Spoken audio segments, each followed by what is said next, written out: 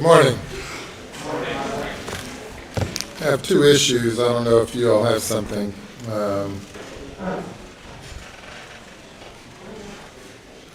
First, we have a juror who's not feeling well and who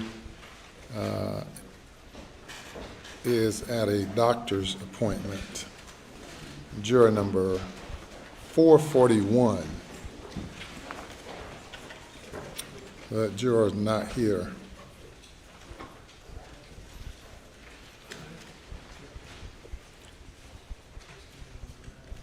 We will need to replace that juror with an alternate. As I understand it, this is a juror who took the place of another juror.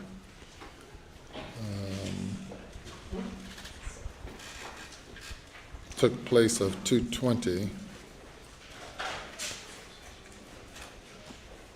Any comment, state or the defense? Court's indulgence, one moment. Juror number, I apologize, Your Honor, 441. Maybe someone heard it from your side. My question would be, has she indicated she's too ill to be here, or she's just gone to a doctor's appointment and could be here by? Not feeling well. They have doctor's appointment. I haven't spoken with the juror. This note came from someone. Did it come from the clerk's office? I believe the jury coordinator. From the jury coordinator? Yes, sir.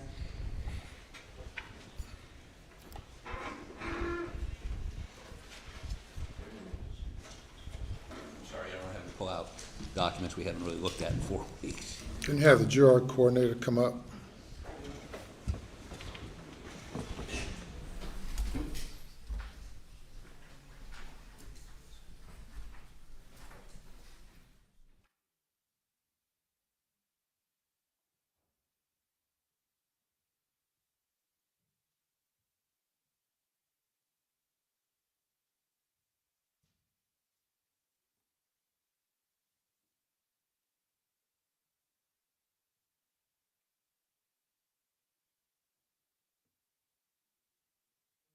Juror coordinator. Sherry. Okay. No objection to replacing her.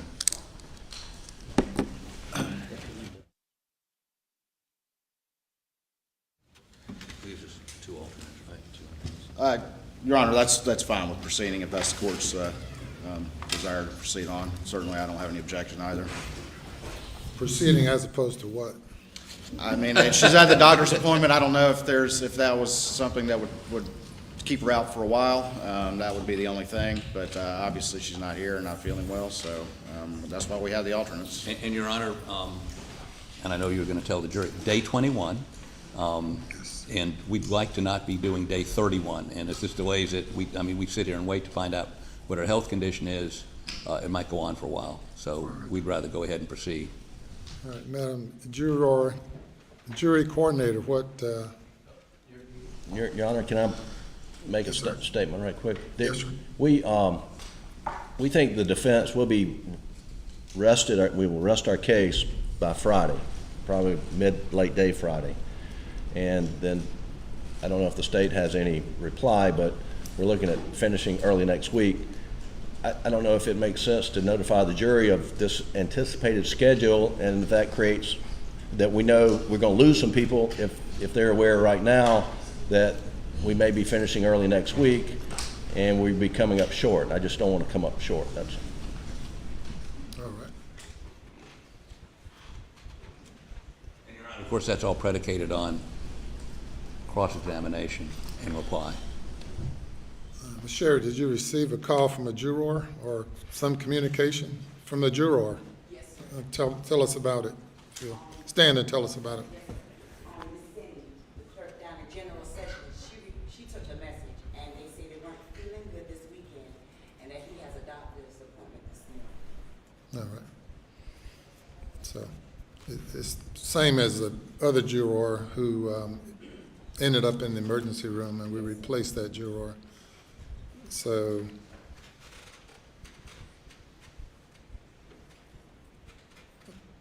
we now have, we'll need to select by lot the next juror. We have 3 alternates, Out of the three, we need another juror. Any objection to the clerk randomly pulling out the number out of the box? None from the state, Your Honor. Nothing from the defense, Your Honor. See who we have.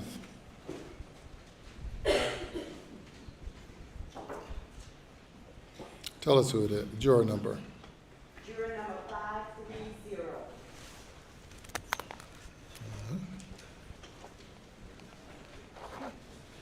You know who that is.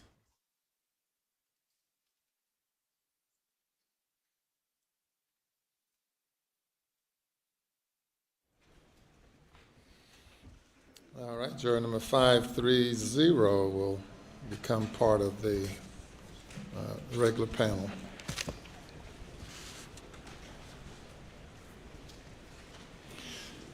Secondly, I've been receiving over the past 2 to 3 days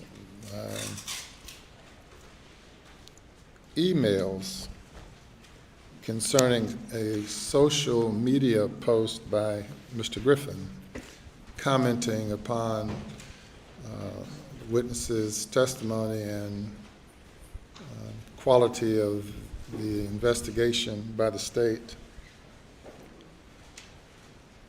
And it appeared on my Twitter feed this morning. Mr. Griffin, is this part of your defense strategy, or? Your Honor, all I did was retweet an article that was published in the Washington Post. I didn't put any comment. I didn't make any statement. I just retweeted an article that's in the newspaper. That's all I did. You know, we had an NBA player who retweeted an article, professional basketball player who retweeted an article that resulted in him being suspended from the NBA for about 10 days and it cost him about $10 million in salary. So retweeting is the same as, to some, as if your tweet. It appeared, I didn't know that, well, I mean, I'm not a Twitter friend of yours, but it just appeared on my, under Twitter. First thing up this morning was you. You know, we had the lawyer who had a similar name to, a person with a similar name to our lawyer witness, and it was someone else by the same name. In your interest, your instance, it's your name and your picture. So, I did retweet the article, no question about it.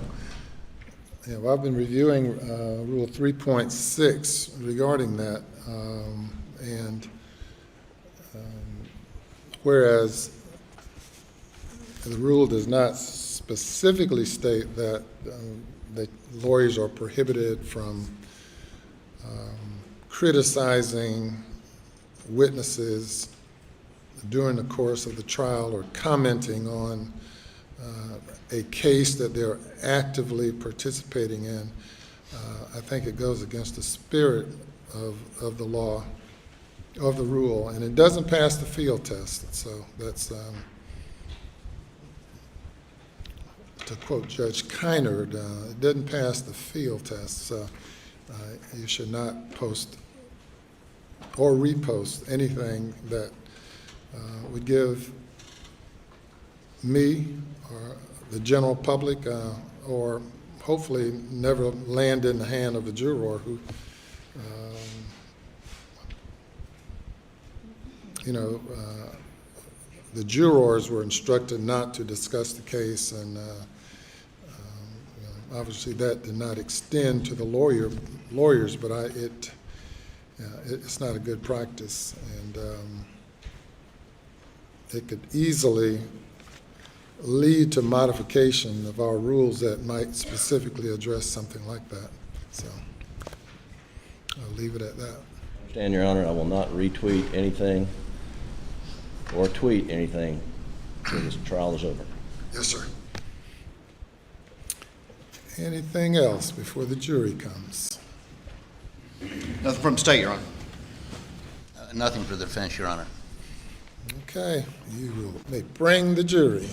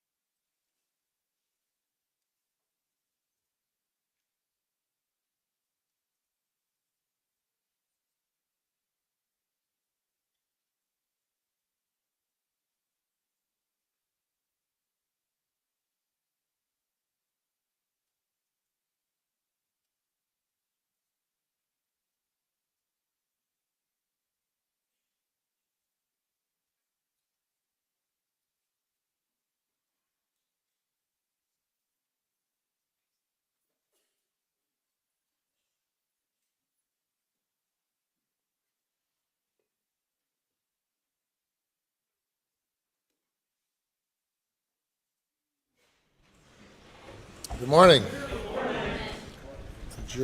Day number 21. Now the defense's case. As you all might know, one juror is missing, absent, and that juror has to be replaced, and that juror is being replaced by juror number 530. Juror number 530, nod. 530. All right, juror number 530, you're one of the first 12 now. Participating member of the regular jury panel. And we'll press on with our case, and hopefully we'll not have much more attrition, but it's understandable the longer this case goes. We'll proceed now with the defense's case. Thank you, Your Honor. Defense will call Richard Alexander Murdaugh, Jr., also known as Buster Murdaugh.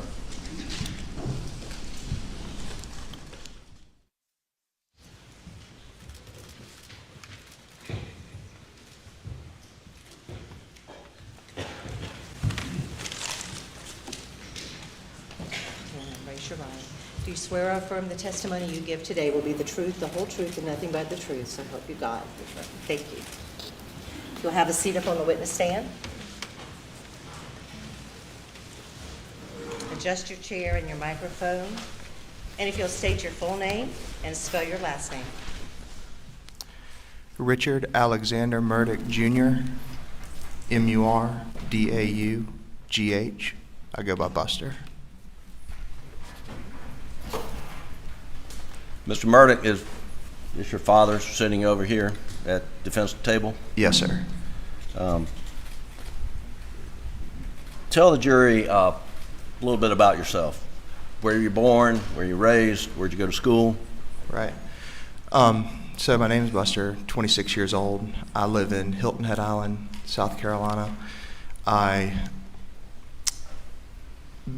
was born in Savannah and lived in Beaufort for about 2 years when I was a little child. We moved to Hampton in about 2000, and I grew up in Hampton, went to Wade Hampton High School, and after high school I went to a small college in Spartanburg called Wofford. Is your mother Maggie? Yes, sir. And your brother Paul? Yes, sir. When you moved to Hampton, do you remember how old you were when you first moved to Hampton? Three or four. Okay. And did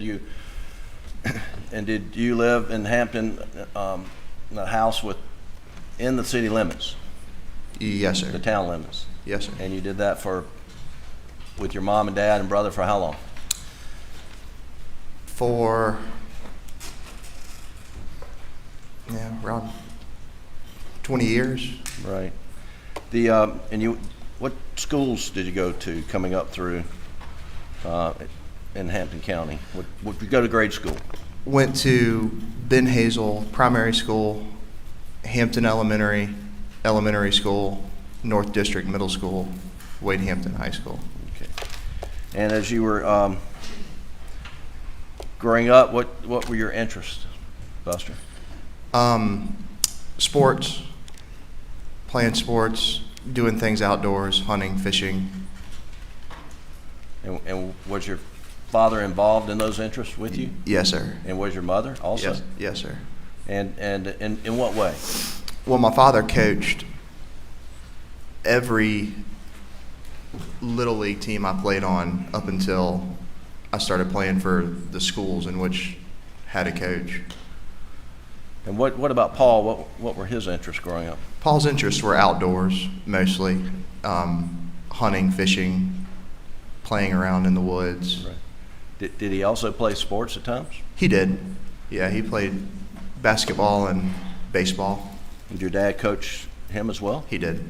And would your parents attend all of your and Paul's sporting events as you're growing up? Every game. And it was a rarity for them to miss one, and then if they had to, they would call and explain. And right.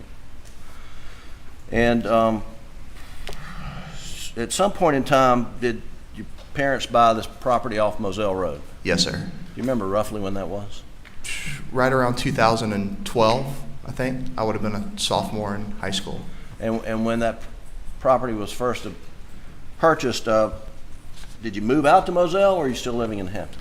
So we had a house in Hampton and also purchased the property at Moselle, which had a house. And for the beginning stages of owning Moselle, Hampton was still working as our primary residence. But I believe it was Hurricane Matthew, or one of the hurricanes came through and blew a bunch of pine trees over on the house. So it had to get work done to it. And from that point, we moved out from Hampton to Moselle while the house was getting fixed. And more or less, it just kind of, it never transitioned back to Hampton. It just almost like Moselle became the primary residence. And during this time, did your family also have a house at Edisto? Yes, sir. How frequently would you stay at the house at Edisto? Very frequently during the summertime, Okay. almost every weekend. And when your family essentially relocated to the Moselle property, making it primary residence, were you still living at home in high school, or do you remember how old you were at that point in time? Yeah, I'm sorry, Jim. Will you say that again? Were you living at home at that point in time? Was that while you were still in high school or Yes. school? You remember when you transitioned to Moselle and started staying there basically full time during the school year?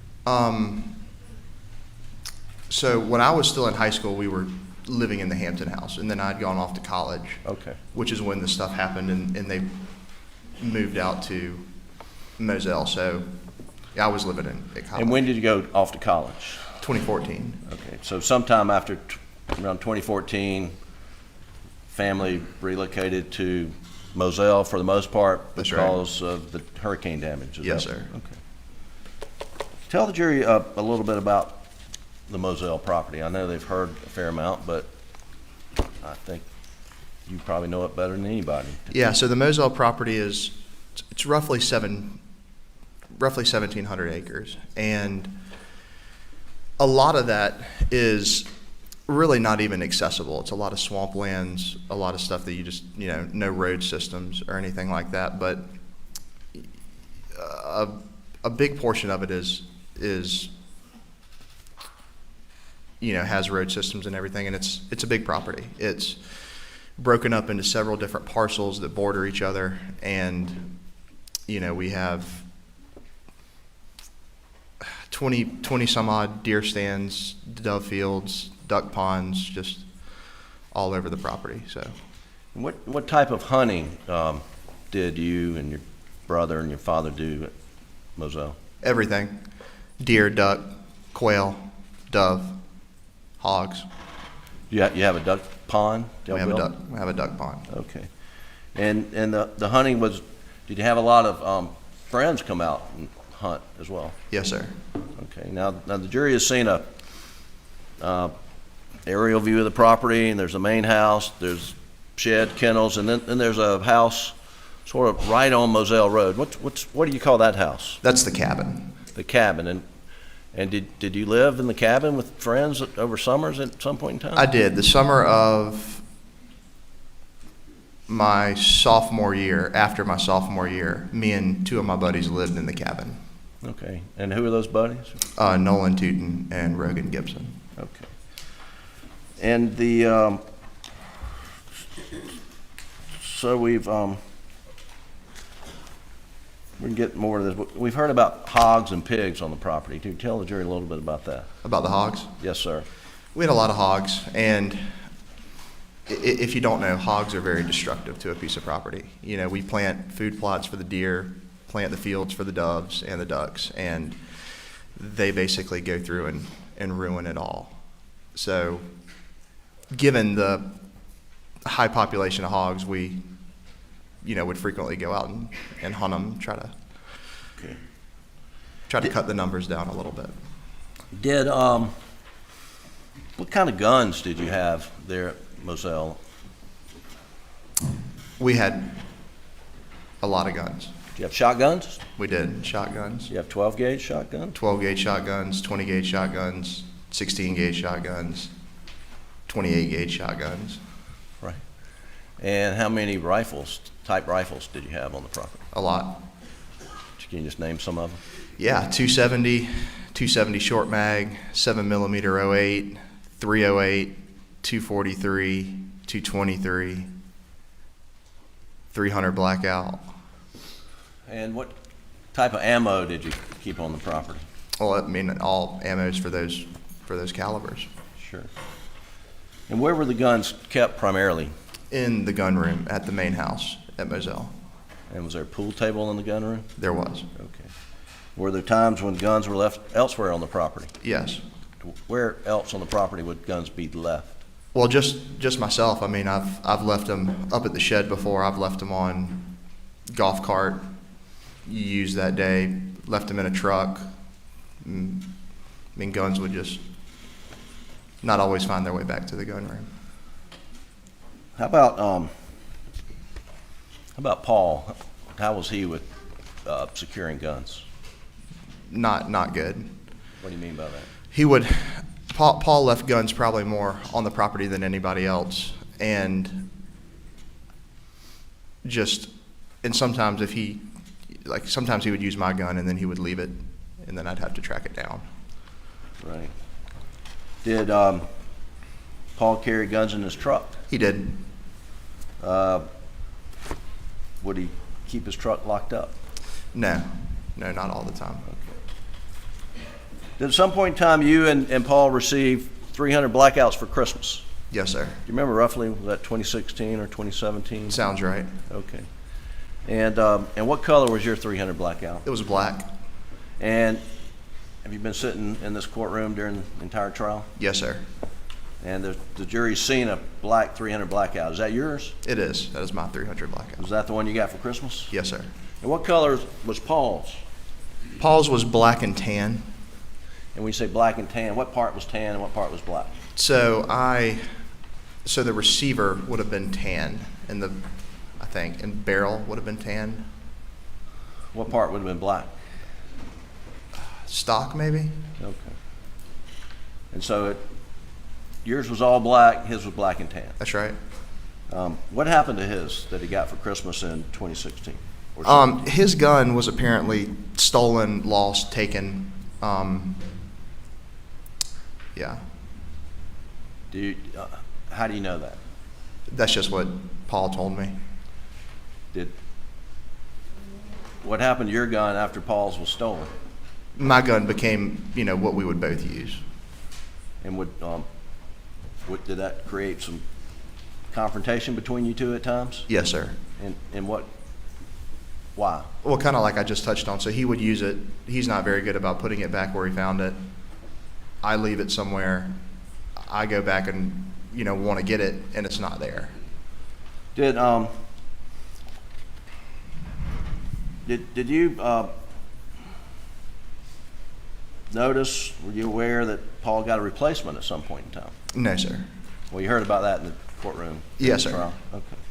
But up to that point, did you ever see Paul use the replacement? No, sir. I've never seen a replacement. So every time in your presence Paul was using a 300 blackout, which one would it be? Mine.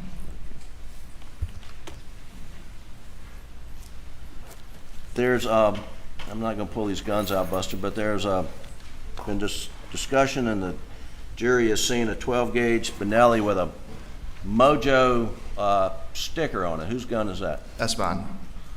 And what's Mojo? Mojo is a brand of decoy. It's basically what it is it's, you know, say you buy a wood duck Mojo and it sits on a pole, but the wings are motorized, so it's to replicate, you know, a more alive duck. And did you, why's your Benelli have a Mojo sticker on it? Because I bought a Mojo decoy, and in the box it came with a sticker, and I put the sticker on the gun barrel. And so that way you know that's your gun. That's right. I believe the evidence in the case is that Mojo Benelli, when it was seized, was loaded. Did you frequently put the gun away loaded? Yes, sir. Why? You know, knowing that I might need it again at any point, Okay. just, you know, put it back on the shelf. I kept the safety on. Okay. And I think it was loaded with a 3-inch and a 3.5-inch turkey load. Do you remember that you would load that gun with a 3-inch and a 3.5-inch? Yes, sir. And why would you do that? I do that because when I go turkey hunting, the goal is to, you know, get the turkey close to you and shoot it in the first try. But if I were to miss and the turkey goes running away and I try to shoot it again, I put a bigger shell, larger shell behind the smaller one for that purpose. Okay. And that's something you commonly did? Yes, sir. Did you ever load in a 12 gauge, 20 gauge, 28 gauge, a buckshot followed by a bird shot? No, sir, I've never done that. Have you ever known anybody to do that? No, sir. Do you know of any reason to do that? No, I can't think of any reason to do that. And specifically, have you ever loaded in any gun a buckshot followed by dry lock steel waterfowl pellet? I have not. You know anybody to do that? No, sir. You know any reason to do that? No, sir. Okay. And you ever seen any guns on your property loaded in that fashion? No, sir. Buckshot with some sort of bird shot right behind it? No, sir.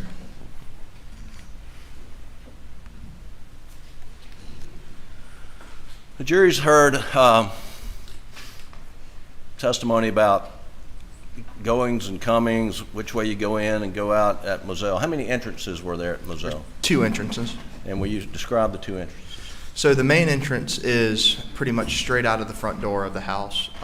You would go down a dirt road and then you would come up on big brick columns, and that's what I refer to as the main entrance. But down by the kennels is another entrance, and that one is a little bit different. That one has the mailbox beside it, and those are the 2 entrances. Okay.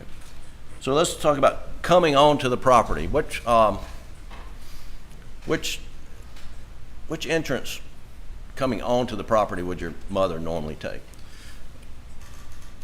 I would say normally everybody took the main entrance unless that there was a reason that you needed to go down the other one, which for her reasons of going down the other one would be the mailbox, and also when we got packages delivered from Amazon, they actually would go to the shed as opposed to the house.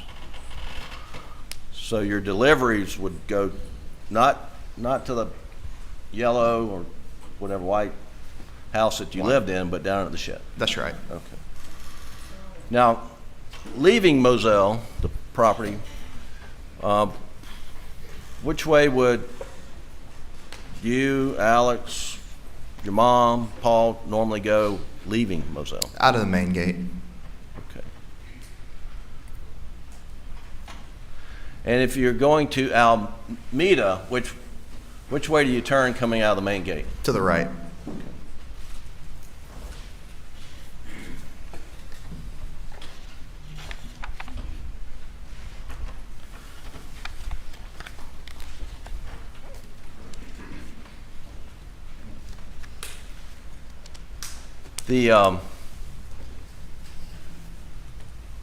And in 2020, 2021,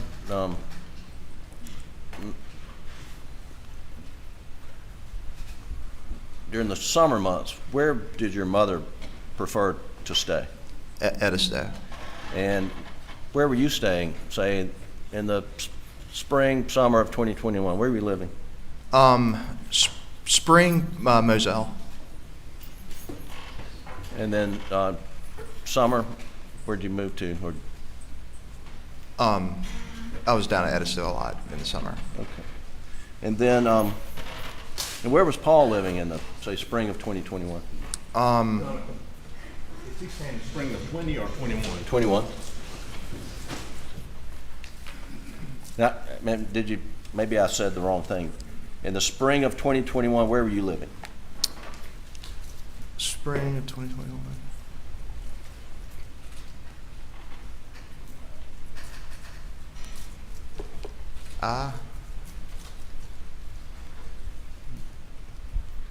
Did you have an apartment in Columbia? Yes, I did have an apartment in You Columbia. split time between Columbia and Moselle, and Yes, sir. you have a girlfriend? Yes, sir. Okay.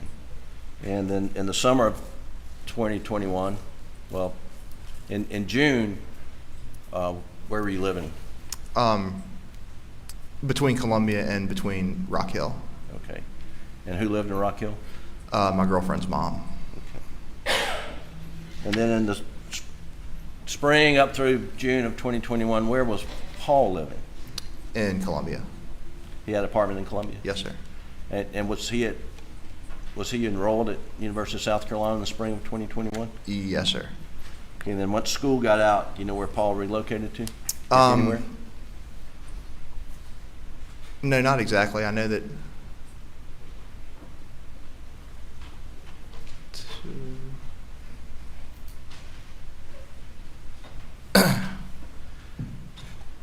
I mean, I think he went down to live with John Marvin, and he was working for him for the summertime. And who's John Marvin? My uncle. And what kind of business does John Marvin have? He has a rental business, and he sells Kubota tractors. And where does he have store locations? One in Okatee, one in Hampton. And was Paul working at the Ogatee location? Yes. Just sort of backing up, did you and your dad and mother and brother Paul do a lot of things with your mother's family, the Brandstetters? Yes, sir. What type of things would y'all do? Well, we gather every holiday, and other than that, we would do trips together. We would go down to Key West, go over to my Aunt Mary and Uncle Bart's lake house, river house, just Right. stuff like that. Take trips, family trips. And I'm just going to pull up on the screen, Doug, Defendant's Exhibit 122, which is in evidence, Your Honor. And Buster, take a look on the screen, and I believe your Aunt Marion testified about this. Can you tell the jury what this photo is? This is a photo of me and my brother and my mom and my dad. And was this taken in, I think, May 21? You were up for a baby shower, is that right? Yes, sir. And where was this? So this is this is at Lake Kiwi in a community called the Reserve. Okay. And y'all are visiting with whom? With my aunt and uncle, Aunt Mary and Uncle Bart, And for what purpose? for my oldest cousin's baby shower. All right. And was events like this unusual or No, fairly sir. frequent? They're common. And was your father close with Maggie's dad, your grandfather, Papa T, as it's been heard in this, it's been known in this courtroom? Yes, sir, he was. And what kind of things would they do together? They would do a lot together.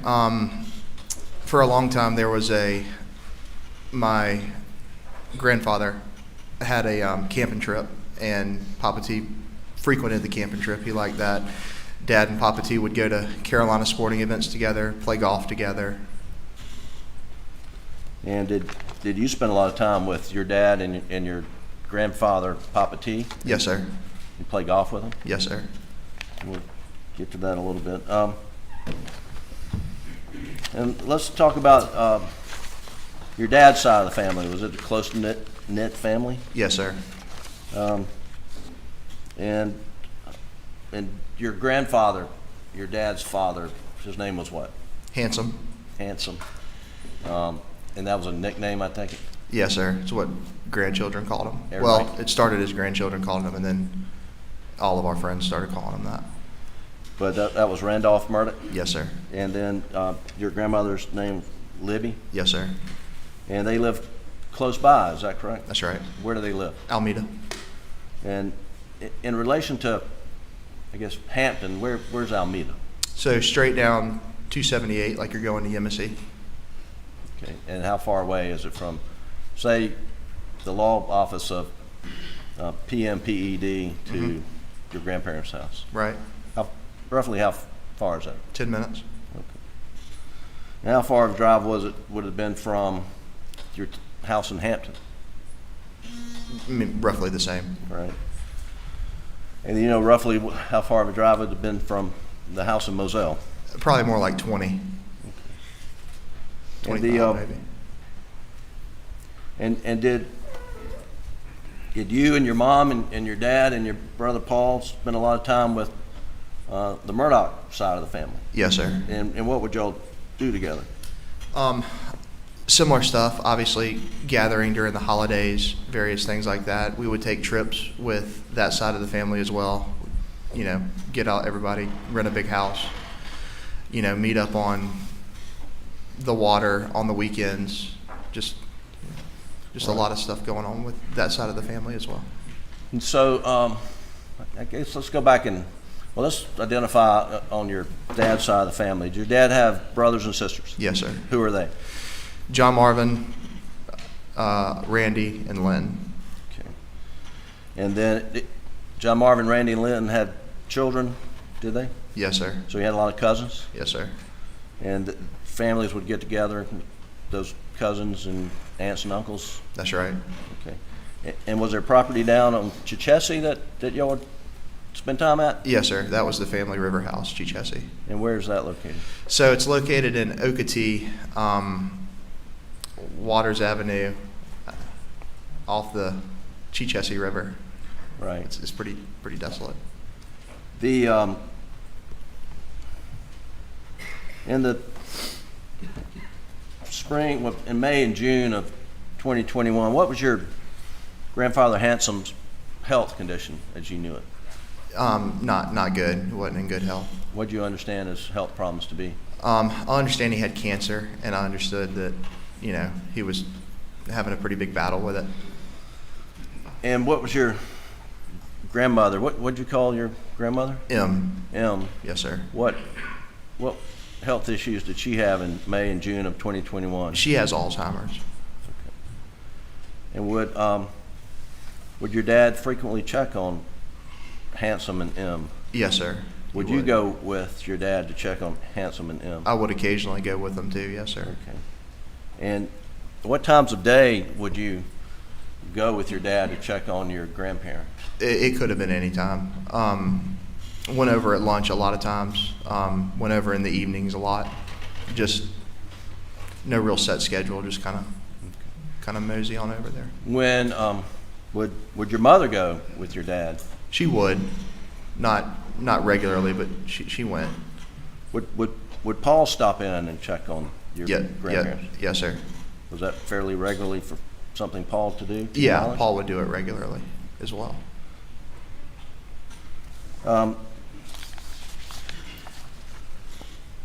When you would go with your dad in the evenings, and maybe it's not limited to the evenings, where would you park when you go visit your grandparents? For the most part, just like a ordinary afternoon visit, park in, you know, the garage, the carport. But if we went over a little bit later, then we would pull around to the back side of the house and be able to enter through the back door. Okay. And what's at the back side of the house? So when you walk in the back side, it's like we call it a sunroom, but it's, you know, a dining table. It's got a TV in there, and then that is right next to the kitchen, and then if you're in the kitchen and you go to the right, then that's where my grandparents' room is. Doug, if you could pull up page 38 from State's Exhibit 524, please, that's in evidence.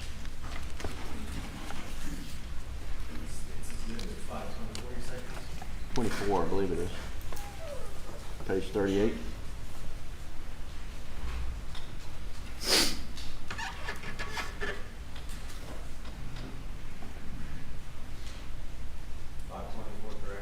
Yes. And that's page 38? So Buster, this is from State's Exhibit 524, which is in evidence, which is the GPS data off the OnStar provided from General Motors. And can you see that? Yes, sir.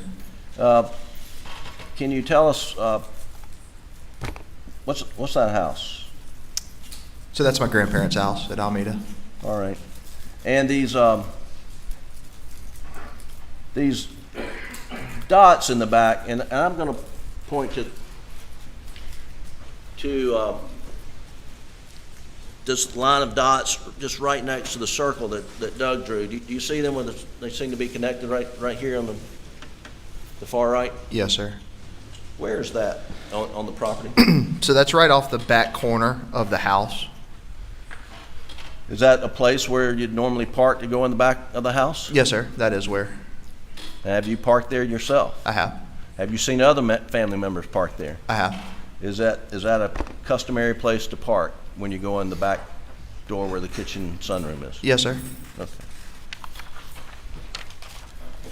I'm going to show you some photos, which are exhibits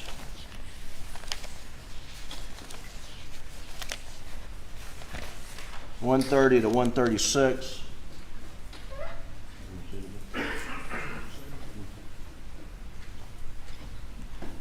And I want to ask you if you can just identify them. Don't show them to the jury, but just tell us what those photographs are of.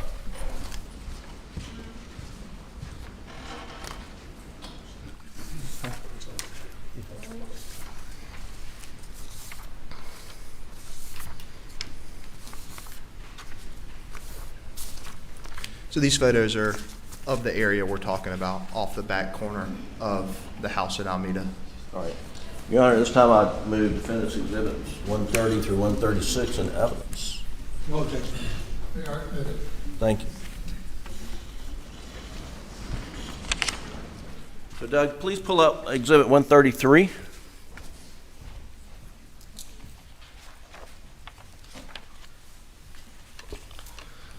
And Buster, tell us what 133 is, please. Yeah, so this is the back door entrance to where I was just talking about, to enter into the sunroom kitchen, into the kind of back quarters where my grandparents' bedrooms were. All right, and if you'll pull up 134, Doug, please.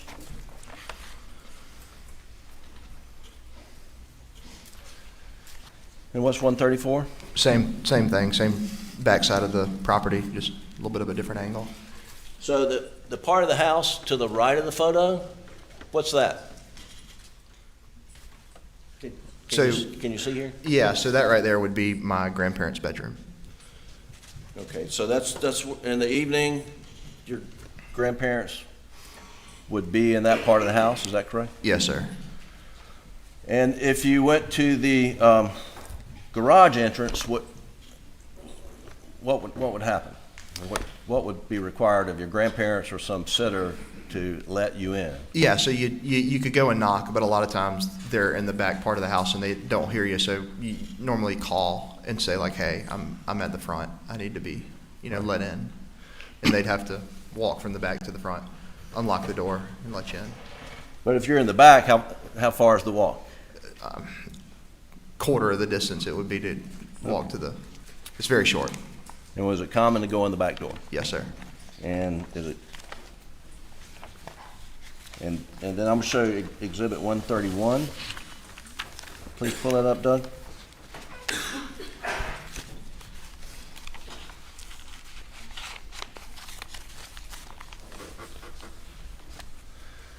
So, Your Honor, can you step down off the stand and point to the jury where?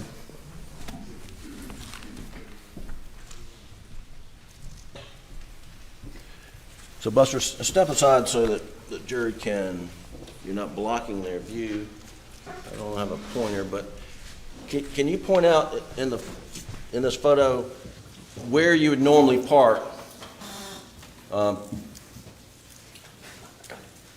All right, yeah, point out to the jury where you normally park to go into the, So you would park, right about here, coming right off basically the corner of the house, and this is the same stairway to go up to the back door. so you'd park in the grass? Yes, sir. And near that satellite dish, or not near the satellite dish? Yeah, Objection. Where would you park in Leading. relation to the satellite dish? Yeah, right there close to it. All right. And that was,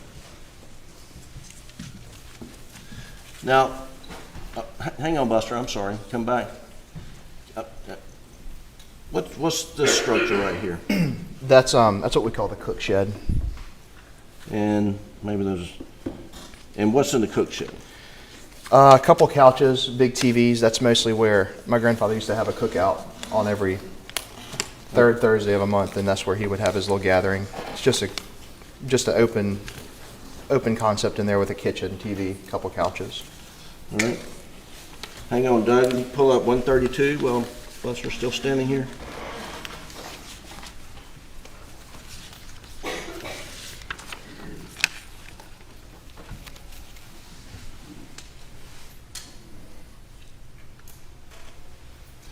Buster, what's this structure to the right of as you're looking at the cookhouse? That's it's an old shed. Okay. Now, roughly, what's the distance between the cookhouse and the cook shed to where you'd normally park to go in the back door? 10, 20 yards maybe. Okay. All right. Go ahead and take your seat, please.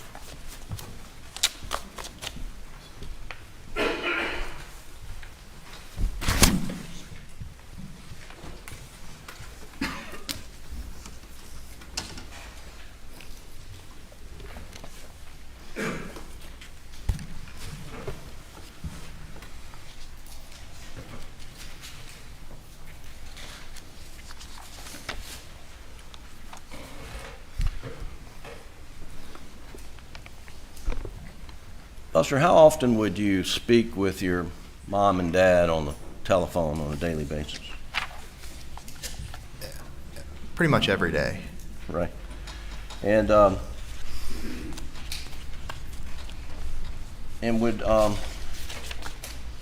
would you be with your dad when he's talking to your mother? Yes, sir. I guess can you give the jury some sense of how frequently, as a family, y'all would engage in telephone conversations daily? Yeah, it was very frequent. I mean, I spoke to my mom every day, multiple times a day, and the like for my dad and for my brother too. And that's just me, and I know it's like they're all talking to each other too. Just a lot of conversating throughout the day over the telephones within the family. Okay. So, Doug, I want to pull up State's Exhibit 520, which is in evidence, and this is the Rudovsky extended or extensive timeline, not the condensed version. State's 520, and if you'll go to page 14, please.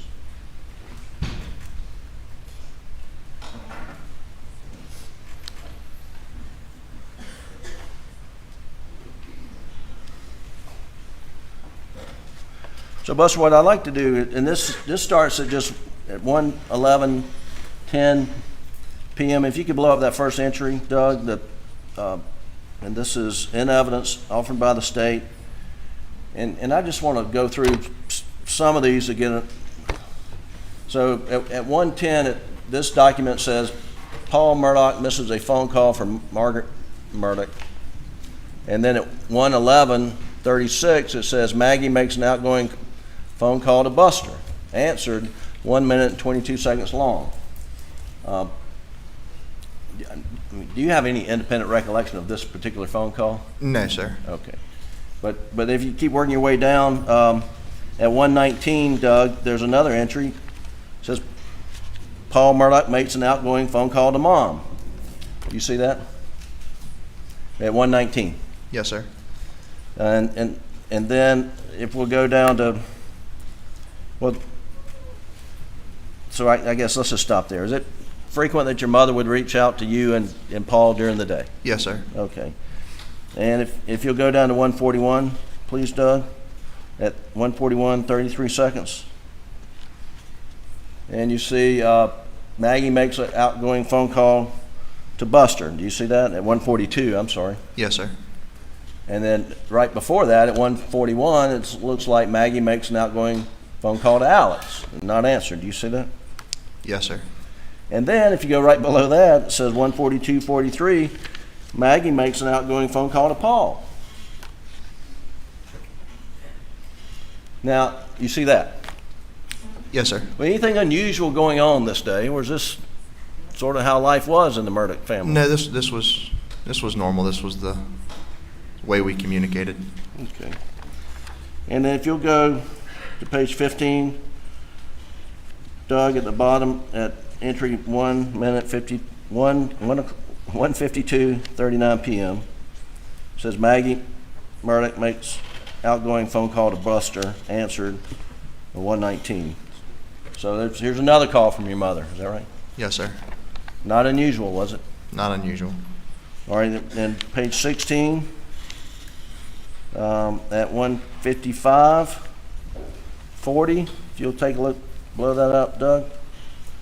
Says Maggie Murdaugh received an incoming phone call from PA Alex Murdaugh. Answered 6 minutes and 18 seconds. And that was your dad and mom apparently talking, correct? Yes, sir. And then right below that at 1:56:18, there's some instant messages to you about some medication. Do you remember what this might be about? Yeah. So this was about I take a medication called Dupixent, which is a self-given shot, and I was up in Rock Hill, and I needed to get the medicine delivered to this address here on the screen. Okay. And that's what we were talking about. She was, calling the pharmacy to get it redirected to that address. Normal day, is that right? Yes, sir. All right. Doug, if you go to page 19 at 3:24:20 p.m. Excuse me, I'm sorry. 3:24:35. Alex Murdaugh receives an incoming phone call from Buster. 518 seconds. Sitting here today, do you remember what the phone call was about? No, sir. I don't know specifically what it's about. But just normal Yeah, just, day in the life of Buster Murdaugh, that's right.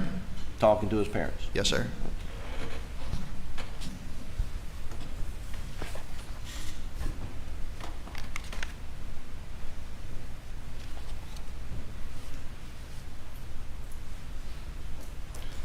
If you go to page 24, Doug. At 4:42:56 p.m.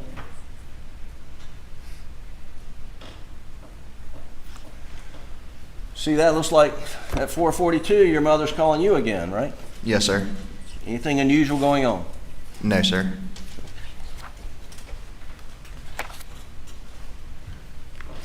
And then if you'll go to page 26, Doug, at 5:16:25 p.m.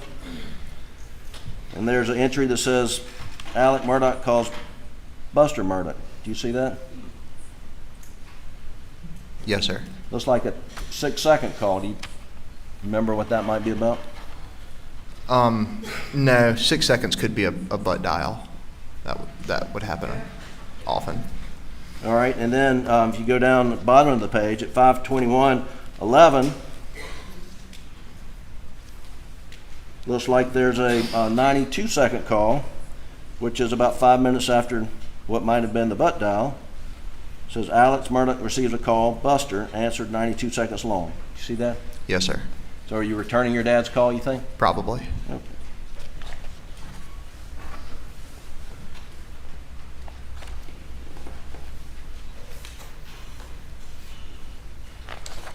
And I'll just carry through. If we'll, Doug, if you'll go to page 32 at 6:52:13 p.m., please.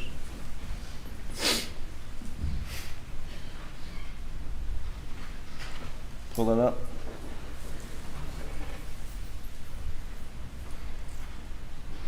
Thank you. So this entry says Alex Murdaugh calls Terry Brandstetter 412 seconds. Who's Terry Brandstetter? Papa T. And would your dad call your grandfather fairly regularly? Yes, sir, he would. So again, anything unusual going on the 7th for y'all to have all these communications? No, sir.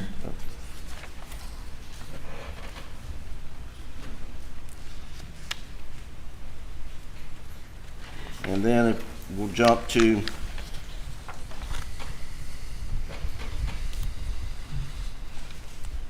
page 49, Doug.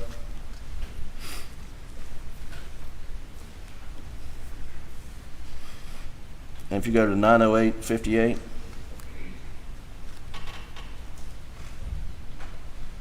and it says, Alex Murdaugh iMessages Maggie Murdaugh stating, quote, going to check on M, be right back, close quote.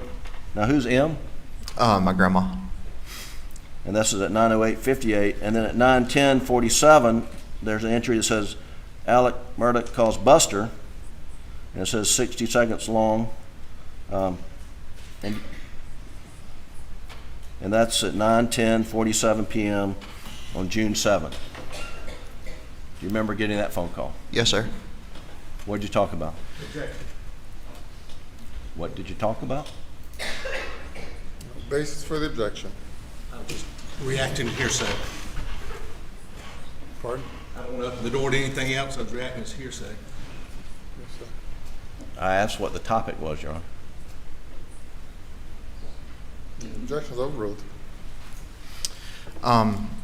Yeah, don't say what your dad said. Just tell me what y'all talked about. Yeah, well, we just talked about, like, hey, how you doing? And then he said that he was going out to. What, hang on. Okay. I mean, I thought he didn't want to hear hearsay, but I'm sorry, Your Honor. Go ahead. And he was just letting me know that he was going out to Alameda to check on them. Okay. And was this a unusual conversation you had with him? No, sir. What was his demeanor in the conversation? Normal? Had it changed from any of the other times you talked to him earlier in the day on the 7th? No, sir. And would he on occasion call you when he was going to check on his mother, M? He would, yes, sir. Was that an unusual occurrence? No, probably one of the more regular occurrences. We all usually would make phone calls like riding in a car. So when he was riding over, it's very common for him to call. You take that down, Doug. So just going through this extraction from, say, 1 o'clock until what we just talked about, 9 o'clock. We did either multiple phone calls within the family. Tell the jury about the cell phone coverage at Moselle. Not great cell phone coverage. Didn't have a lot of service, especially around. So if you were underneath the shed, at the shed, it had a metal roof. It just couldn't get any service inside of it. It was spotty around the whole property, and it had honestly gotten bad up at the house. We had just put on a new roof. Roof was metal, and just kind of hindered a lot of the phone coverage out there. Would it be unusual for your dad to leave his phone at the house when he was going down to the shed? No, sir. Would. Can't lead the witness. No, sir. Would not be unusual. Okay. Well, did your dad always have his phone with him when he was on the property at Moselle? Not all the time. Did your brother always have the phone on him when he was at the property at Moselle? Not always on him. He would have it near him, but you know, he's out there working on stuff, and didn't always have his phone just in his hand or in his pockets or anything like that. Did your father ever like misplace his phone? Yes, sir. Was that a frequent occurrence? It was. How about your brother? Did he ever misplace his phone? He did. Was that frequent? It was.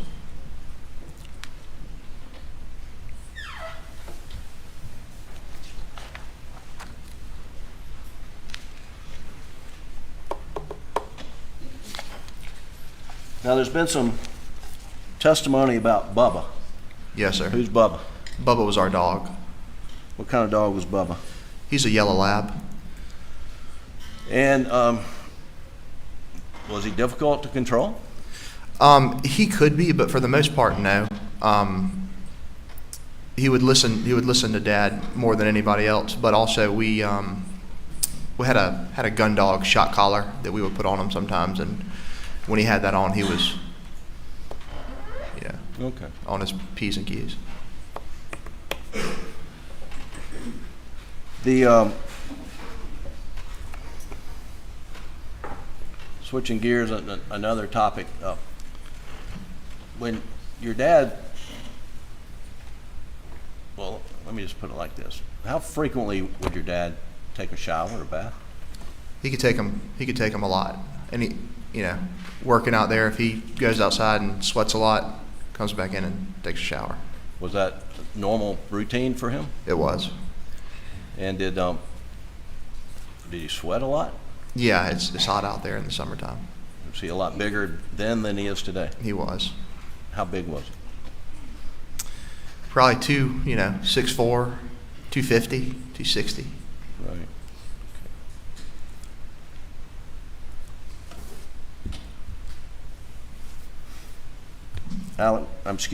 Buster, were you aware that your dad had a opioid addiction?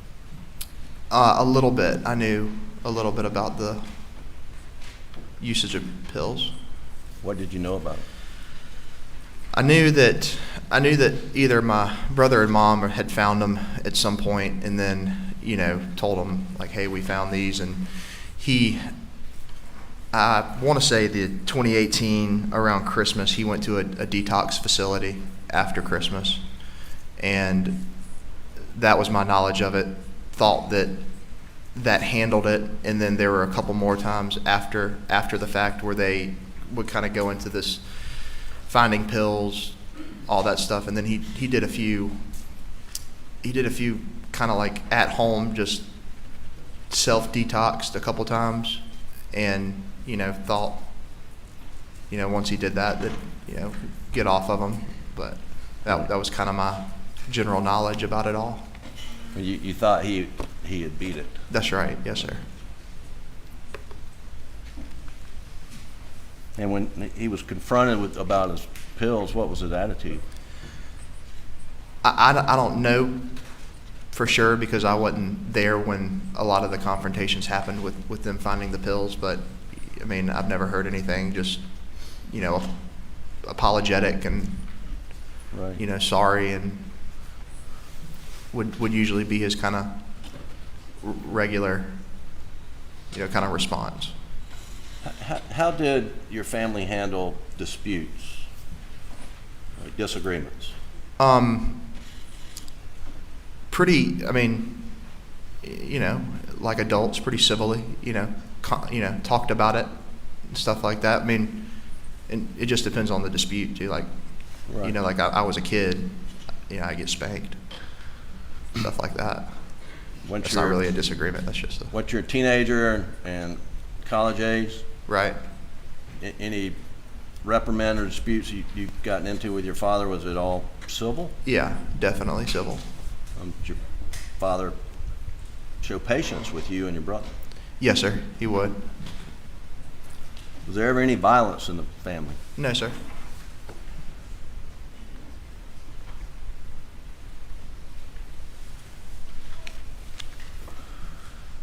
In February of 2019, your brother was in a boating accident, is that correct? Yes, sir. And I believe, where were you living at the time? Columbia. Okay. And was he criminally charged eventually? Yes, sir. And what type of reaction was there to his involvement in the boating accident and his criminal charges sort of in the community in Hampton? I would say a negative reaction in the community. The media spike kind of got going after it. There was a lot of articles in the media about, you know, our family and stuff like that. And to your knowledge, was Paul being threatened or bullied on social media or anything like that? Yeah, he was definitely being bullied on social media. You know, just people sending random messages, and I would talk to him. I know a lot of times he'd be walking down the sidewalk and, you know, a car comes by and they would yell some stuff at him. I knew he would go out, you know, in a bar and, you know, there's somebody that wants to talk about it and, you know, make a scuff about it, whatnot. Right. The what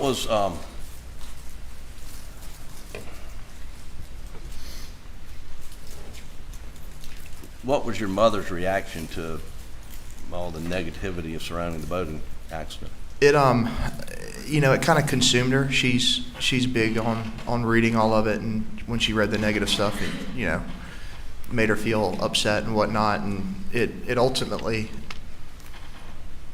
kind of caused her to distance herself from Hampton. At this time, you know, primarily living at Moselle. She quit going to the grocery stores in Hampton, quit going to the pharmacy, quit going to get food in Hampton, just thought that there was a real, you know, kind of a bad vibe in Hampton. Like, you go, she Right. felt like people were staring at her and talking about her and stuff. Where would she do her shopping? She moved over to Walterboro and started going over that way. Right. Were you sued in the boating accident? Yes, sir. No response.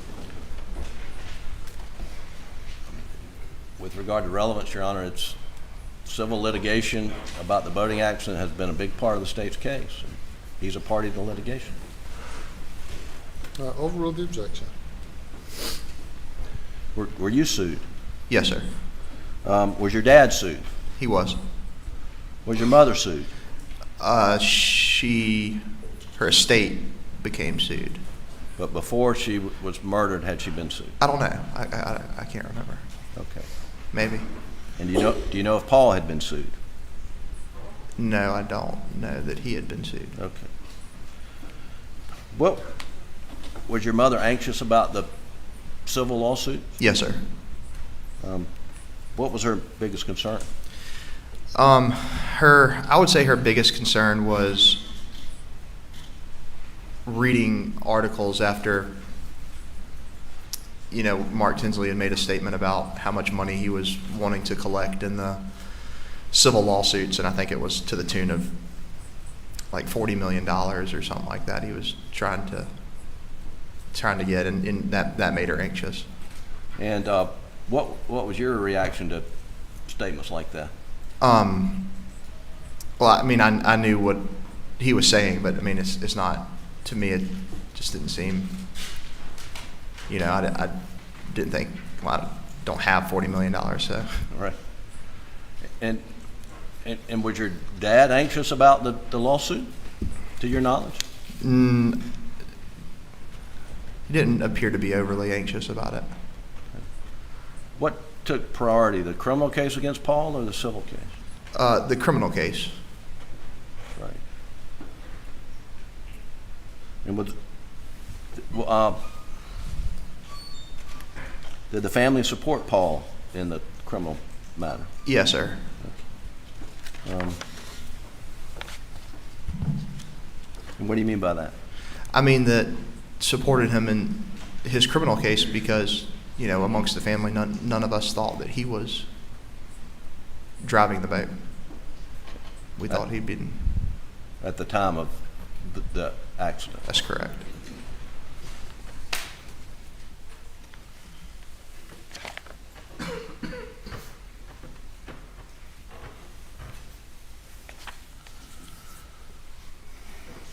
Buster, I want to now talk about the weekends leading up to June the 7th. Yes, sir. And we showed the picture of the lake weekend where you were, went up to Kiowee with the Proctors and the Brandstetters. Yes, sir. And then the following weekend, I believe, was Memorial Day. Were you with your family on Memorial Day weekend? Yes, sir. And who was present? A lot of people were present. I was there. My brother was there. My mom, my dad. My brother had some friends staying with us, and those were the people sleeping there. And then people are, in and out throughout the day, throughout the weekend. I mean, was it a fun family weekend? Yes, sir. Okay.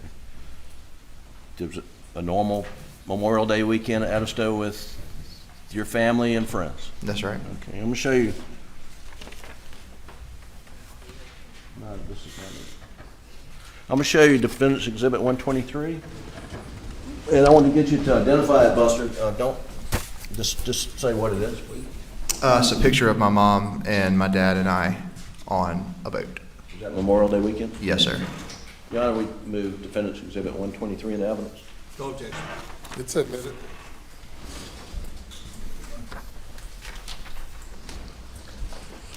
Is this the photo, Buster?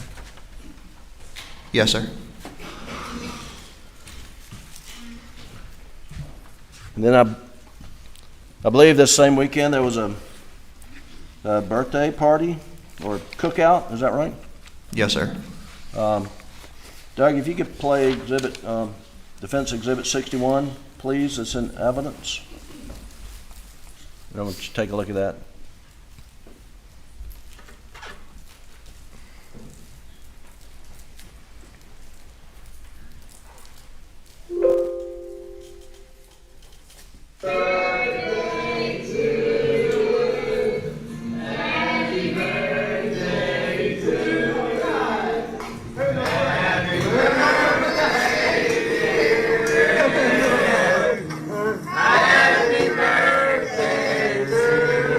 Thank y'all so much. Hey, thank you, baby.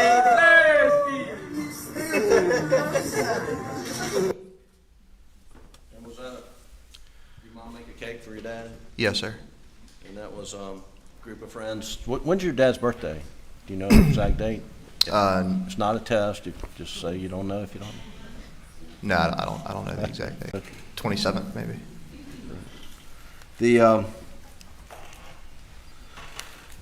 Then the following weekend there was a baseball tournament in Columbia, correct?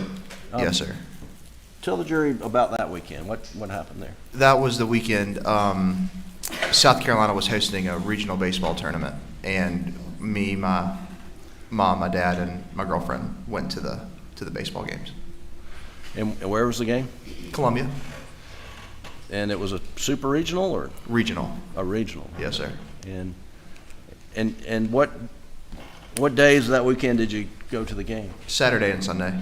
Did your mom and dad stay in Columbia that weekend? They did. Or they stayed on Saturday night? Yes, sir. Okay. And did y'all tailgate with them on Saturday or Sunday? Yes, sir. We did. Okay. And was it a normal weekend? It was. Fun weekend? Yes, sir. And that Sunday would have been June the 6th, is that right? Yes, sir. Okay. And then on June the 7th, we went through a host of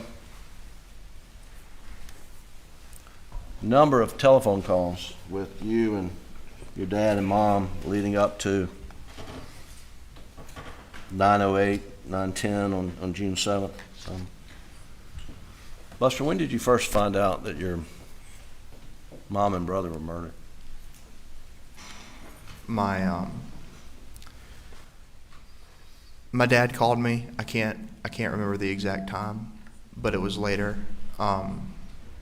And he called me on the phone. He asked me if I was sitting down, and I was like, yeah. And then he, sounded odd, and then he told me that my mom and brother had been shot. And what'd you do? Well, Brooklyn, my girlfriend, was with me, and I think she heard she could hear my conversation kind of over the phone, and so she just started packing stuff and I kind of just sat there for a minute. I was in shock. But eventually we got our stuff together and drove down to Moselle. Do you remember what time you got to Moselle? It was early in the morning, late in the morning. You know, if we left around 10:30, 11, got there sometime probably around 2 o'clock in the morning. And when you got there, did you see your dad? Yes, sir. What kind of condition was he in? What was his demeanor? Yeah, his demeanor was, I mean, he was destroyed. He was heartbroken. I walked in the door and saw him and gave him a hug and just broken down. Could he speak? Not really. Was he crying? Yes, sir. Who else was in the house? Do you remember? Yeah, my girlfriend Brooklyn and I got there. Out in the driveway, my Uncle Randy and Uncle John were out there. Chris Wilson and Corey Fleming had just gotten there. They had pulled in behind us, and when I walked in, several of the partners were there. Ronnie Crosby was there, Lee Cope was there, Mark Ball was there, Austin Crosby was there, William Barnes, my buddy Nolan was there. And I'm sure I'm leaving some out, but that's Sure. what I remember. And do you remember how long you stayed there? Stayed there several hours, probably 3 or 4 hours, till about 4 or 5 o'clock in the morning. And where did you go? And then we left Moselle and we went to Alameda. When you say we, who are you talking about? My girlfriend, my dad, and my Uncle John. I know this seems kind of trivial, but what was your dad wearing when you first saw him? Shorts, t-shirt. Okay. And did you help him pack? I did, yes, sir. What did you do to help him pack?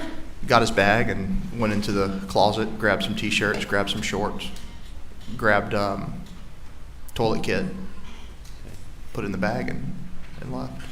Why were you doing the packing? Just trying to help him. He was so upset. We were all upset, but just trying to expedite the process of getting to Alameda.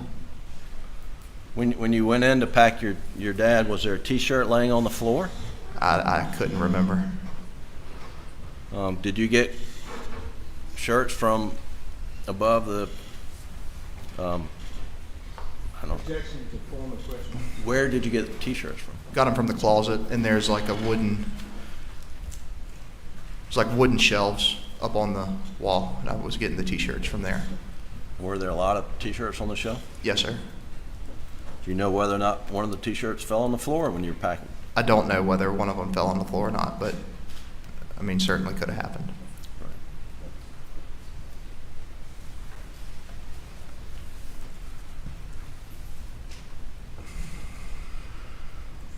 When you got to Moselle, were you able to get some sleep? No, sir. Did you go back to Moselle the next morning? Yes, sir. And who went with you? Me, my girlfriend Brooklyn, and my dad, and maybe John Marvin. I don't know if he was riding with us or already out there separately, but he was somewhere in the mix. Do you remember roughly what time you got to Moselle? I mean, I think we got there rather early. Nobody really slept, and about early in the morning, sun comes up, just Did go back.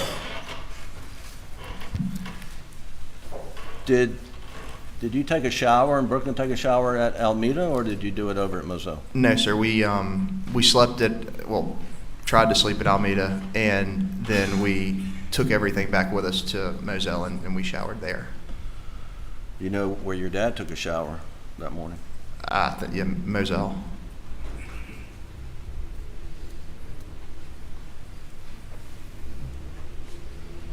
And when you went back over in the morning, do you know what your dad was wearing? when you were traveling from Alameda back? No, not to- specifically, but I know that, you know, I know what I packed, so it could have been any of that. It's just athletic shorts and T-shirts and stuff.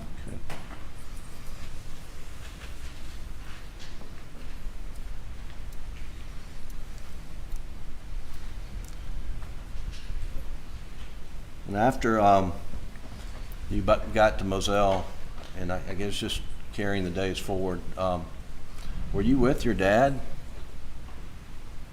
Well, how often were you with your dad once you got back to Moselle on the 8th? Yeah, every day. For how many days? For a good while. Okay, so let's talk about where you stayed on the night of the 8th. Do you remember? Night of the 8th would have either stayed back at Alameda, or that's potentially when we made the transition over to John Marvin's hunting lodge. Were you, when you say we, are you including your father? Yes, sir. Okay. Did you drive together? Yes, sir. And was he pretty much in your eyesight for the first few days? Yes, sir. And so after the 8th, and then you come up on the 9th, a Wednesday, do you know whether you were at Alameda or spending the night at your Uncle John Marvin's place? Yeah, I think at that point we had switched over to his place over at Greenfield. Now, and you call it Greenfield, that's the name of his hunting Yes, sir. Just the name of the property overall. property. Now, how far is it from Alameda? To Greenfield, Yeah. a couple minutes. I mean, not Close very. by, close by. Yeah, right down the road.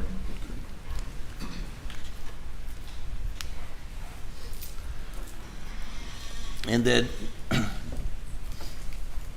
and do you remember how long you stayed at Greenfield with your dad? Yeah, I mean, several days. And, you know, I think anywhere from the 9th to the, you know, probably that rest of that week through that weekend. Yeah, on Thursday, June 10th, what happened? Grandfather died. So the family was together and stayed together? Yes, sir. Do you ever remember your dad disappearing for any periods of time? No, sir. Were you physically close to him most all the time, Yes, sir. except when you were sleeping? That's right.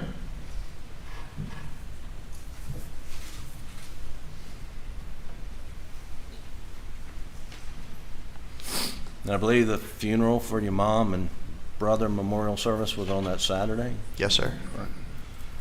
And then that Sunday was a funeral for your father? Grandfather, I'm Grandfather. sorry. Yes, sir. And at some point in time, you went to, did you go to Somerville at some point in time? Yes, sir. Do you remember when you went to Somerville? Right, you know, beginning of that next week. Okay. I'm going to show you what I've marked as Defendant's Exhibit 129 and ask you.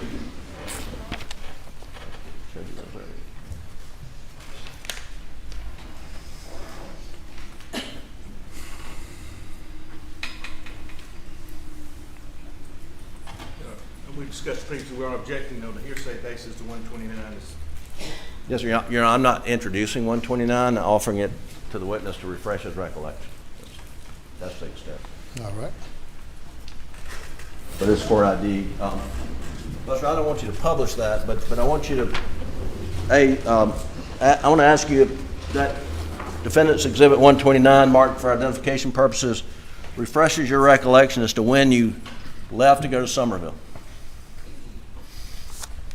Yes, sir. Tell the jury, what is that? What's that document you have in your hand? It's a text thread between my girlfriend and I. And does it have, so based on that text communication between you and your girlfriend, it refreshes your recollection, when did you leave to go to Somerville? June 14th. And looking through there, refreshing your recollection, how long did you stay in Somerville? Stayed in Somerville until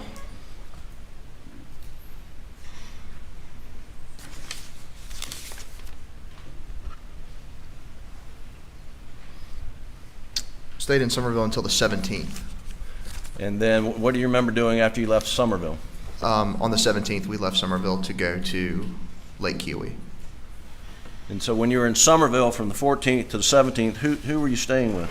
Staying with my grandparents.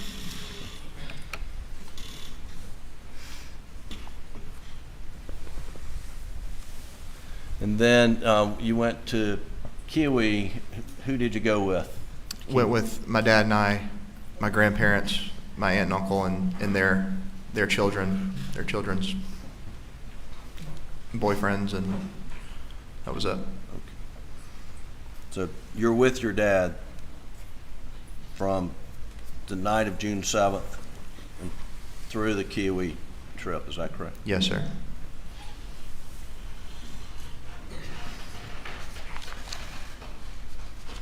And you remember what you did after the Lake Kiwi trip? No. At some point in time, you decide, I've got to go back to Rock Hill? Yeah, yes, sir. Remember roughly when that was? No, I mean, I think it was sometime following all this, but I can't tell you exactly when I went back to work. When you decided to go back to Rock Hill, you had a job in Charlotte, is that right? Yes, sir. Did you have any discussions with your father about your personal safety? Yes, sir. Did he make any offers to you? He did. What offers did he make to you? He offered me to. Basis for the objection. Hearsay, self-serving hearsay. Thoughts? An offer is not hearsay. It's an offer. The objection is sustained. Did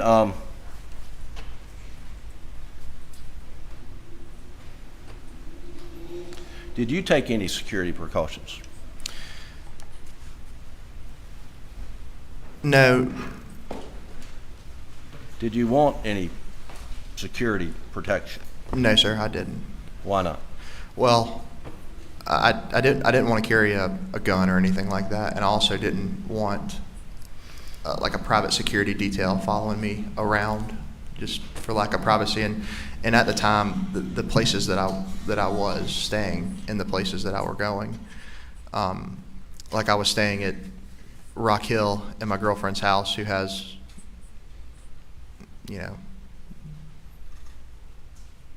alarm systems and security cameras and whatnot. And then other than that, I'm staying in hotels, which, I just felt.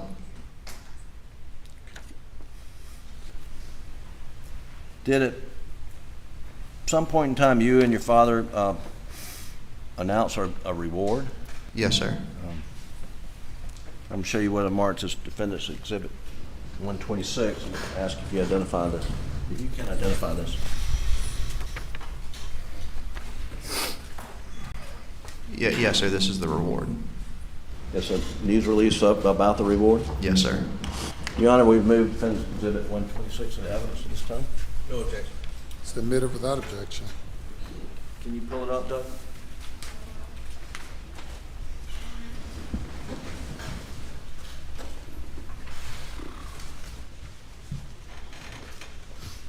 And if you could just pull out the top two paragraphs, please, Doug. Oh, you can't? Okay.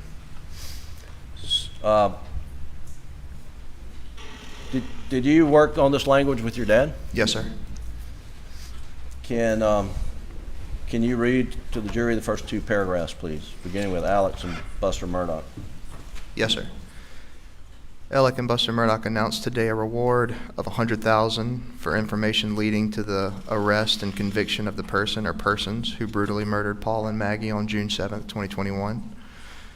I want to thank everyone for the incredible love and support that we have received over the last few weeks. Now is the time to bring justice for Maggie and Paul. Buster and I, along with Maggie's mother, father, and our entire family, ask that anyone with helpful information immediately call the SLED tip line or Crime Stoppers. Thank you. Now, there's a, in the body of this, there's a expiration date on this reward. What's your understanding of the purpose of having an expiration date? I'm not real sure. Okay. Well, you see it says, to be eligible, the person claiming the reward must submit the tip to SLED or Crime Stoppers by September 31, 2021? Yes, sir. Okay.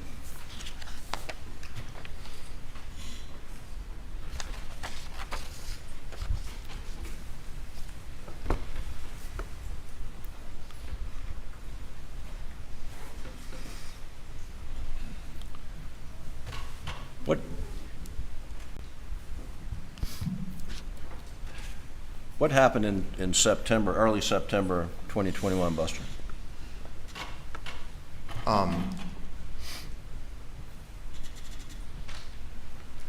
Talking about the... Yeah, do you remember your dad going Yes, off sir. to Detox, roadside shooting? Yes, sir. From that moment that your dad went to the hospital and went to Detox, did he ever come back home to his property, his clothes, his belongings, to No, your sir. knowledge? No, sir. There's been some questions about whereabouts are Alex's clothes.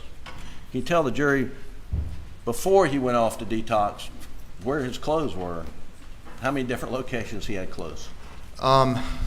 So, had clothes at Moselle, had clothes at Greenfield, had clothes at, probably a few clothes at Alameda, had clothes at Randy and Christie's house, had clothes a lot of places. You have clothes down at Chichesi, or Yep, Chichesi, Okatee. you have clothes at Edisto? Yes, sir. You have clothes in his car? Yes, sir. Can't lead the witness. How many nights after June 7th, to your knowledge, did your dad spend at Moselle? None. How many nights after June 7th did you spend at Moselle? None.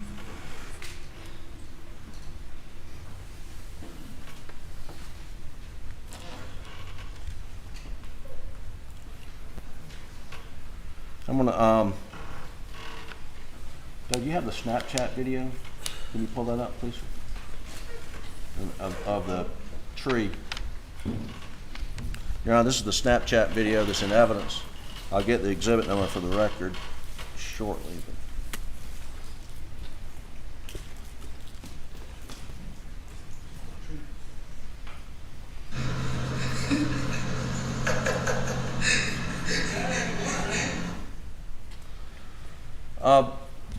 Buster, you recognize that shirt?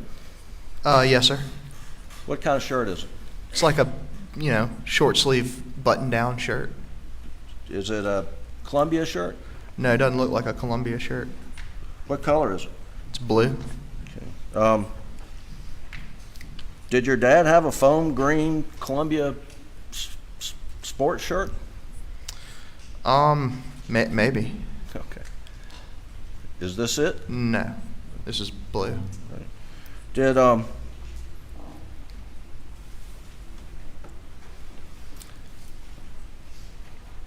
do you know if your dad ever ordered any Vinnie Vine, or I don't know?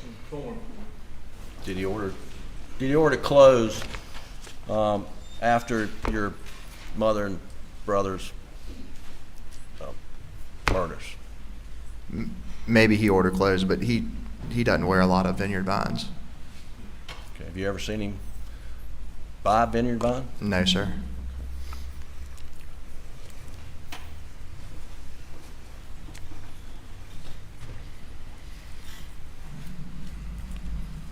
And you can take that down, Doug.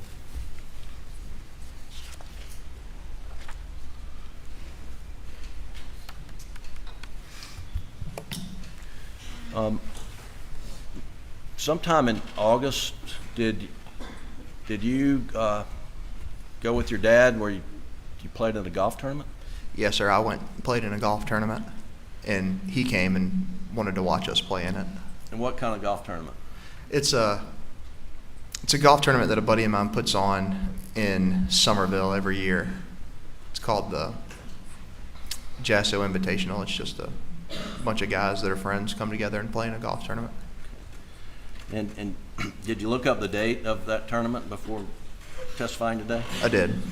And what weekend was that tournament in in 2021? Yeah, it's the last weekend in August of 2021. Okay.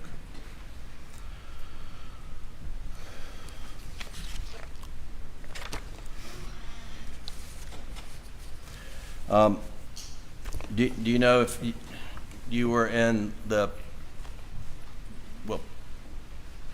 was there a house that Johnny Parker had that your dad kept stuff in?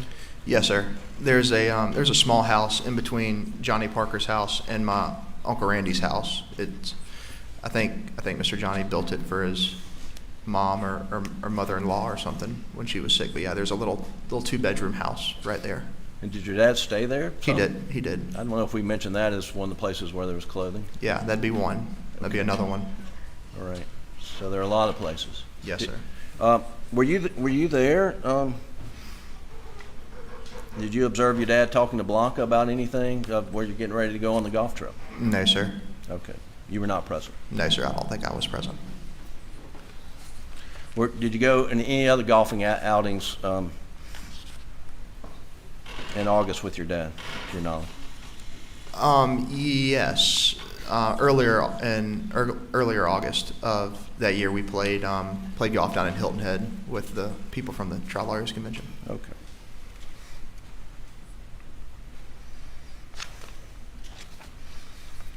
Now have you been sitting in this courtroom since day one? Yes, sir. Once the trial started? Every day. And were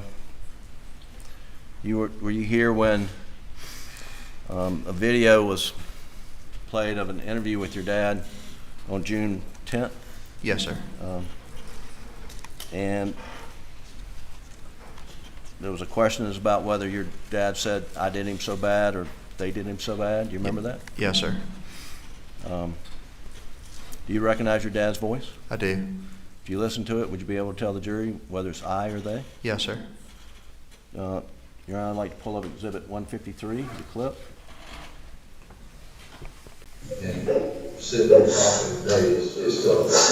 It was so bad. So bad. What'd your dad say? Said they did him so bad. Was that the first time you'd heard him say they did him so bad? No, sir. When was the first time you heard him say they did him so bad? First time I heard him say that was the night that I went down to Moselle, the night of June the 7th. Did he say that more than one time? He did. 1 second, Your Honor. Let me check to see what I left out.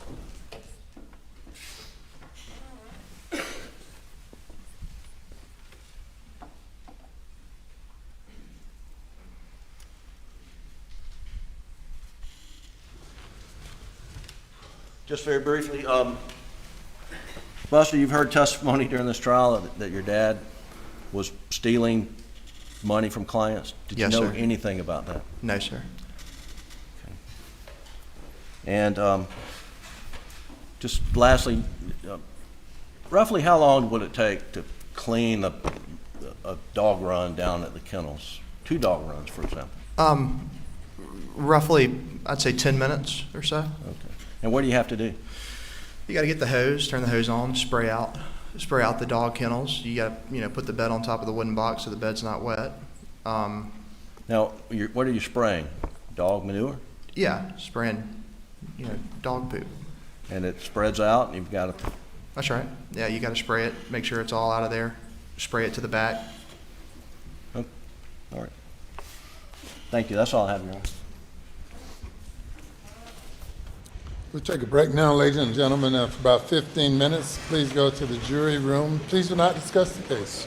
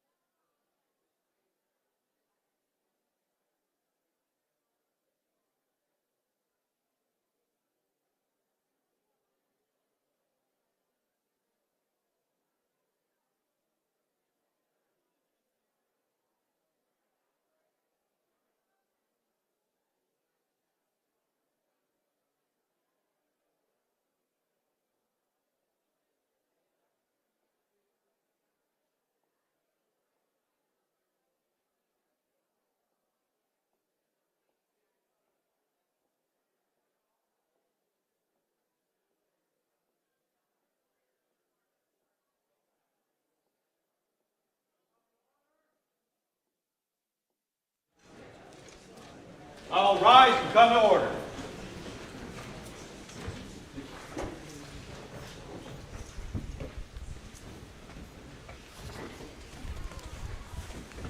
Please be seated.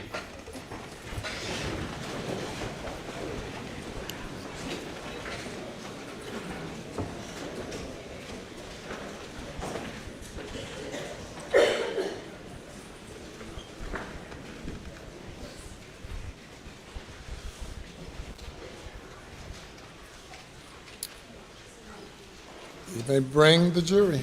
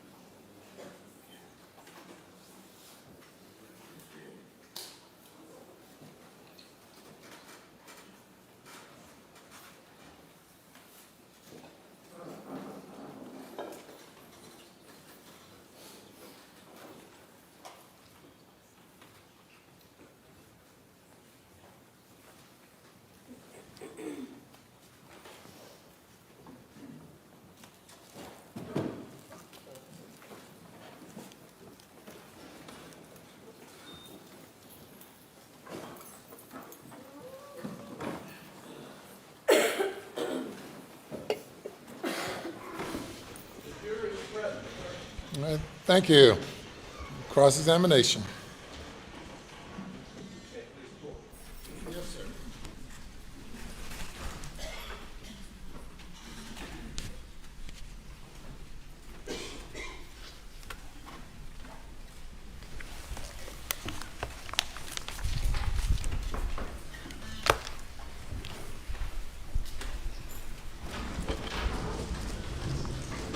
Can I call you Buster? Yes, sir. I'm John. And I want to first off tell you, I am sorry about your mother. Sorry, I can't hear him.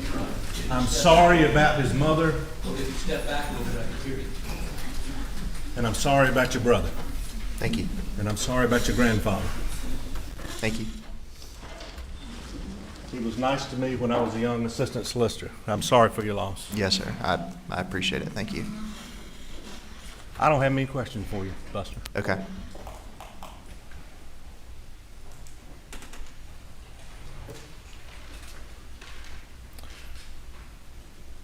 When you are leaving the main house, you told Mr. Griffin that the main entrance was the brick entrance, Yes, sir. but there's also a side entrance or by the kennels or Yeah. entrance exit.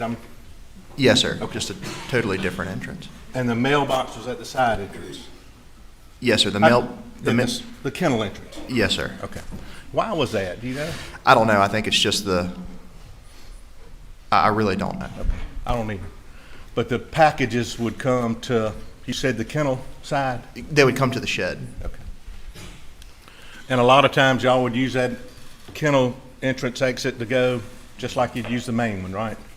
Yeah, you would. I would say that I'm more so tended to use the main one, the one that I'd say is the brick pillars. But yeah, I mean, you could certainly leave either way. If you were leaving the main entrance and you got down, you're leaving the house and you're going toward the brick, and then you know where it's kind of a Y where it kind of cuts off to the kennel too, right? Sure. So you go straight or left. If you were leaving at night going straight, and if you were looking out to the left and the lights were on, you'd be able to see the lights on at the kennel just from that little Y, wouldn't you? Maybe, depending on what lights were on and whatnot. I mean, if it was fully lit up, maybe. Okay. And just from that Y, instead of going straight, from that distance, you'd be able to, if the lights were on fully, you'd probably be able to see them. Maybe, yes, sir.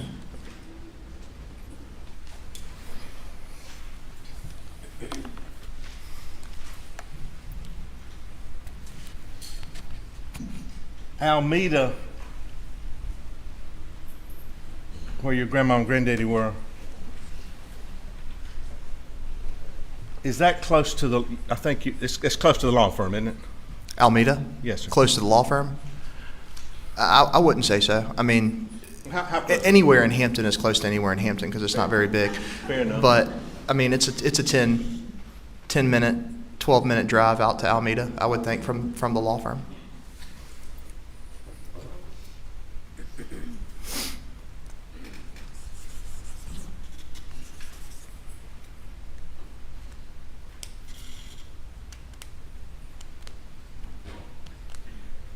I think, Mr. Duck, could you bring up 131? Can I ask him to do that? Sure. I know Mr. Harper can expose this. Mr. Griffin's witness.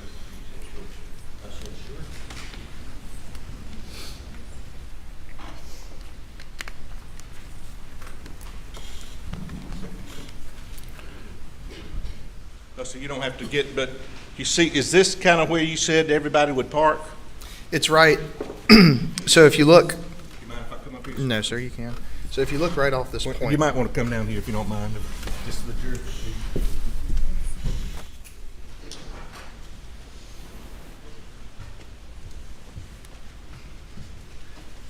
There's a road where you go in.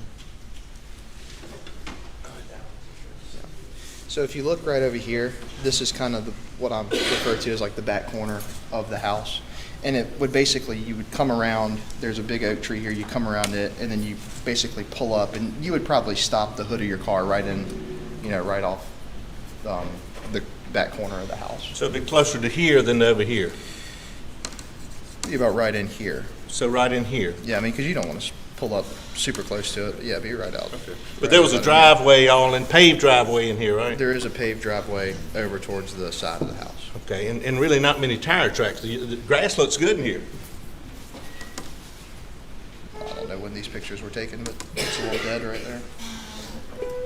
But there is a driveway, right? There is a driveway. Okay, you can have a seat back. Thank you, please. When did you first mention that to anybody about parking in the yard there? What do you mean? I mean, like, when did you first discuss that with anybody as far as where cars parked at your grandma and granddad's house? When was the first time you talked to anybody about that? Couple days ago. A couple of days ago? Okay. That's the first time you mentioned that? Sure. Okay. And then that would have been after Shelley testified, right? Shelley Smith? I guess I don't really remember when Miss Smith testified. Miss Smith.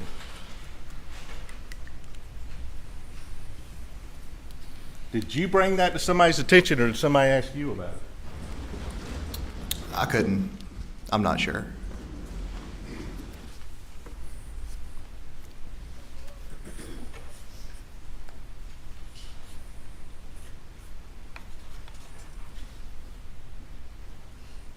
And I think you keep forgetting I'm on cross. You testified that. How many times had you been there with your dad? I wasn't quite clear with your answers to Mr. Griffin. I'm not trying to be difficult, Buster. I understand, and I can't give you an approximate number, but I mean, I've been out there with him several times. And would you always call? You said you called. Did you always call when you got there? Yeah, I feel like most of the time you would call just to tell, because the ladies get nervous, if you hadn't called and they see a car pulling in the driveway, it's just easier to call and let them know, like, hey, we're going to be pulling around. Please unlock the door.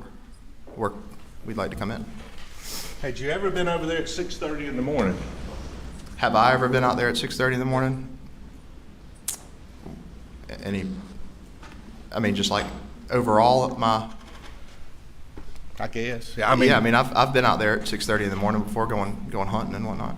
And you called then also then, right? Well, that You were was going into the house. Yeah, sure. Okay. I mean, just to let them know, especially 6:30 in the morning. Sure. Okay.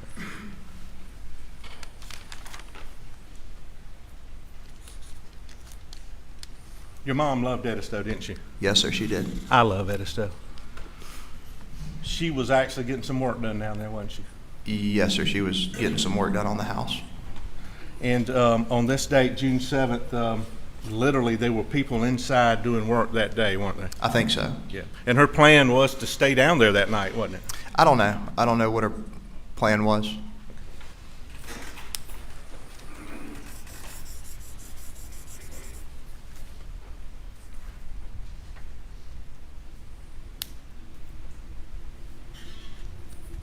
You had, I think the last time you'd been to Moselle, you said was the spring, maybe a few months prior to this? Mm-hmm. Okay. And you have to say yes for the court reporter, not for me. Just Yes. just for- Sorry.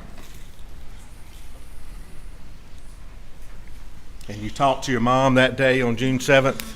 Yes, sir. And I think you had talked to Paul the last time on the 5th, if I'm not mistaken, June 5th. Is what you told him in one of the interviews. Sure. Okay.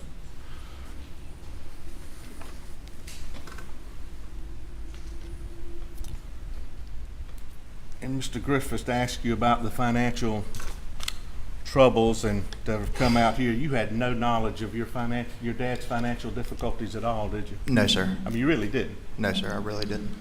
And as far as you knew, financially, the family was sound. Yes, sir. Okay. You went to Wofford. I did go to Walford. Go Terriers, for the record. Thank you. But everything, as far as you knew, financially was okay. And when did you learn it wasn't? I guess on September whatever that day in September was. So back in the birthday, I guess for your dad, Memorial Day down at Edisto, Sure. defense exhibit, and I apologize, I don't know what number it was just played. I believe Mr. Chris Wilson is hugging your dad. Yes, sir. Okay. He's a family friend. Yes, sir. Okay. You didn't know then that your dad owed Chris Wilson or stole $192,000 from him, did you? I did not.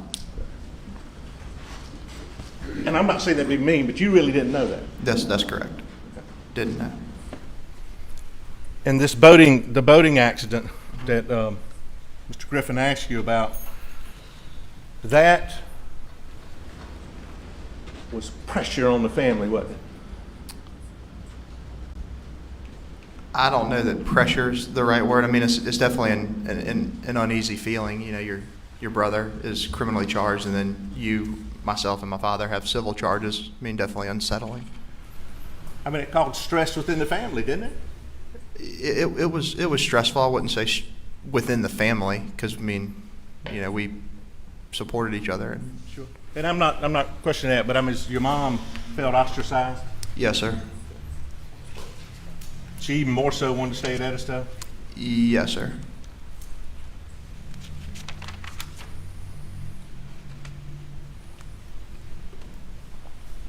It really,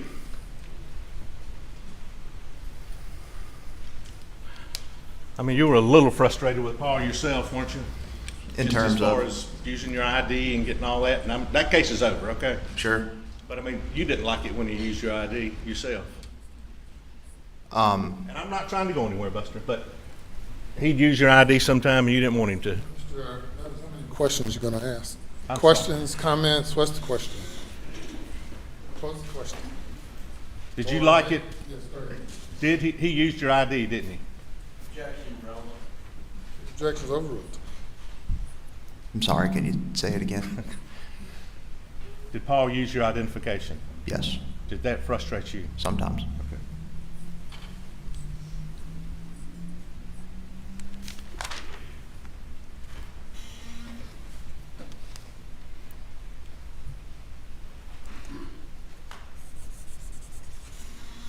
You were shown the tree video with the shirt and the pants. You remember that?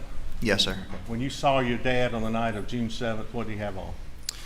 When I had made my way up to the house, he was wearing shorts and a t-shirt. And who laundried his clothes? At that period of time, would have been Blanca, and then my mom also does laundry sometimes. But on a day-to-day, did Blanca take care of your dad's clothes, laundering, cleaning, folding? Yes, sir.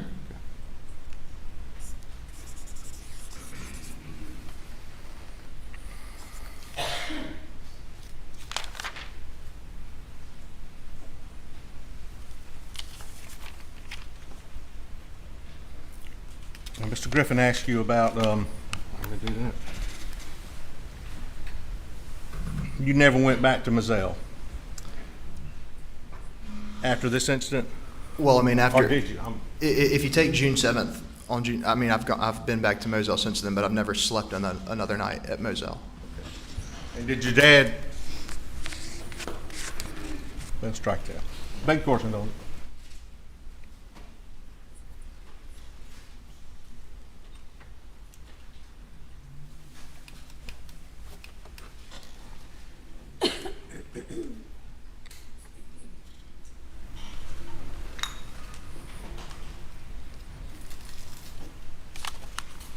Beg court's indulgence.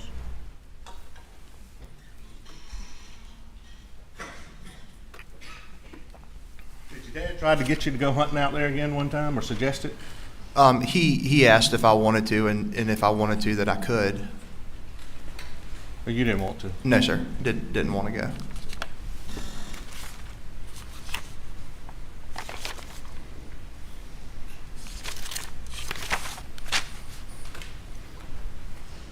That's all I have. Thank you, Buster. Yes, sir.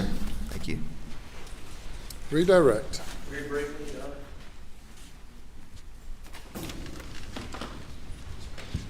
Buster, if your mother, when she went to Edisto and stayed for multiple nights, would she take Bubba with her? Yeah, usually. She'd take a combination of Bubba and maybe another dog, Grady. She would take dogs with her, yes. And you understand Bubba and Grady were at Moselle the night of June 7th? I right? do, yes, sir. That's all I have, Your Honor. Anything further? Thank you. May step down. Your next witness. Sutton?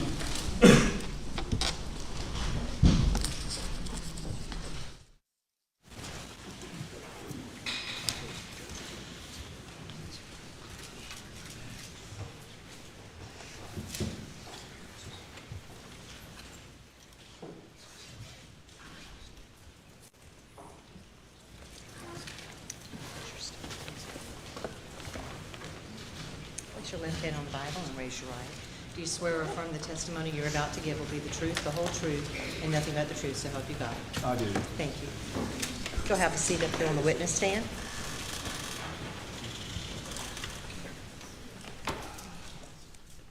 You can adjust that microphone and pull it closer to you if you need to. Pull your seat up, but state your name for the record and spell your last name, please. Mike Sutton, S-U-T-T-O-N. Mr. Sutton, what do you do for a living? I'm a forensic engineer. A forensic engineer. Now, what is a forensic engineer? Well, the majority of the work that I do involves the investigation of accidents and failures in the field of legal questions, legal problems, court of law. So what forensic engineers do is that they collect data, collect physical evidence, they interpret the data, and then try to come up with what happened in an event, maybe what didn't happen in an event, or maybe try to limit the possibilities of what happened in an event.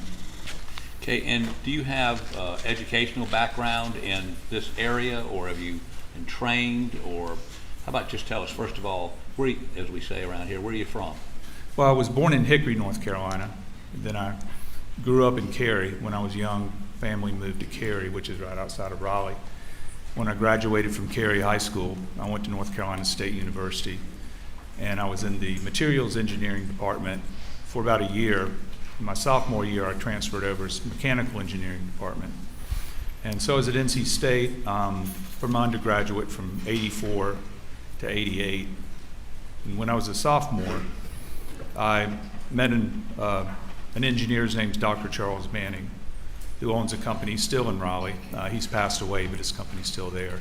And Dr. Manning was an ex-professor at State. He's also an ex-NASA engineer. And I worked with him from basically 1987. Then after I graduated, I went full-time with him. When you graduated with a degree in what? In mechanical engineering. Okay, And you were working with him? working with him, and I continued to work with him, and then I got a master's degree at North Carolina State University, also in mechanical engineering with a concentration in acoustics and vibrations. In acoustics and vibrations? Correct. Your master's, okay. Yes. And then what did you do? Well, I worked with him as a consulting engineer, consulting forensic engineer, looking at all different kinds of accidents and failures, about anything that you can imagine. We do a lot of motor vehicle accidents, of course, because there's so many. We look at structural failures, product failures, material failures, about anything that you can imagine. Basically, if there's anything that's based in physics, it's capable of being explained and understood. And what do you mean by physics? Well, physics are the laws that govern how things around us, how they behave. You can predict their behavior. If I drop a basketball off of a balcony, I can predict how long it's going to take to reach the ground based on all the different variables. So the laws of physics are there. It helps us figure out how things would happen.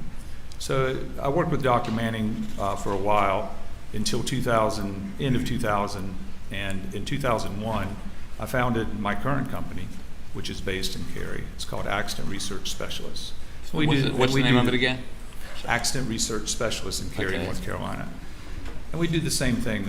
There are 10 engineers that I work with and support staff, and we investigate, analyze a variety of cases for a variety of clients. Like I said, most of my work is related to either criminal cases or civil cases, and I do some consulting that's not related to courtroom issues, just straight consulting to companies. Have you, from time to time, dealt with shooting instant reconstruction? Yes, I have. And tell the jury what shooting instant reconstruction is. Well, the shooting incident reconstruction, at least how I'm involved with it, I deal with what would be called external ballistics and terminal ballistics. So external ballistics are the flight of a bullet after it leaves a gun. A bullet leaving the barrel of a gun, it's going to be affected upon by gravity, air resistance. So that's just physics. And then there's terminal ballistics, which is what happens to a projectile when it strikes a target or an object. And how many times have you been involved in a case involving shooting instant reconstruction? I would say over the years, maybe 50. Okay. And all different kinds. Like, for instance, it could be a case where a manufacturer is being sued for like a drop fire, where somebody dropped a pistol and it went off. And it's not supposed to do killed that? them. No. And Okay. so it could be a products case. I've worked on cases involving hunters, long range distance shots where you're trying to figure out where a particular hunter was aiming the gun, so where he hit and killed somebody. I've worked certainly in law enforcement shootings. I've worked for law enforcement, and I've worked on the side opposite law enforcement for people who have been shot by law enforcement. I've worked on insurance cases. Sometimes there's a question about whether it was a suicide or an accident. So those are the type of cases that I would be involved with. And when you do these cases, you're looking for, what's the difference between you and a crime scene reconstructionist?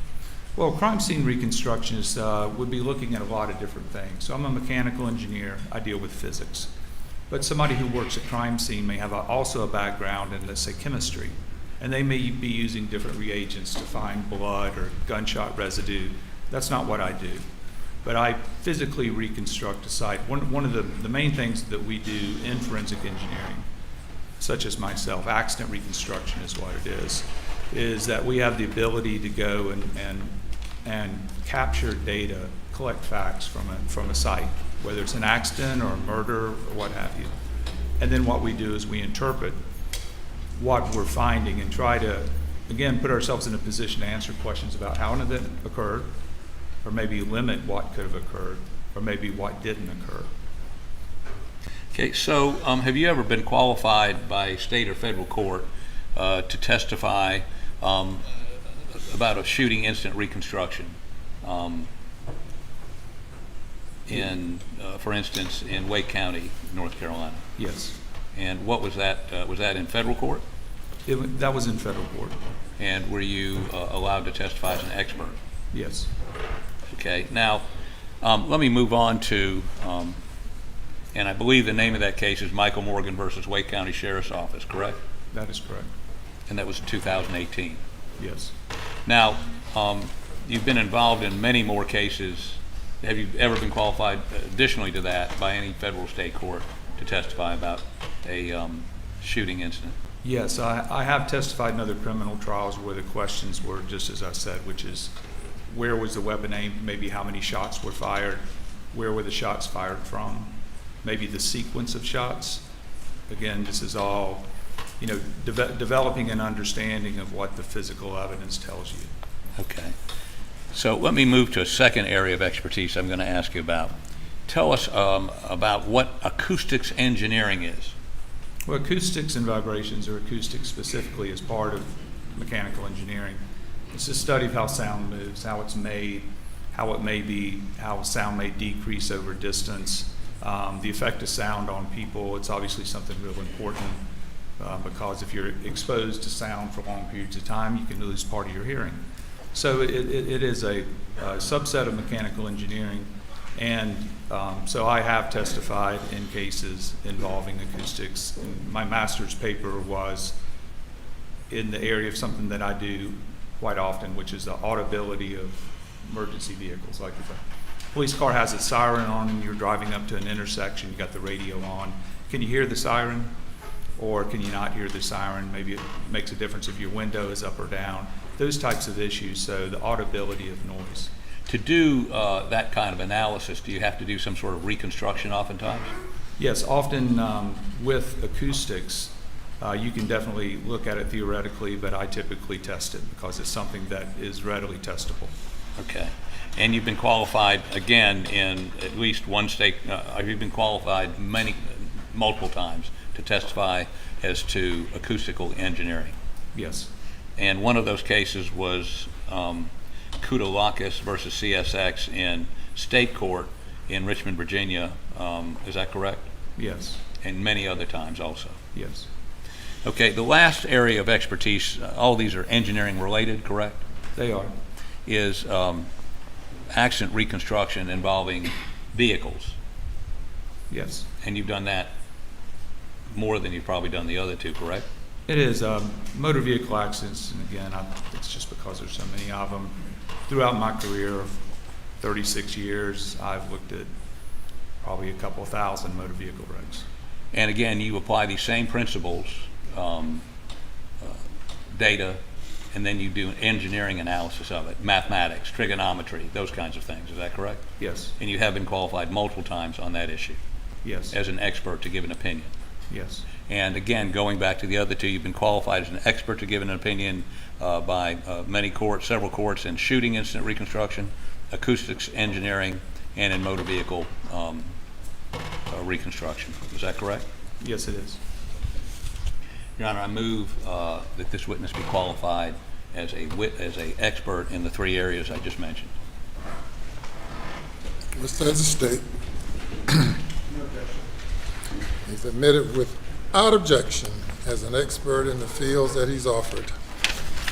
Okay, so let's start off with the shooting instant reconstruction, okay? Yes. Now, have you prepared a PowerPoint? Well, back off. Back off. Strike that. Were you hired by myself and Mr. Griffin to do some analysis on what occurred at Moselle that resulted in the deaths of Paul and Maggie Murdaugh? Yes. And let's first of all talk about what's the process generally, and then we're going to put this PowerPoint up, or do you want me to put the PowerPoint up first? I can speak to that generally. Go ahead. I think I mentioned it earlier, but really the first steps in any investigation, if it's a little investigation, big investigation, my job and the people I work with and people in other companies that do what we do, you go collect facts.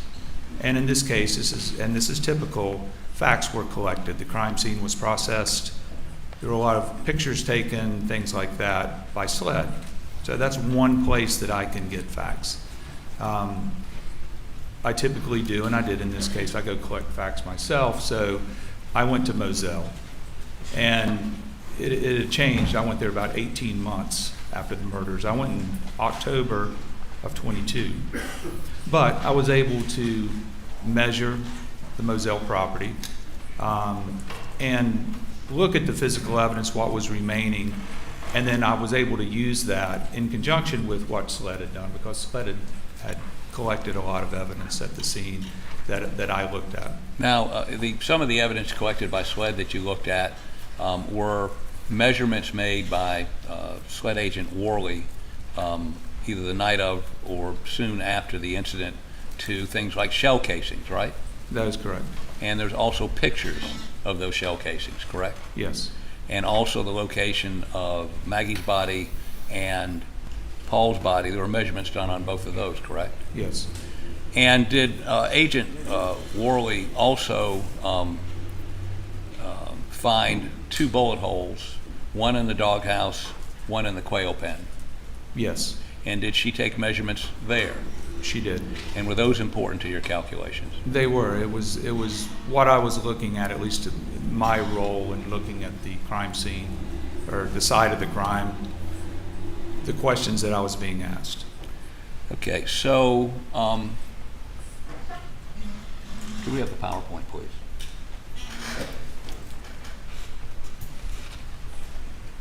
Okay, you can see that. Okay. Object to showing this. Nothing's been entered. Oh, I apologize. I got ahead of myself.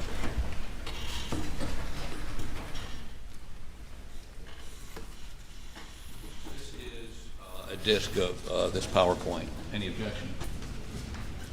This is the PowerPoint. It's the PowerPoint. No objection.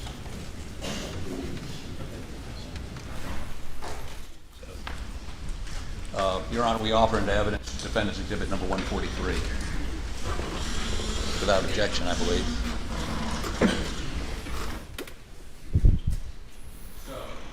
Submit. And Your Honor, okay, let's just walk through the PowerPoint. Go to the next slide, please.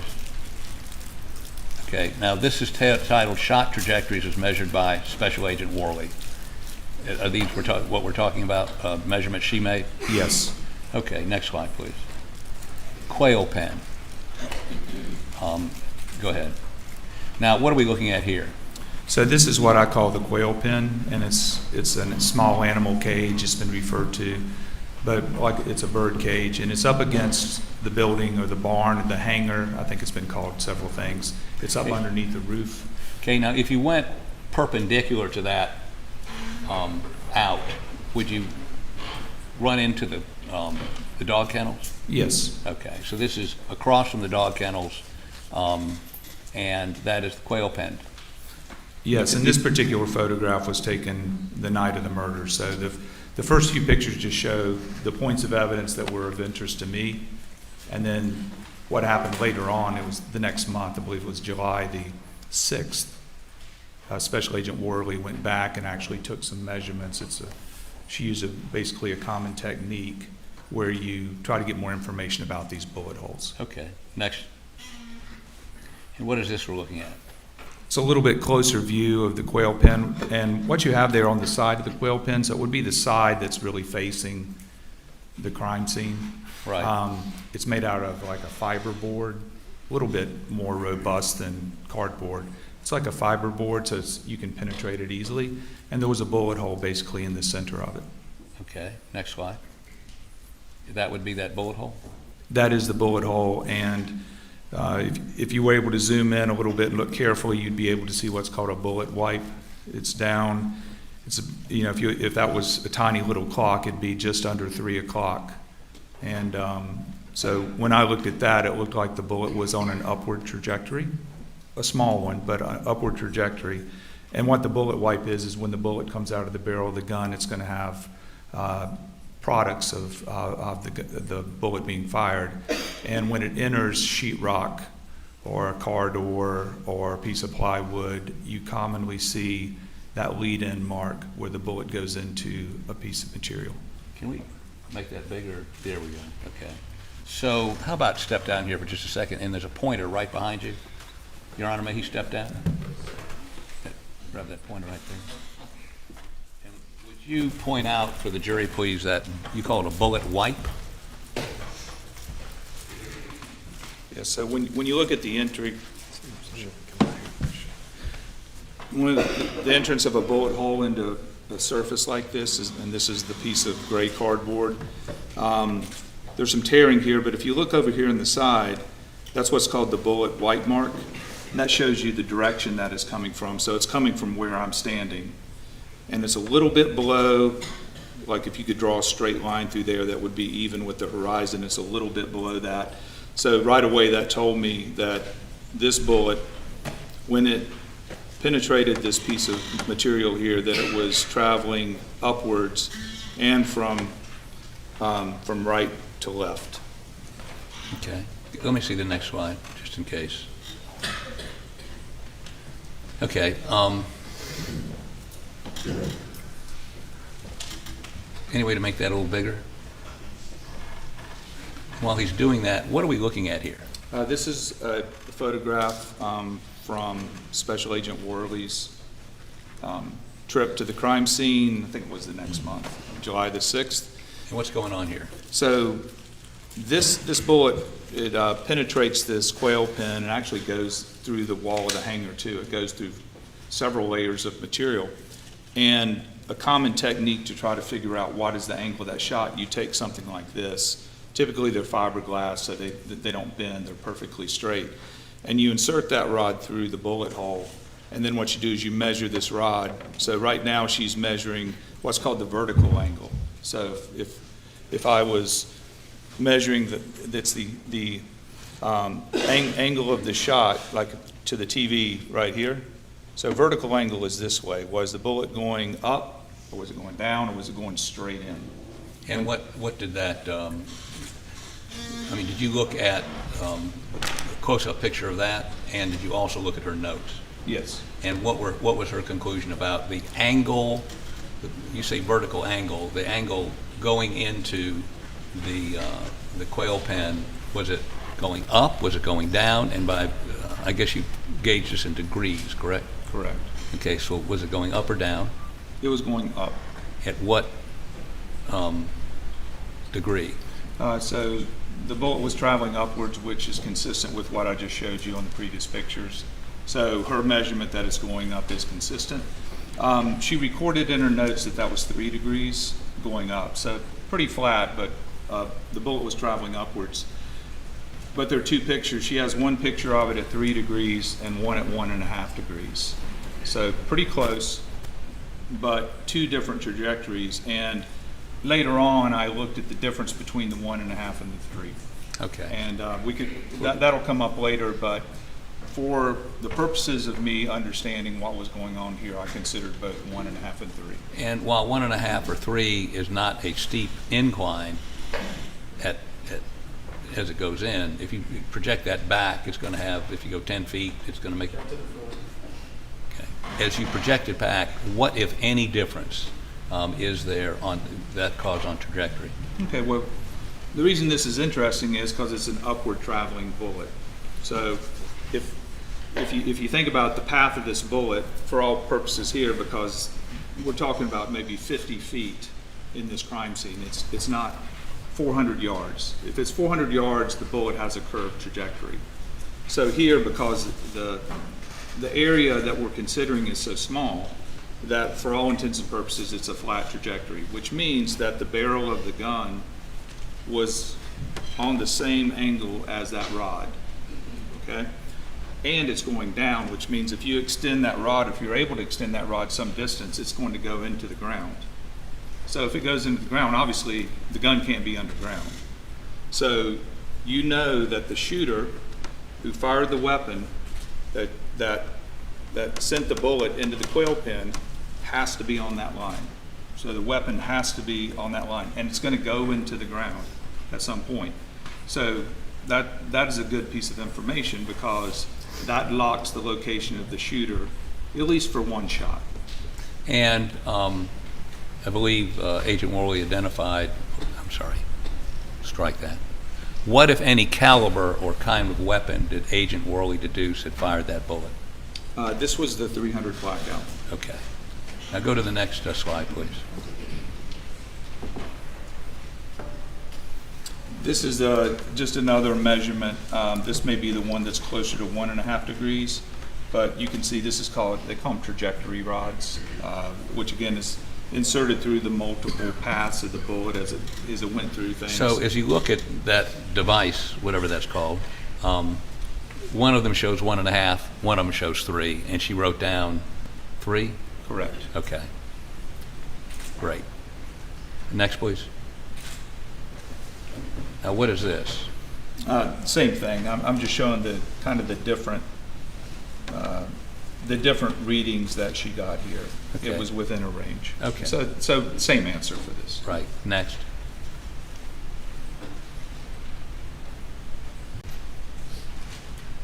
Okay, so what are we looking at now? Just to explain a little bit better. Can you make that a little bigger, please? Okay, so what are we looking at here? This is to show the trajectory rod. It comes in. We've been looking at this side right here. But if you look inside, you see it kind of goes through the cage, and it goes through the back of the cage. It actually goes into the hangar or the barn, goes through the siding and then the plywood. So that is that same rod, except that's the inside going out. That's correct? the inside. I was just trying to show the technique, and this technique is a technique that is used often. There are other ways to do it, and we may talk about it later, but this is a technique that's often used to come up with this line of fire, or the path that bullet took, because if you consider the path of the bullet, you may be able to conclude something from that. Okay, next. It's just more of the same. This is the trajectory rod inside the cage, or the quail pen. Okay, More of the same. next. More of the same. But these are, okay, wait 1 second. So these pictures just depict that rod coming from the outside, going through the quail pen, and through the wall behind the quail pen. That is correct. And that's, you put that rod through, and then you can make some measurements outside as to trajectory, correct? That's correct. Easy for you to say. Next, please. Now, what is that device? What's going on there? This is called a zero edge protractor. So protractor is going to measure 0 to 180 degrees.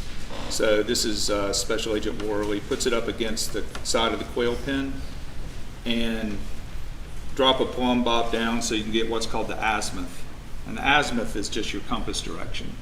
So because if I have the azimuth, and this is about 41 degrees coming in from where I'm standing. So 45 degrees would be, here, there's 41 degrees. 90 degrees would be straight in. So what that does is it tells you the direction of this line. So at that point, whether it's going up or down, and whether it's coming from the left or the right. That's correct. And as we look at that coil pen, is it coming from over here to the left? Is it coming from the right? Well, it's coming from over here to the right. Okay. And then to determine exactly how, you need to go back and kind of look. You have to do it to scale, of course. Right. So you have to create a scale diagram, or you do what we typically do, which is we scan. Okay. So Let me see the next one. And is that just a close-up of the measurement, the angle? yes, and you can see here that it's 41 degrees. 41 degrees. And that's what she recorded in her notes. Okay, next. Now, this is the doghouse. And in a minute, we're going to see a 3D rendition of this so that the jury can get a little better idea of where everything is. Yes. But let's go ahead and talk about the doghouse next. So tell me what you see there. So the doghouse had a bullet hole in it. It's pretty low to the ground. It's about 5.5 inches above the ground, 3 inches up from the bottom of the siding on the doghouse. And this bullet hole was going downwards, 14 degrees down. And it had an angle slightly to the left. And so kind of the same way that you can think about the one that was going up, you can think about the one that's going down. So if put a trajectory rod in, we'll see that in a second, it's going to be sticking upwards like that. So you can go up that trajectory rod to a point where it makes no sense, like the shooter would have to be on a ladder, right? So what that does is it tells you where that shot came from, and it puts a limit on where that shooter could be. You know, just the same way that the shot trajectory would disappear into the ground makes no sense. You know, shot trajectory that's up at 10 feet doesn't make any difference either. I mean, it doesn't make any sense. Right. Let me see the next slide. Okay, and what is that? That is the 300 blackout projectile. It went into the doghouse, went into a dog bed, so you're able to dig it out. So it's, you can see that here. So again, these are the night of the murders. So if it didn't go through the back wall, how does one get a trajectory off of that? Well, in this particular case, the siding was thick enough where Agent Worley was able to put a dowel rod or a trajectory rod into that hole, unlike the quail pin, which is very thin. So a very thin material is considered thin if the thickness of that material is much less than the length of the bullet, right here. So in a thin material, there's some special considerations with thin materials versus thick materials, but the doghouse had siding and wood construction, so it's thicker. So a thick material is going to be more in line with the length of the bullet and even longer. So you can still get the trajectory with reasonable accuracy in this particular case. Okay, next slide, please. Okay, now what is that? This is the same process here at the doghouse where Can you blow that up for me, please? There you go. So what do we see? this is the trajectory rod. This is a dial protractor. It just uses gravity to tell you what the angle is. And what was the angle? 14 degrees down. It's coming in at a 14 degree. The bullet's coming, there you go. It's coming in, it's coming down into the doghouse at a 14 degree angle. That's correct. Okay. Next, please. And what is this? Zoomed in so you can see. So Okay. there's 90 and it's over at about 76 degrees or so, so that makes it. That's a 14 degree downward path. Yes. Next. Now, this is that plumb bob thing and azimuth thing, right? Azimuth. So if this shows you the compass direction of the shot, where it's coming from. And here it's she measured 7 degrees. She recorded 6 degrees off of there, but it's somewhere there. All you really got to know, it's not straight into the doghouse. It's a little bit of an angle, about 6 or 7 degrees. Okay. Next.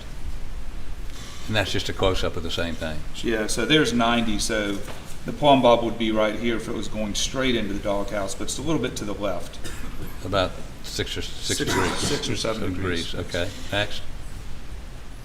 Now tell me what this is. So this is Agent Worley's diagram, and it's not to scale. And these are just the lines that I drew in to begin with, before I really did much work in the case. And it's clearly not to scale because, for instance, from the small animal cage, that pole is 24 feet about, and you can see that Maggie's body is, 17 feet long. But it says not to scale, but what that doesn't do for you, it really doesn't tell you, okay, well, we went through all that trouble to measure these. What does it tell you? And what I noticed was that there was 2 shots, and one was into the doghouse, which was facing this way. One was into the quail pen, which is like facing the way of this desk here. That's 2 totally different directions. So the first thing that would be good to do is to draw those lines backwards and see where they cross, right? And where they cross, is there anything of interest there, right? Are there footprints or something?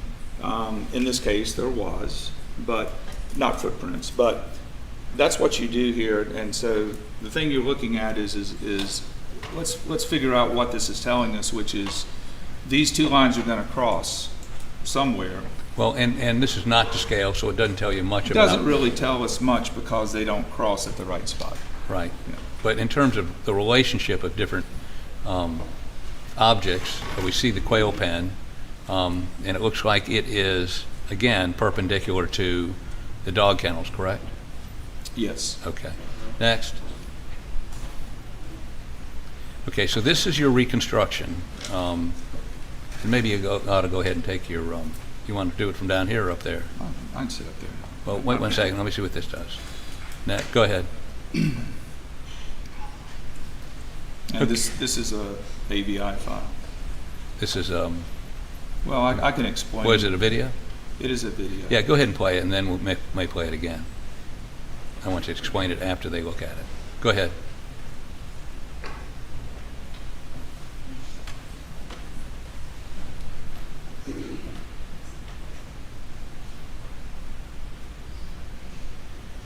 Okay, stop it right there for me, can you? Stop it right, there you go. So we see the doghouse. The quail, point where we just flew by it. Oh, wait a minute, she's starting over again. Okay, go ahead and start. There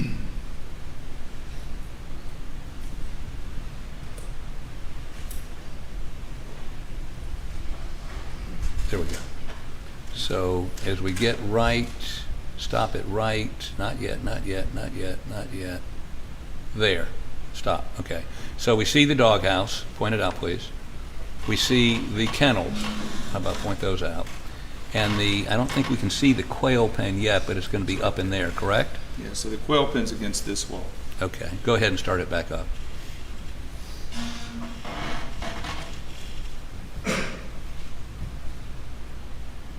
And stop it. Okay, show the jury again where the quail pen is, Here's the quail pen, and where's the doghouse? and the doghouse is right here. Okay. Okay, go ahead and start it up again. Now,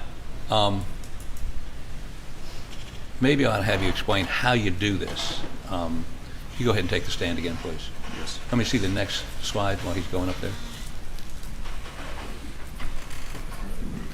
Okay, well, you don't need to come down for this, but this is called fly through with no roof.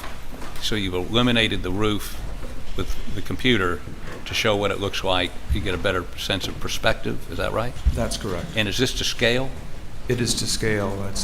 It's very accurate. Is kind of the modern way to measure a site. Scanning is used all over now. I mean, from dentist offices to everything. But We'll talk in just a minute about how you put this together, and the process I think is on here.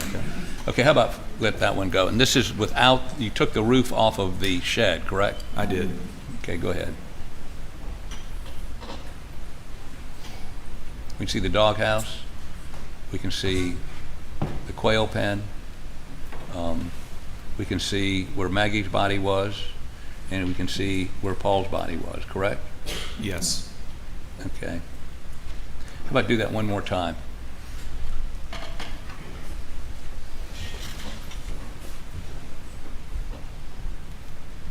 That would be Maggie's body near the doghouse, Yes. and that would be Paul's body over here, correct? That's correct. Okay, keep going.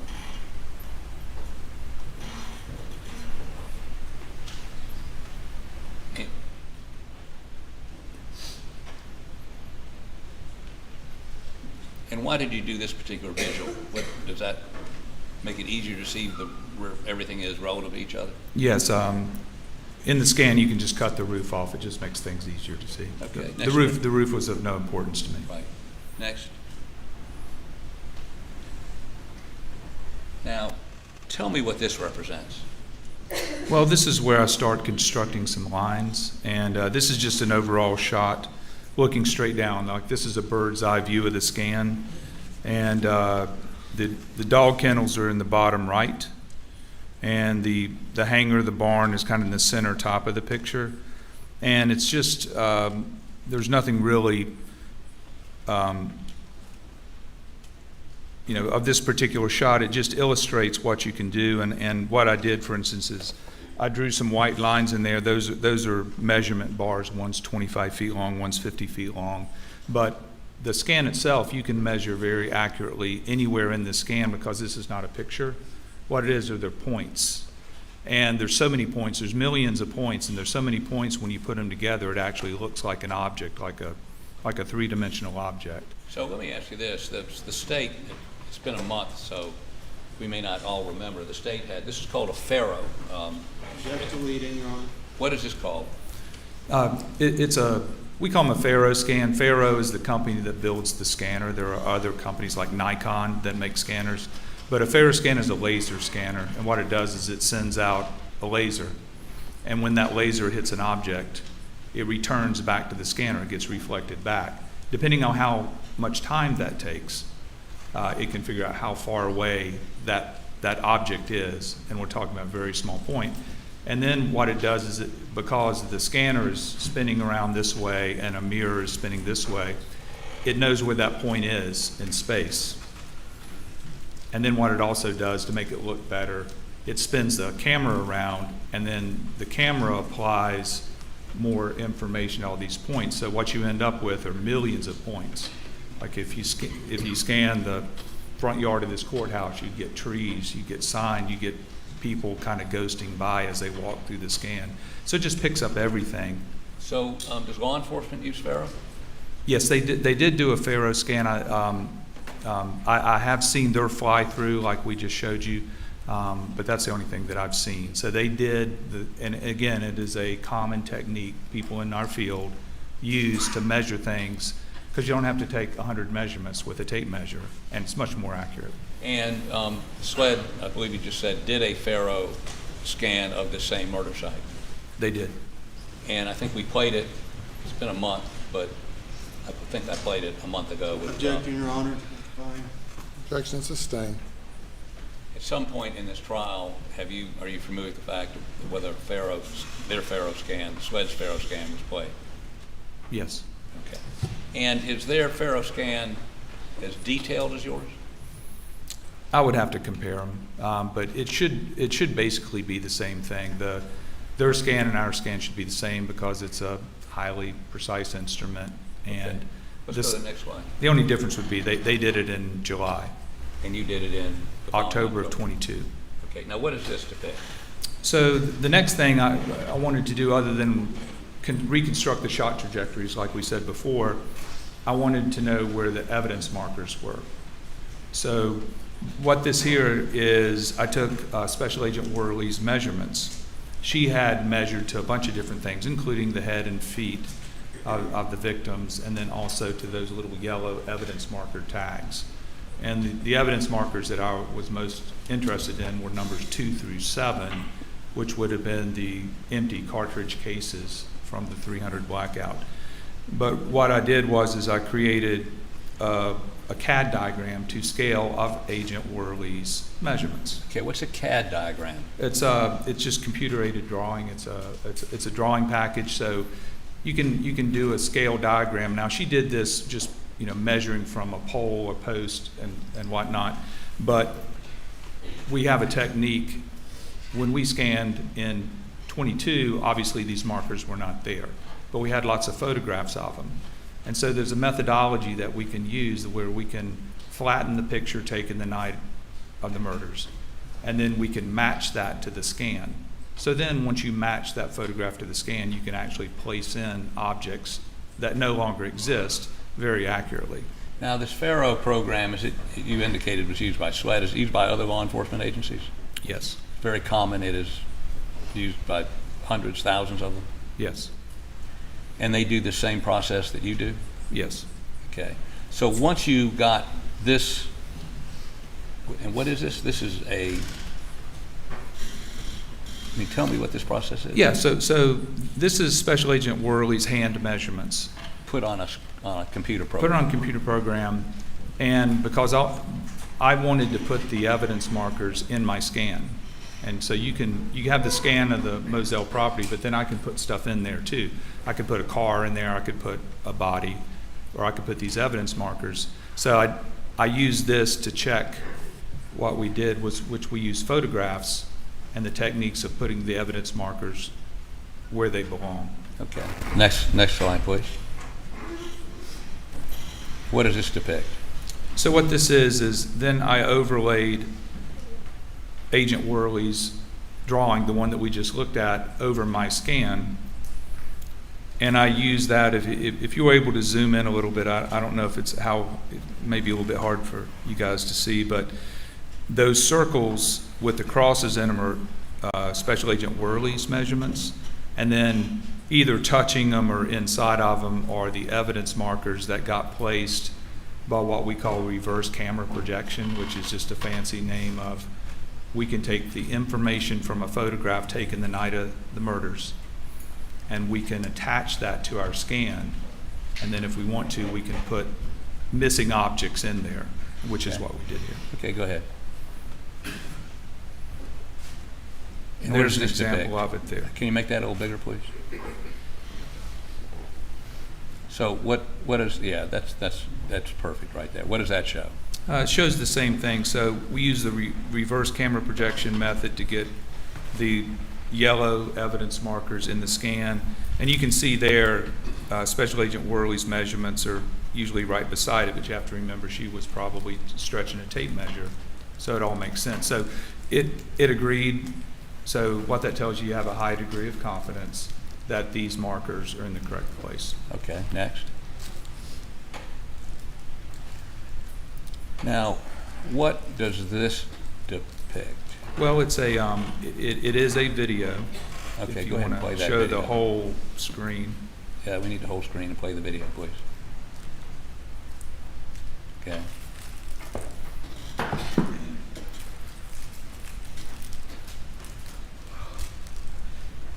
What are we seeing here? So this is fading back and forth between the scan world or the computer world and reality. So you can see there that that's a crime scene photo that was taken the night of the murders.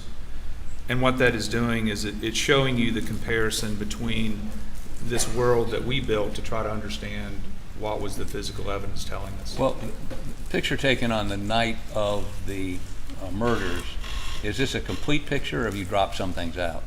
No, it's a complete picture. You know, some items may have been moved by the time this picture was taken. I would have to go back and see exactly. Oh, so this picture was taken by you in October? Oh, no, this is the night of the murders here. Okay. Okay, next. Okay, so, go ahead. Quail pen shot trajectory. Okay, so tell us what this is. Okay, so I picked a place in the scan to start laying in those lines. So now we've talked about how we built this up. So let's put the trajectory of the two shots that were measured and see what it tells us. And so I just chose a point. You're looking straight into the side of the doghouse. The sheet in the foreground there would be Maggie's body. And then you can see the evidence markers. There's 3, 4, you can see 5 and 6 over by the sheet. Right. 12 is something else. I believe it was may have even been bullet fragments, but 3, 4, 5, and 6 there are empty cartridge cases from the bullets that were fired. Okay, go back out of it for just a second.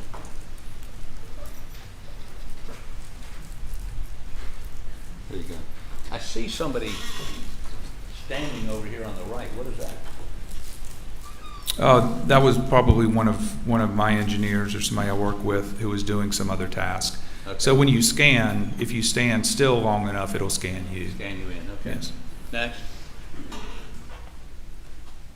Now, what are those two green lines? The two green lines are the shot trajectories into the quail pen, And why are there two? because one is at 1.5 degrees up and one is at 3 degrees up. Okay. In this projection, in terms I understand, if you took the dowel that she put through the hole. Objection sustained. Sorry, Your Honor, I was just trying to get it in terms I understood. Let me see if we get to the same place. Tell us what that depicts in terms that I can understand. Yes, so that is the flight path of the bullet somewhere along that line. And so it's trigonometry. It's not any more complicated than that. I don't know if that's too complicated for you, but it's just trigonometry. These lines, are they put in there by you manually, or are they computed by the program? Well, the lines are put in by me on the computer program. And again, they're at the 1.5 degrees, 3 degrees. The importance of them is that's where the barrel of the gun has to be perfectly in line with those two green lines. But right now, without knowing anything else, you could slide that gun up and down that green line, and it could be anywhere, right? So, but you start looking at other pieces of evidence. And so what you would have is, well, what other pieces of evidence we have? I looked at this and I said, well, where does this shot trajectory go? Well, it goes almost right over Maggie's body, very close to it, right close to the feet. That's one thing.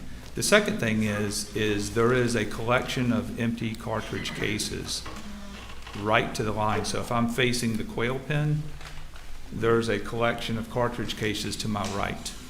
And what's your understanding about the ejection of cartridge cases from a black gun? Typically, it should be to the right and to the back somewhat. Okay. It depends. But, so that was a piece of information, which is that starts to, as I said before, sometimes what you're looking at what you can determine, but maybe you can limit where something happens. So, that is a point of interest. Well, you have a pile of cartridge cases that go right beside the shot trajectories. That's an important point. Okay, next. Okay, so what are we seeing here? So that is a shooter that I constructed. And what this is, it's actually a scan of a person. So you can get scans of people. In this particular case, just for the purposes of this trial, I stripped all the textures off this person, so there's no clothing or hair or skin color, anything like that. So it's just more almost like a robotic-looking figure. It is holding a .300 blackout weapon, a model of one.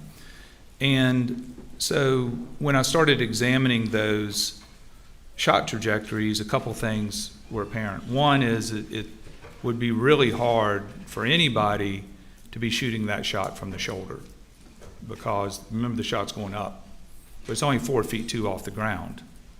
What is the entrance where it goes into the entry point. It's only 4 feet 2 off the ground, and it's going up, which means that even if you're a fairly short person, to get that trajectory, you'd have to walk all the way up to the quail pen to get it to work. So what I was seeing here is that the most likely way that shot was made was from a low position, like shooting low on the hip. So I took this scanned in person with a blackout, and I pushed the gun down about as far as I could push it. When you say about as far as you could push it, what do you mean by that? Well, eventually, at some points, you have to have your hand on the trigger and the gun. And so instead of having the person stand straight up, too, I just put them in a shooting position. I don't know what the position of the shooter was, but this is a thought process. Okay, what is this telling us? So that's what I did here. And what degree line is that one on? That's on the 1.5 degree. Okay. Next. And what does this depict? That's the exact same shooter, except that shooter has its barrel on the 3 degree line. Okay. But he would be on the other side of Maggie's body and on the other side of the doghouse. Correct. Okay. Next.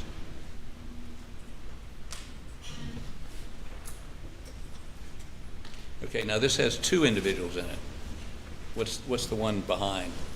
So those are the 2. So the shooter, okay. The shooter behind is the 1.5 degree. The shooter in front is the 3 degrees. So that kind of gives the range of this person being able to make that shot.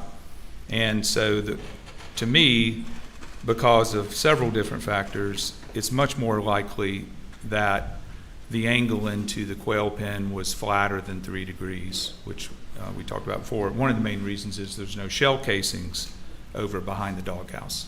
So this person up front, what did you just say about shell casings? There's no shell casings anywhere close to that person. And I guess, could you demonstrate for us how you're depicting this person's holding a gun? I mean, are they, you say from the hip. Yes. What does that mean? How about demonstrate, if that's okay, Your Honor? So what I would say is that what I did for this purpose is, instead of having it here, I put it down here, about as low as I could go. Okay. And within like a shooting stance, like a shooting position. You're not aiming, but at least you're not aiming in the Right. traditional sense, but If you're aiming it to be on your shoulder, right? right. So I stretched that gun down until I could just still keep my hand like I was shooting a gun. Now, from the shoulder, where generally would they be? You've got, I mean, to have that downward shot. It's really hard to put a shoulder shot on that trajectory just because it's so low. Because even a small person going like this, 4'2", even if you put the barrel on the quail, then it'd be above the hole. So it just doesn't make any sense. Okay, next slide, please. And so this is without the guy up front because you concluded this is where the person would have been. Yes, for a person of this height, this is to me because of its proximity or closeness to the empty shell casings. Okay, next. Now let's look at the doghouse trajectory shot. Next. Okay, now explain that green line. The green line here is the shot trajectory into the doghouse. And this is the same shooter again. And it looks like he's standing on the sheet there, but all that would tell me if this did occur, then the body was not there. This was a shot would have come before the body fell to the ground. That is correct. And so again, you have a shooter low on the hip. That's where that person would have to be to follow that upward line. So the same exact shooter, now that shooter is shooting down, I slid that person on the line until it was shooting down. And what I discovered was it's basically in the exact same spot. You know, maybe one step away, maybe 2 steps away, but The two shots were made from very close to each other. right. So now what we've done is the 2 shots cross each other at a point, and at that point is right beside where the shell casings were ejected, relatively close to it. Okay. Now you don't know where Maggie was when these shots were made, is that correct? Correct. So we've heard from, I think, one of the state's witnesses that. Strike that. What, if anything, did we hear from the state's experts about the relative position of Maggie and whoever shot her? The only thing that I heard is that maybe 2 of the shots were done at less than 3 feet because of the stippling to the skin. And what about the relative position of the shooter and her prior to that? Is there anything- Nothing specific or definitive. Okay. So, let's see the next slide. What is that? This is a shooter, because this shot's going down, this shooter is shooting from the shoulder, which can be done with this shot. And if you're shooting from the shoulder, you gotta be further back. So that's just to illustrate, that's the range of possibility, you know, from the shoulder, from the hip. Or down low, those two Right. we just saw. Is that also consistent with where the shell casings are? It is, that could be consistent too. Okay. Next slide, please. Both shots. Go ahead. So what does this depict? So this is the shooter making both shots. And you'll see, and there's a couple different angles I could show you, but they're really close. And they're in the right location relative to the empty shell casings. Okay. So what that says, it's not, I'm not saying it's exactly there because there's some variables to it, but I find it interesting that the 2 shot trajectories cross at a point where both shots can be made and they're at the right location relative to those empty shell casings. So in my opinion, when these 2 shots were made, at least these 2 shots, that the shooter was standing right in that area. Okay, next. And what does this depict? This is the same thing I just described, except a little bit different angle. So there you may have a shooter taking 2 steps forward, depending on which one was fired first, Right. or 2 steps backwards. But, you know, within a generally small area, those where those shots were fired from. Okay, next. Is that the same? That is the same thing. That is, you know, the shooter's from the hip. If you have the shooter shooting from the hip, it makes a lot of sense that with a little bit of movement, the shooter can produce both of those shots and have it agree with the evidence that Special Agent Worley collected. Okay, next. Okay, now, we're gonna, don't go to well, let's get to that in just a minute. Based on your analysis and tell us how you came to conclude the range of heights for the person shooting from those distances. Tell us how that works. Okay, so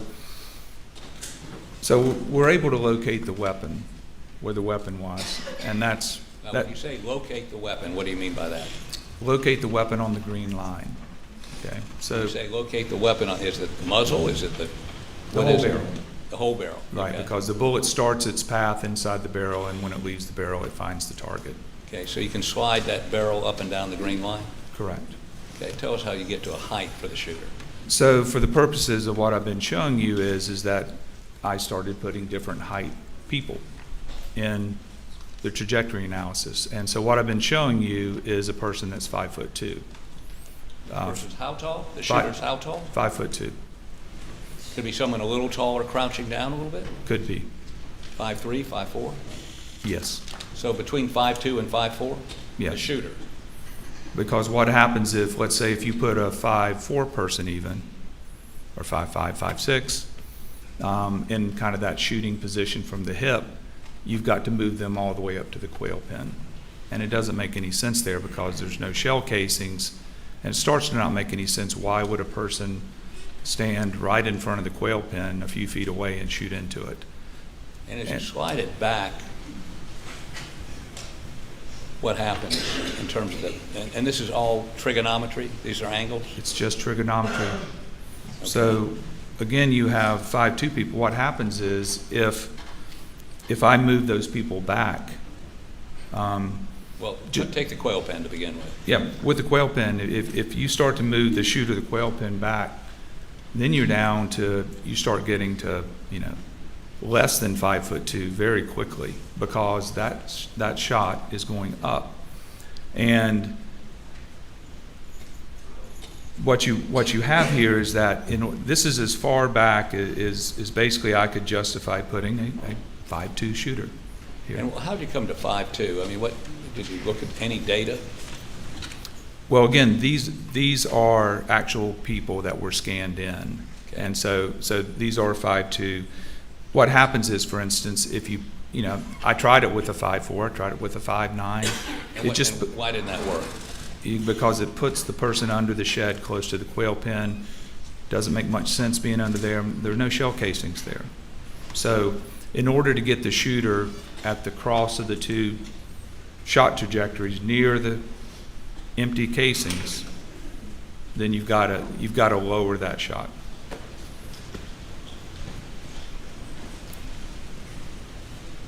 Okay, next slide, please. Okay, let's look at this. Okay, some measurements. We don't need to look at each one of these, but go ahead. Go ahead. Go ahead. Go ahead. Now, let's hold on for 1 second before we go to that. So in terms of Alex Murdaugh, who is, how tall is he? 6'3", 6'4". Okay. And you took a measurement of him this morning, correct? Yes. And what did you measure? I measured to his kneecap. To his kneecap? Yes. And how much, what was the distance between the bottom of his foot and his kneecap? 25 inches. Okay, now explain why that's relevant to what we're talking about. Well, I mean, the obvious question is well, what if you were 6'4" and not 5'2"? What does that mean? So what that means is that the shooting hand, the bottom of the shooting hand, for somebody the height of Alex Murdaugh would be right at and below his kneecap. So his shooting hand would be below his kneecap. Yes. What does that tell you? Well, it puts the shooter or whoever fired the weapon, if they were that tall, it puts them in an unrealistic shooting position. It's not an aiming position. It's not a shooting position. It would be something other than a shooting position where you were on your feet. So it would be, again, it would be very difficult. You would have to be bending over and have your shooting hand down at or below your kneecap. And what's important about that to me is that It just makes it very unlikely that a tall person made that shot.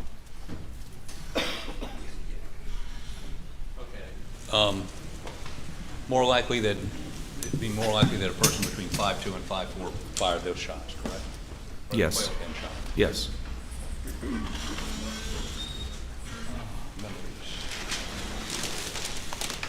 Can I have, yeah. Maybe.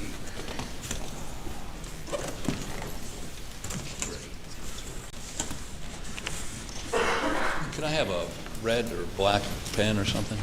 You know,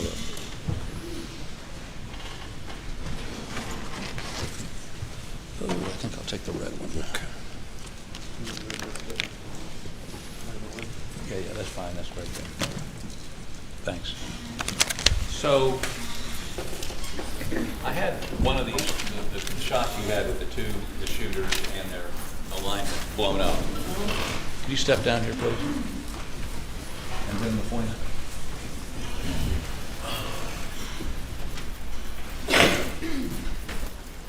And let's see how we can do this. You stand over here.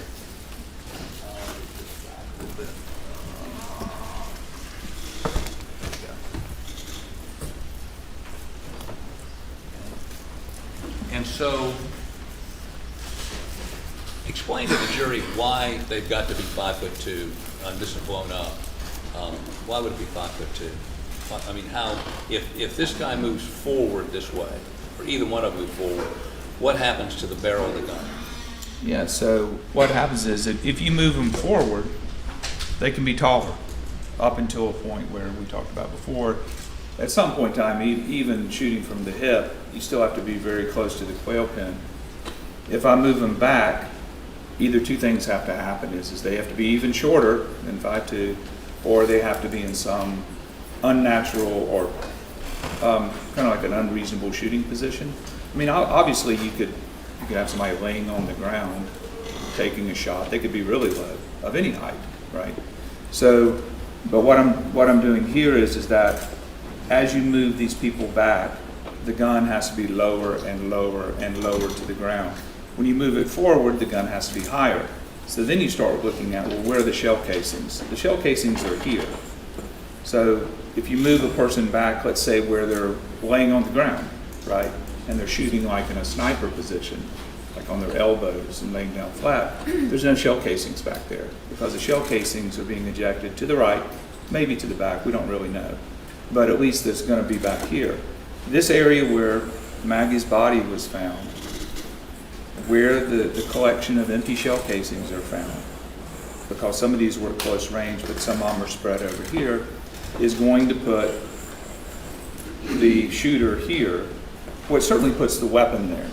And then what you have to do is go through the thought process of how can somebody hold the weapon that height off the ground? Okay, now if you've got a tall person and they're coming this way towards the quail pen, let's say a 6'3", 6'4" person, can they? How close would they have to be to the quail pen to shoot the bullet at that angle into the quail pen? Well, it would be difficult. It wouldn't be either a hip shot or a shoulder shot. You would have to, for somebody who's tall, because again, I don't have a tape measure, but the hole in the quail pen is at 4'2". Okay, so We got one right there. so let's just say,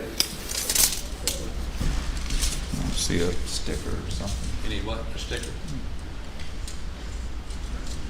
So quail pen shot is right here. How about I put a sticker right there?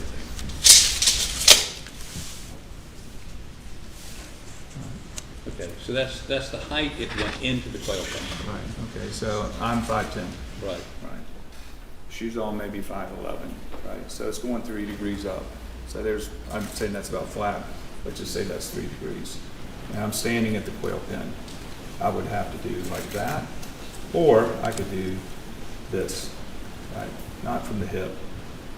I'd have to come in here like this, which of course is possible, right? Just like that. What about 6'4"? And if you're 6'4", it would be, a lot taller than I am. And so you would have to go through that thought process of how the shooter could And of position course, the gun. as you come back off the quail pen, the only place you see shell casings are back here.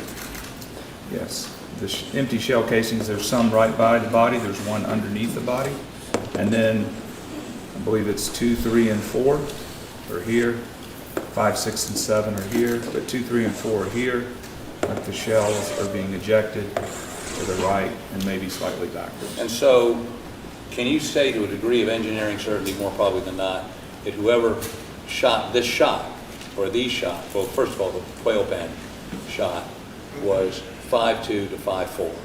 That is the most likely explanation, yes. Okay. And we know that Alex is 6'4". Yes. So could you say to a degree of engineering certainty, more probably than not, that Alex Murdaugh on the night of June 7th did not fire that shot into the quail pen? In my opinion, it's very unlikely that he fired that shot. Okay, now, in reviewing the SWED file, did you see whether or not they did any analysis like this? Have you seen any charts, any pharaohs, anything indicating that SWED ever looked at these shot angles before? No. Okay, go ahead and take the video.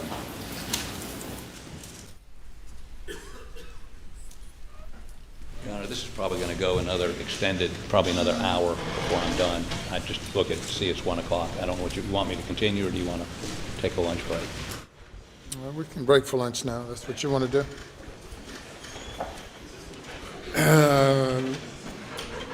Ladies and gentlemen, we will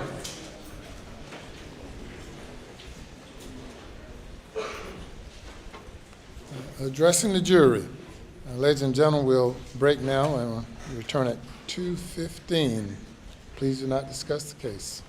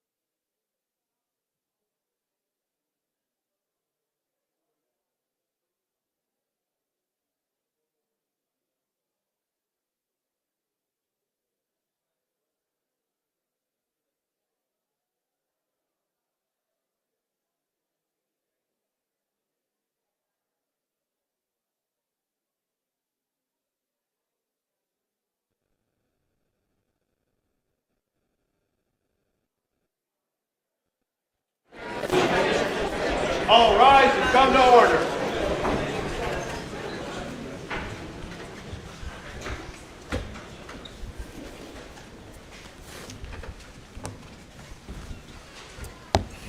Please be seated.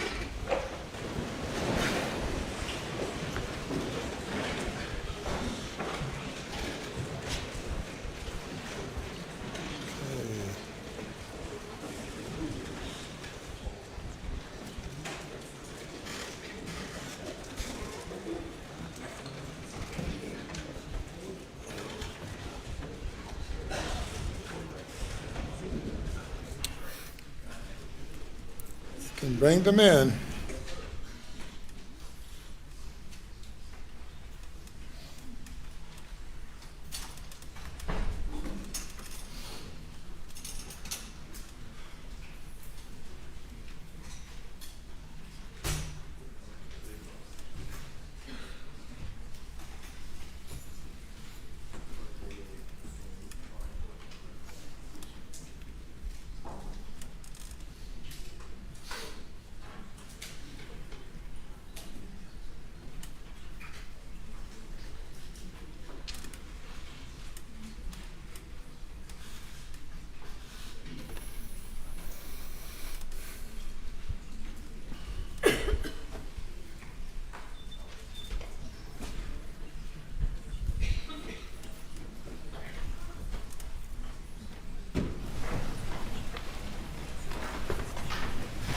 The jury is present, sir. Thank you. You may proceed. So, I'm almost done with the quail pen and the doghouse, but I got to tell you, over lunch I was thinking about how to demonstrate a little more graphically what you're saying. Your Honor, may I take this weapon out of its box? Yes, sir. Thank you.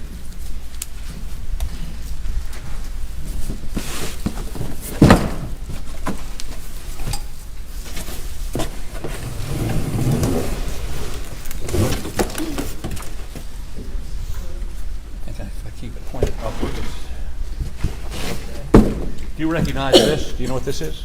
Yes. What is it? It's the, I think it's like an exemplar 300 blackout rifle.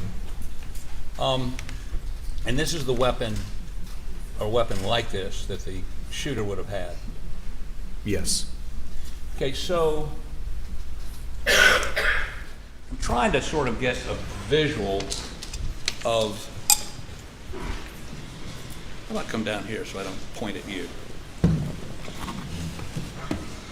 Or maybe let me come up there and come this way, okay? Why don't you get back? I'm sorry. So I'm not 5'2", or 5'4". I think you said 5'2" or 5'4". But position me, tempting, but I don't know how I can do this so I'm not pointing at somebody. I guess what we do is we need to come back here. Okay, so position me as that shooter would be. I'm trying to figure out where, how, with the hold the gun up here, down here, where? And then you want to push it down on the hip. Your wrist will have to bend. This wrist? Right. Like this? Yeah, and obviously you could crouch in some sort of a shooter stance, but that's Not much lower than this. That's going to be variable, yes. Okay, and as I approach the quail pen, the gun has to go up? It stays the same angle, right? But for different height people, the gun has to get higher and higher, right? Like that. And if I go backwards, it's got to get lower and lower. Right, because if you walked up to the quail pen, the hole's 50 inches above the ground, which is right here. So I'd have to be like that. Slightly down, right? Like this? For your height, right? About No, slightly. a little bit lower. No, about like that. At the quail pen. At the quail pen. So you can see if you back up, you have to get lower and lower and lower. Not like, but the gun has to stay the same angle. Oh, so it's got to be up, but Up. I go down. You go down Bring it shorter. to put the barrel on that green line. So, if I'm 6'4", and you measured Alex's foot to knee, Right. so where would this gun be placed on me if I'm 6'4"? Well, if you're 6'4", you know, your hip is going to be about 46 inches, which will be about right here. It's 46. Right, And so you've got your trigger hand right. about where your hip is. So it would have to be, your trigger hand is going to have to be up where I'm pinching the tape measure. And this is how far away from the quail pen? Well, it could be anywhere, but if you raise it some more, a little bit lower, right? So then, if you're at the quail pen, the hole is right here, right? You can just shoot from the hip. Have to shoot like that? Yeah, you'd have to shoot lower. Now, if I'm back where you say the lines converge, I think it has to be pretty low, right? Yes, it has to be very low. That's why it's to get a position that would be either shooting or aiming. Right. Or, a basic shooting position, you need to be shorter.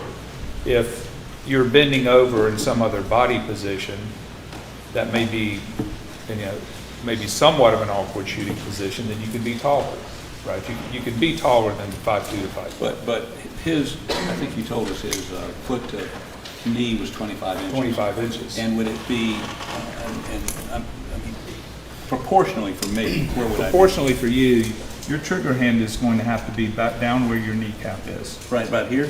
About like that, right? And then point upwards 3 degrees. That would be the equivalent of somebody who's 6'4" in the area where the two shot lines cross, shooting into the quail pen. They would be holding the gun like that if they were on their feet. Okay, thank you. Please take a stand.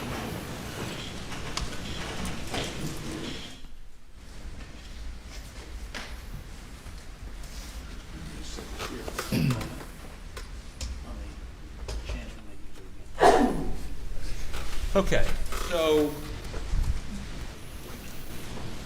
based on the angles and the basically trigonometry is what you're saying, you say the shooter would have been between 5'2" and 5'4", and back to have the ejected shells in the appropriate place. You mark that place on this sketch where these two folks are. That's sort of the range. Yes, and you can see some of the ejected shells, but they're right beside the body. Right. Just off where I've got the yellow sticky. Okay. That is the area where you have, I believe, 2, 3, and 4. So 3 empty, 300 blackout cases. Okay. And that would be consistent with the position of the shooters in this position, and based on the angle of the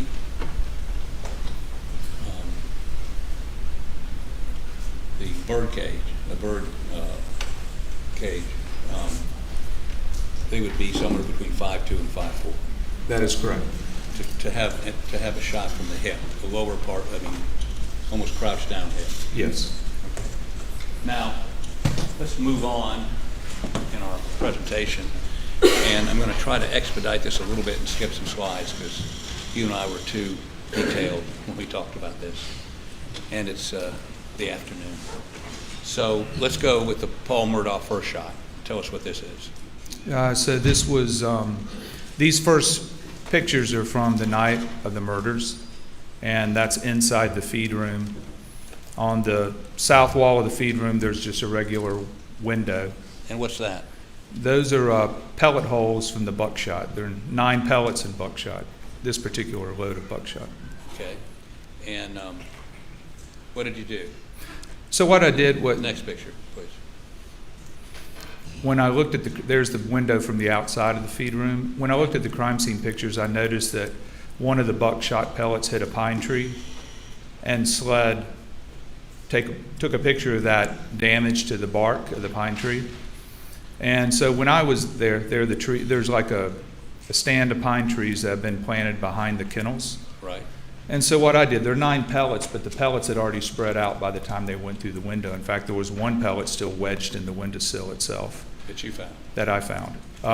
But there was a tree and it had some ivy on it, but it had damage. And so what I did was I located that damaged tree and put a mark on it. Just put some yellow tape there. I went back in the feed room. If you look at the pictures of the feed room, there are some bloody footprints from tennis shoes. And it's just as I believe it was Chief Deputy Kinsey talked about Paul being about midway in the room. That's the approximate location. So I stood there, but I knew Paul got shot in the chest. So I lowered my head about eye to chest level, and I looked through each hole until I saw the tape on the tree, which is where the sap was coming out, where the pellet had hit it. So I determined which hole in the window belonged to that pellet. And then what I did, instead of using a trajectory rod or laser, it was daytime, I did the old school method, which I stretched a neon pink string from the damage of the tree through the hole in the window out the door, because from what I have understood, this shot was taken within 3 feet or so because there was stippling on this wound here. So what I did was I basically took the string out as far as you needed to go, and which is what is in that picture there. This would be that string? Yes, that is simply a string. It's pulled tight from the sap coming out of the tree where the buckshot pellet hit it, through the hole in the window, and then back through the feed room to set up a tripod in the door. So that is the shot line or the trajectory of the pellets in the shotgun. And that's where the damage to the tree is. It's leaking sap. Okay. And what is this? That was the hole in the window that if I stood roughly where Paul was shot in the chest, it was the only hole that lined up with that tree. Okay, and then what is this? And that shows basically at the door sill, the threshold of the door to the feed room, the height of the shot, which was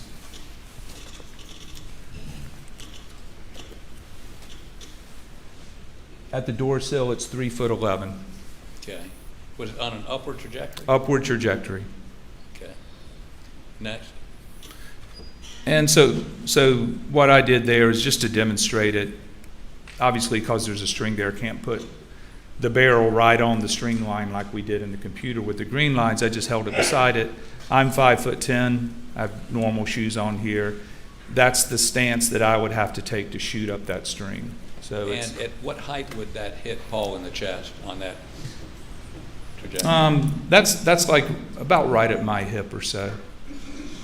Yeah, maybe just a little bit lower than my hip if you looked at the butt of the gun. And I'm 5'10". You're how tall? 5'10". So it's somebody not 5'2" to 5'4", but somebody slightly taller. Right, or moving the gun up and down again. There's a variable here, of course. Okay. And then what I did was demonstrate, because there have been some talk. Well, that's me standing. Again, I'm fairly comparable in height to Paul Murdaugh. And what I did was I just let the string touch where the wound is in his chest, the entry wound. And if you look where my feet are, you'll see I'm just beyond the door, which is right where the bloody footprints are. So another way of confirming that this all makes sense here. And those are the bloody footprints? Those are the bloody footprints. That's about where I'm standing when this picture of me was taken, with the string going through, we're within, a few inches or so. And then the idea there, that would be, inconsistent with, say, somebody my height. I think there's one more picture here just to drive the point home. Like if I shouldered a shotgun and shot into the feed room, that wouldn't work. The gun needs to be lower. So similar concepts as we said before, but just done a different way. Okay, next. Okay, let's talk a little bit about, before we get into acoustical testing, let's talk a little bit about the second shot on Paul. Yes. And I believe you watched my cross-examination of Deputy Kinsey, correct? Yes. And his testimony was, Objection. do you remember what his testimony was? Yes. Go ahead. He analyzed the data and the physical evidence, and he was thinking that the shot was about 135 degrees relative to the ground, and maybe plus or minus 5 degrees, and that he took a height for Paul's shoulder about 4'7". He was going between a couple of data points that he had, and so he had 4'7", and then what you have to consider is that basically that's 90 degrees, and then so 135 is here. It's 90 plus 45, so it's a 45-degree angle into the shoulder. But the consideration is that they didn't see any stippling on Paul's shoulder, so you have to back the weapon up. And typically, you're looking at 3 feet or less for stippling. He opined that, well, maybe it was 2 feet because it wouldn't work out. And the reason it wouldn't work out, if you back up a normal-sized shotgun 3 feet to get no stippling, it puts the butt of the gun under the concrete or through the concrete. So, of course, that wouldn't work. Right. Yeah. So he had to adjust the distance for stippling. Right. He said, well, maybe it didn't work out that way. So maybe 2 feet. The correct way to do that, of course, though, would be to test the shotgun or the ammunition, at least, because we don't have the shotgun. But test the ammunition. Does it cause stippling at 3 feet or 2 feet? That would be the correct way to do that. But if you take 3 feet of stippling, which is what the state medical examiner, Ms. Reimer, testified to, if you take 3 feet in a normal-sized shotgun, that 135 doesn't work because the butt of the gun will be into the concrete, or below the ground. And I think he and I may have demonstrated that with a little red dot. Yes, you did a hand-drawn exhibit. Okay, so you would disagree with his assessment that the 45-degree angle shot was possible with a normal-sized shotgun, and adopting Dr. Reimer's 3 feet, for there not to be stippling, it'd have to be 3 feet or further, correct? Correct, it doesn't work out dimensionally. Okay. So, now, tell us about acoustical testing, and as briefly as possible. Okay, so I was asked a question, which is, if a person is in the main house, would they be able to hear gunshots at the kennels? And so the way that you do this is you do acoustical testing, and I could spend a long time talking about this, but you guys probably don't want to hear all of this, but let me just tell you in general how this is done. So what happens is when you have a gunshot is impulsive noise, it's very quick. Gunshot probably only lasts about 10 milliseconds. It's very loud. The threshold of pain is about 140 decibels. Now when you move 10 decibels, like 140 to 150, it's twice as loud. So you'll see what I recorded these weapons with a special instrument, and you'll see how loud they are. And the idea is that will the sound attenuate, decrease enough when it reaches the house? And there are a lot of considerations. I considered there's a little grove of trees. You don't have a hard reflecting surface. It's pasture and trees and sand. You also have a well-built house, double pane windows, wood paneling. So it's going to have at least a normal sound attenuation properties. In other words, if you shut all your windows, you shut all your doors, there's a noise outside. Depending on how loud that is, you may not hear it. So what I did was I set up testing. It's the same testing. It's called military standard 1474. That the military has concerns about soldiers firing weapons and causing hearing damage. They want to know how often can we send them to the range, or what kind of hearing protection, how many rounds can they fire in a day, that sort of thing. So I just set up the testing, and in a nutshell, the blackout rifle, we got an exemplar blackout, same ammunition involved in this case. We got a 12-gauge shotgun, we got bird shot, we got buckshot. Basically, the shotgun is around 155 dB. dB Is decibel. Okay. And when we measure sound, it's not on a regular scale. And the reason is because we can hear, the threshold of human hearing is very, very minor. And then we can hear loud noises like a rock concert. So if it was like a speedometer, your speedometer would have to go to like 0 to 1,000,000. It's not practical, so we make it a log scale. And all you really need to take away from that is that if you have a sound that's 50 dB, 60 dB is twice as loud. That's how we perceive it, if you have normal hearing. And then the idea is that, like the background in the courtroom here, there's a little bit of noise going on, but when everybody's quiet, it's probably maybe 45 dB in here, right? So if a sound is 55 dB, we're all going to hear it, no problem. If a sound is like 45 dB, we may not hear it at all unless we're really listening for it. Or if it's a really quiet sound like 25 decibels or 30 decibels, we would never hear it. It's just the same thing as you could be at a rock concert and the person beside you is trying to talk to you and you can't hear them, even though they're talking in a normal voice. You just can't hear them because your background is too high. You know, they're talking in a voice like I am. Without the microphone, it'd be about 70 dB. But your rock concert's 110 dB, right? So all we're doing here is we're comparing sound. I did the testing and also went back and just used the theoretical calculations for the propagation of sound to make sure that my results, which I took on January the 5th of this year, were the same as the results that you would have gotten if you would have done the testing on June the 7th, 2021. You have to take into account humidity, temperature, pressure, the wind direction, those types of things. So I did that. So what does this slide depict? So that's an overhead shot of Moselle. From the center of the dog kennels, the area where all the evidence is, to the center of the house, the main house at Moselle, it's 1,142 feet, so 1,142 feet. Okay.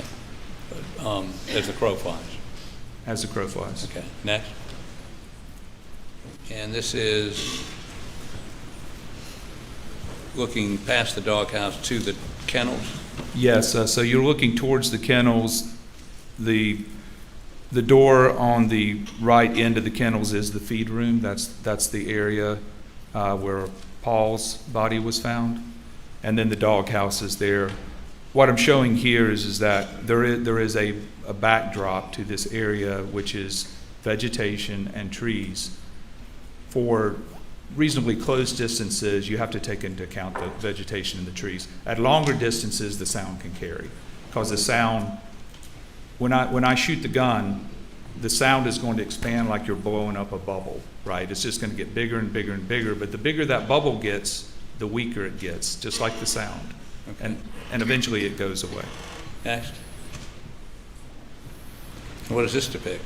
That's looking back towards the house to show, you can't see the house here, but that's looking straight back towards the house to show that if you were going to do some calculations, you have to take into account there is a barrier of trees in the way. Okay, next.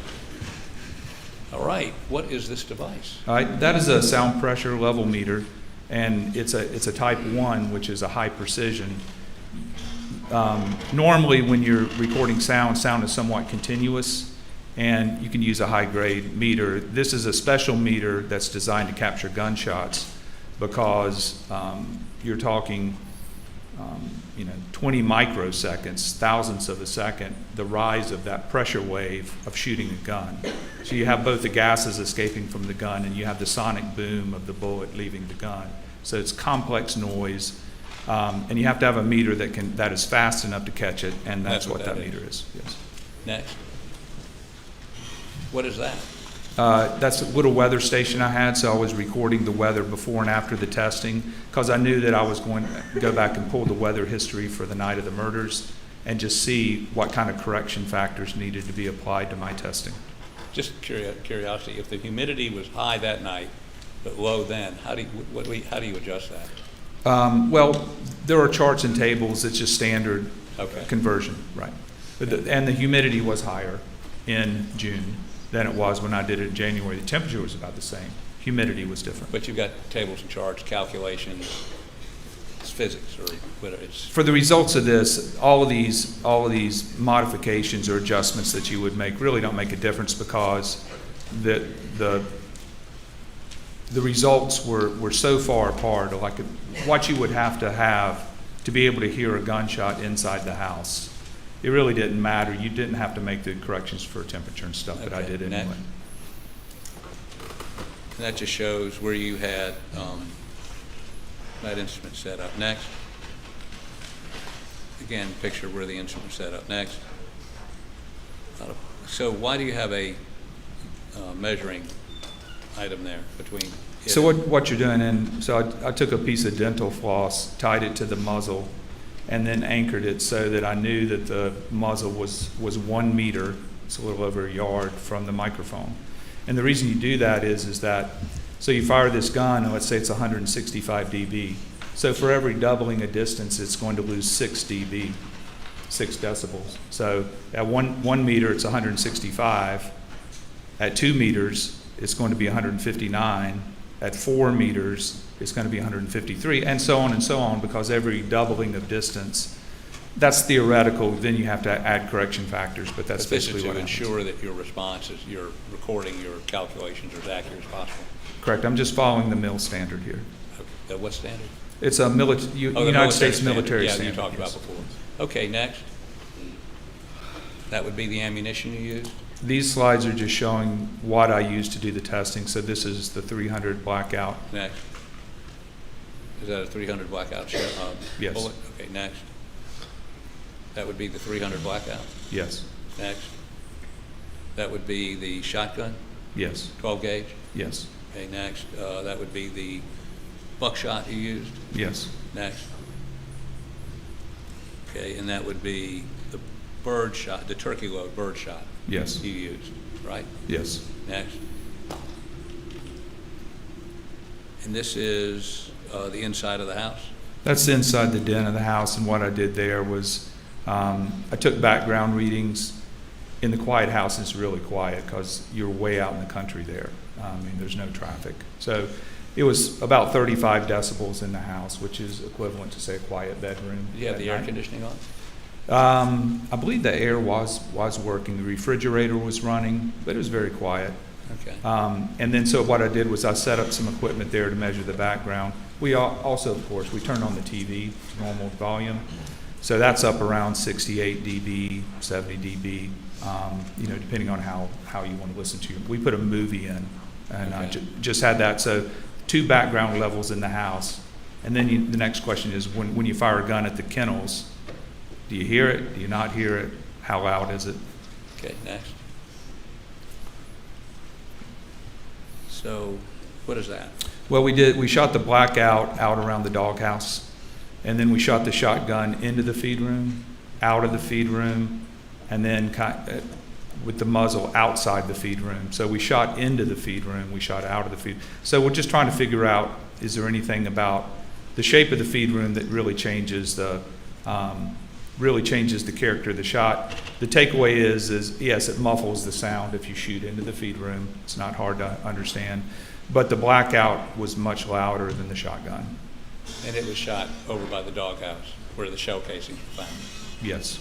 Okay. And that is what you shot in the feed room? Yes, it's a ballistic gel dummy. It gave us something to shoot into. Okay. Next. I'm not quite sure what that is. It's just pictures just showing the testing. Okay. Same. Okay, next. And this is the various indoor and outdoor sound levels. And could you, rather than reading all of this, could you sort of give us an overview of, are these the results of those shots you made? No, this is just actually just from the literature, if there was a discussion about different decibel levels, but, vacuum cleaner 70 decibels. Oh, okay. Yeah, quiet conversation 55, a dishwasher in the next room is 50, and on, from, Okay. Loud noises to soft noises. Next. I think that's just a blow up of the last slide. Okay, so What does all that mean? Just as a comparison to my numbers, these are other people's test numbers, basically done the same way I did it. And you have a bunch of rifles, and they're between, you have 166 decibels, 163, 161, and therefore. So basically your rifles, all the way down to a 22, which is like 143 decibel. But if you're shooting a rifle with a decent size cartridge, then you're looking at something from 160 to 165 dB. Okay, next. This is a similar chart of other people's work doing the same thing, and for shotguns. And basically, your shotguns are going to be 150 to 160 dB, so not as loud as a rifle. Quieter. A little bit quieter, but obviously 12 gauge still is a loud gun. Next. Okay, here's your results. These are my results. So basically, the blackout was right at 165 dB, and the shotgun was at 155 dB. So the results that I got from the testing were in line with testing that other people have been doing. Okay, next. Okay, so you want us to play this? Sure. Go ahead. Wait a second. What is this? This is an audio file. I could present numbers, graphs, but what I did here just to get the point across, and here's the bottom line. This will be the 300 blackout fired in the loudest direction, because we tried north, south, east, west, but this is fired in the loudest direction. I'm sitting in the den, the doors and windows are shut. TV's not on, so it's as quiet as it possibly can be. And I'm sitting there listening for the shot. But you can gauge the sound of the shot, and I got a microphone now, but I'm talking on this audio recording the same way I'm talking right now. Play it, please. Okay, I'm ready. I'm going to give you a countdown, and then you let Michael shoot, and then go ahead and mute your phone, please. Okay. 3, 2, 1, shoot.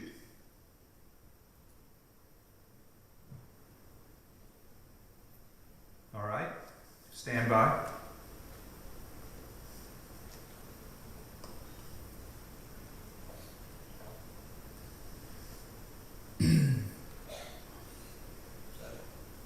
So it was about 1 second before I said, all right. Go ahead. So you could barely hear it, and we were all listening for it. So if you were in the house, even if you were walking around, you wouldn't hear that. I could barely hear it, and I was listening for it. So what that tells you is that the sound inside the house is right at that background level. It's kind of sitting right in your background of the quiet house. And so if you were doing any kind of activities inside the house, you wouldn't hear it. And certainly if you had the TV on, which will be, remember 10 dB is twice as loud. So it's 35 if you've got the TV on. There's no way you could hear that shot. So do you have a engineering professional acoustical opinion, more probably than not, as to whether somebody in that house without the TV on, not listening for it, would hear that those shots, those blackout shots down at the dog pen? I do. And what is it? You would not be able to hear it. And the shotgun, I assume, is quieter, so it'd be even less of an opportunity to hear that. Yeah, there were times we fired the shotgun in a quiet house and you couldn't hear it at all. I've got just a few more questions. Any more slides? I think there's some more slides, but I think we've covered the acoustics, unless you want to get more Well, into it. No, keep going. I don't think we need to do that. Keep going. Keep going. Keep going. Keep going. That's it? No? Good. Your Honor, I'd like to offer into evidence a printout of that. I mean, so, yeah. No objections. Submitted without objection. This would be exhibit number 140. Thank you for indulgence for 1 moment.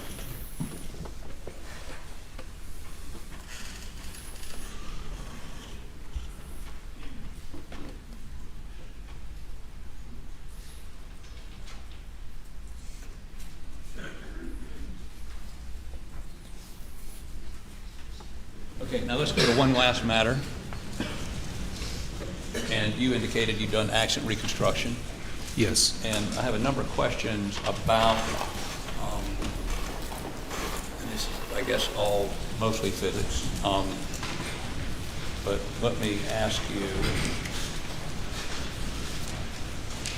you've seen this document before.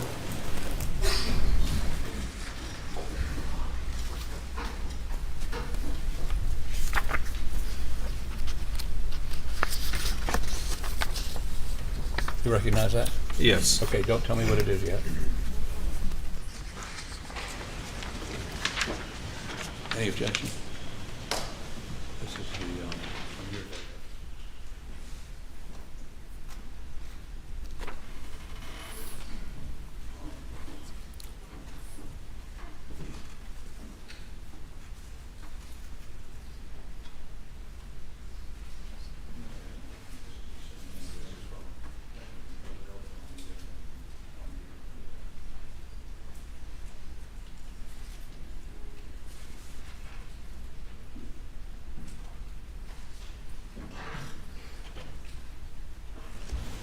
Any objection?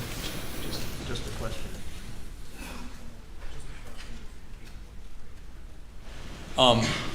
This graph was created under your supervision? Yes. Okay. And then there's another one, which is 142.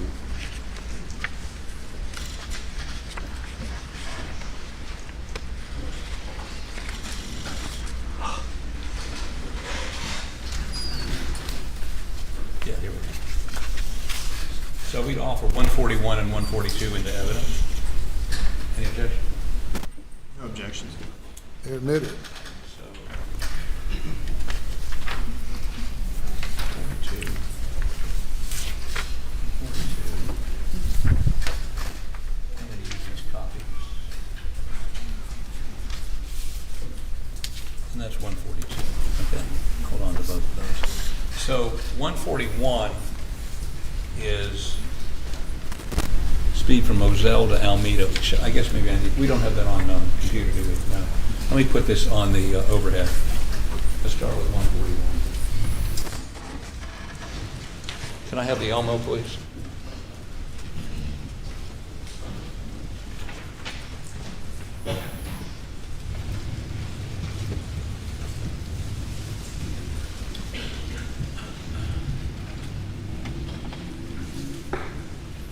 And okay.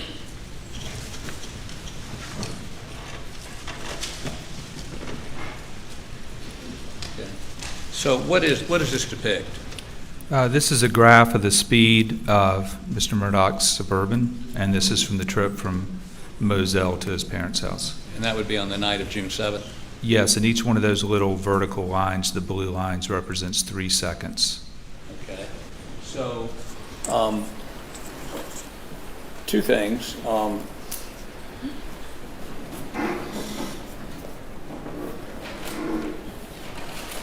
You look at 141, and you look at the time.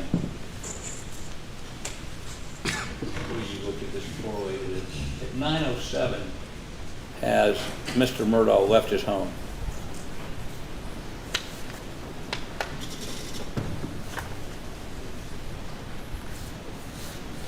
Well, actually, the one that you've got up is the return trip, I believe. That's right. What did I give you, 142? What that one? That's 142. Which one do you want? Good. That's on the same sheet of music.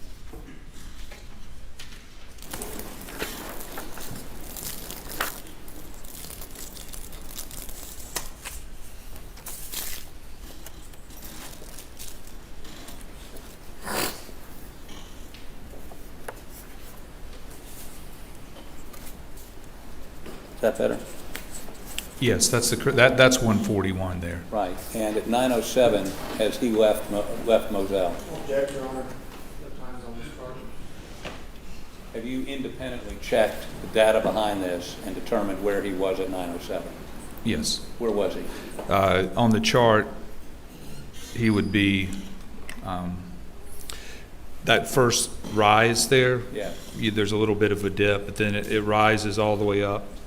It's a little bit over 60 miles an hour there.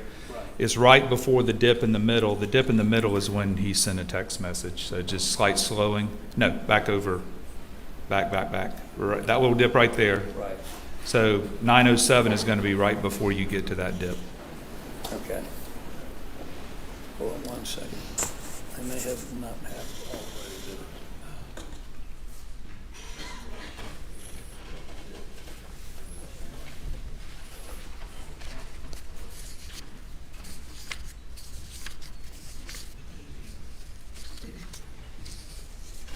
So this graph starts at 907, does it not?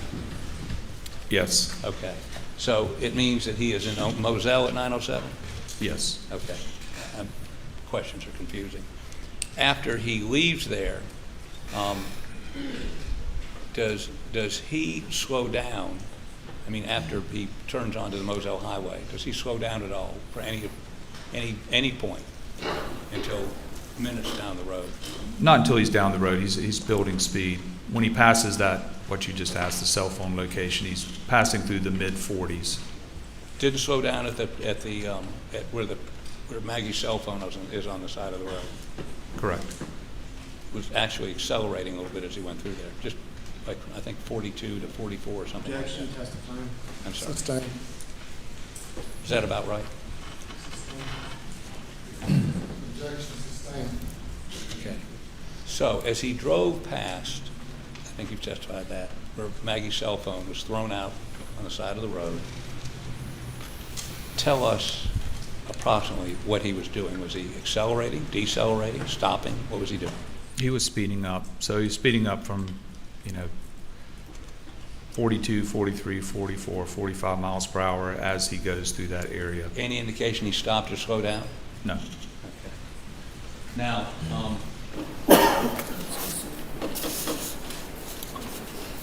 so you study physics, or you actually testify about physics. If someone were throwing a phone from a moving vehicle,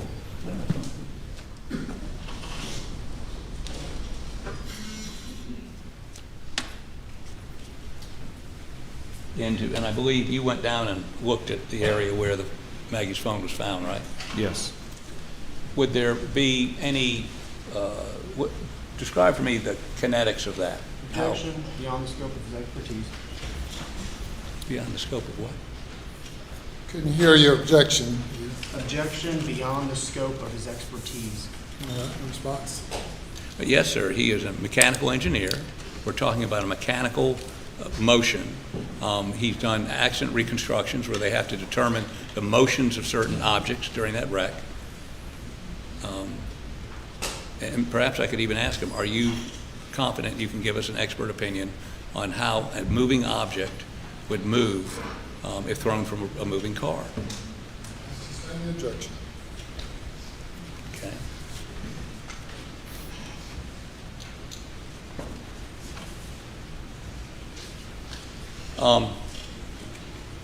Now, you've also done, looked at a number of crime scene photos, correct? Yes. And you understand where Maggie's body was, Yes. and you understand where Paul's body was. Yes. Would a vehicle, first of all, tell me the typical headlights, the headlights on a Suburban, how far out would they go? How far out would you be able to see with them? Well, it depends on the object that you're looking at. The low beams, modern low beams, which would Low be on beams. you're going to be able to see about 250 feet in front of the vehicle along the ground. And what about the width of the vision? Yeah, there'll be a spread out to the side as the headlight beam pattern bends around. It maybe 20 feet or so on either side of the vehicle. Depends on whether it's the left or the right, and it depends on the color of the objects on the ground. But yes, the area in front of the Suburban would be well lit. And I believe you saw the Suburban's placement in the photos after the police officers arrived, correct? Well, yeah, I have seen the photographs, and I also have seen the path that the Suburban took by the GPS points as it drove up to the kennels. And based on those, do you have an opinion as to whether or not Alex Murdaugh, if he was driving that vehicle, would have been able to see. Objection. Beyond the scope of his expertise.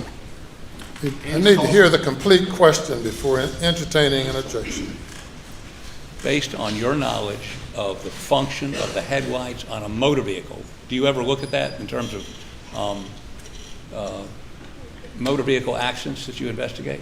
I look at it all the time, car pedestrian accidents. Okay. It's a well-known area of study in my field. So would you be able to give an opinion as to what someone would be able to see with their headlights? Yes, You do it all the time. yes. So do you have an opinion, to a degree of mechanical engineering, more probably than not, whether Alex Murdaugh would have been able to see Paul and Maggie's bodies as he pulled up? Objection. Calls for speculation beyond the scope and no foundation laid for that line of questioning. I sustain the objection. Okay? You have looked at the photographs of the scene, right? Yes, You looked at the GPS data to see where that vehicle pulled initially, right? yes, I'm talking about the Suburban. yes. You routinely take that same data in a mechanical and not a mechanical, in a motor vehicle accident. You've been qualified to testify about motor vehicle accidents.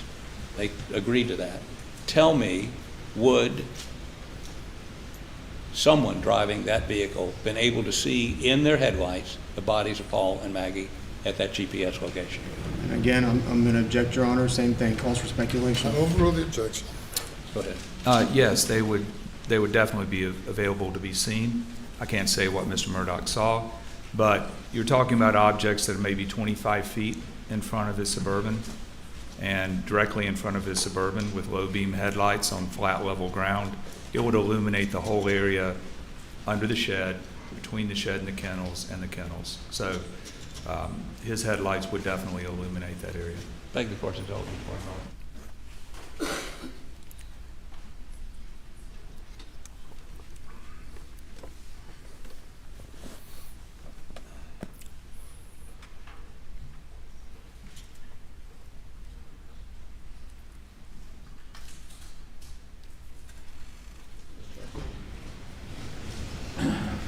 In your career in investigating motor vehicle accidents, have you ever had the opportunity to look at how objects behave if they are thrown from or broken off from a motor vehicle that's in a wreck?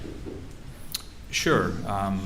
The most common thing is, say, a motorcycle rider who hits a car and flies through the air.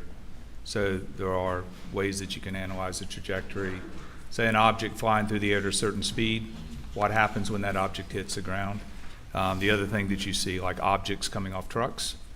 Unfortunately, things come off trucks all the time, and they bounce on the highway or fall off, and they go through people's windshields. So it's simple ballistics. It's straightforward kinematics of objects moving through some sort of a trajectory. And then also what happens once they strike the ground, how do they slow down? Of course, it depends on the surface, but how does an object slow down once it's flying through the air? Like if a rock comes off a dump truck and the dump truck's going 55, when the rock hits the ground, it's going to be going 55, so it's not just going to stop. It's going to continue traveling until it rolls and tumbles and slows down. Let me get back to a question. That is, an object this size, the size of my cell phone, if it separated from the vehicle, thrown, fell off, or whatever, on a car that's going, whatever the speed limit there, 45 miles an hour, and it heads over to where you saw Maggie's phone found, would it rotate more than 45 degrees in the air? Objection. Speculation. No foundation laid. He has studied this. This is what he does. He studied according to what, which seems to be not in dispute by the state, since he was no challenge to his qualifications in any of the areas that you offered him in. The question is whether this calls for speculation. Are you speculating, or is this based on years of study and physics? I mean, what you do? No, it would be based on physics. No speculation there, Your Honor. You're on right. Permission to approach. Permission to approach. Permission to what, I'm sorry? Approach. Let's all stand for a moment. Yes, you can come forward.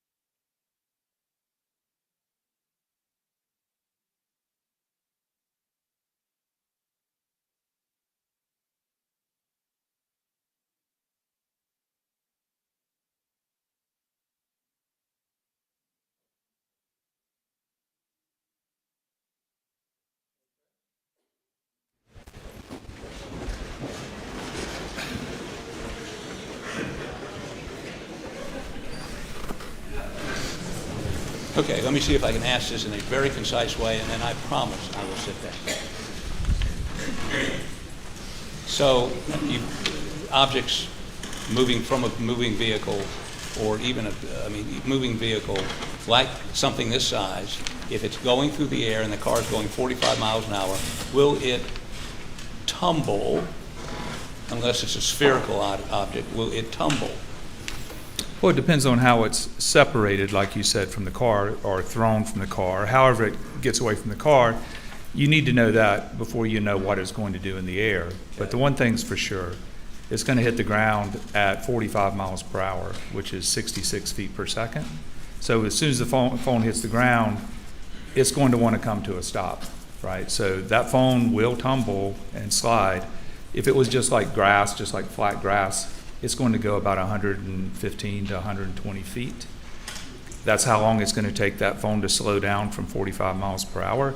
In the area where the phone came out, though, there's like some saplings and brush and pine straw. I doubt it went that far, but it would definitely, tumble through the edge of the woods there. Tilt more than 45 degrees? Sure.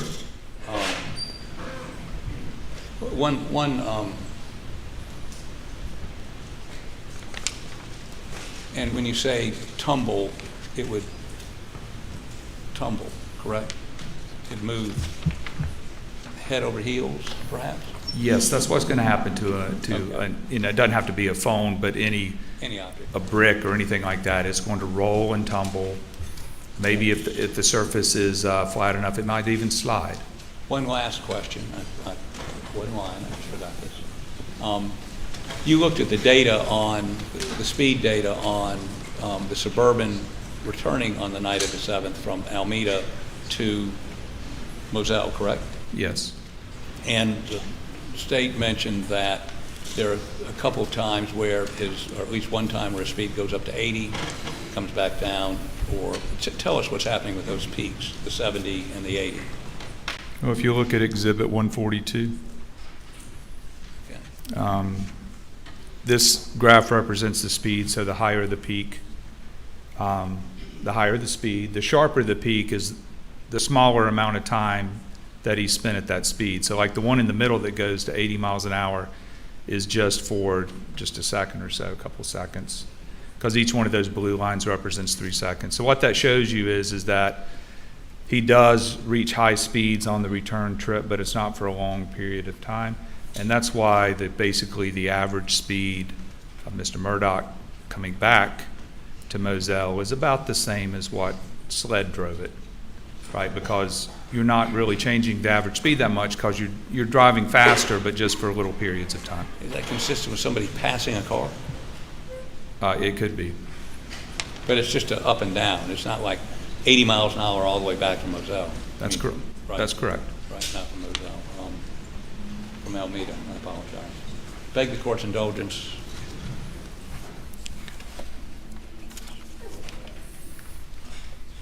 Thank you. Ladies and gentlemen, we'll take a break now. Please do not discuss the case.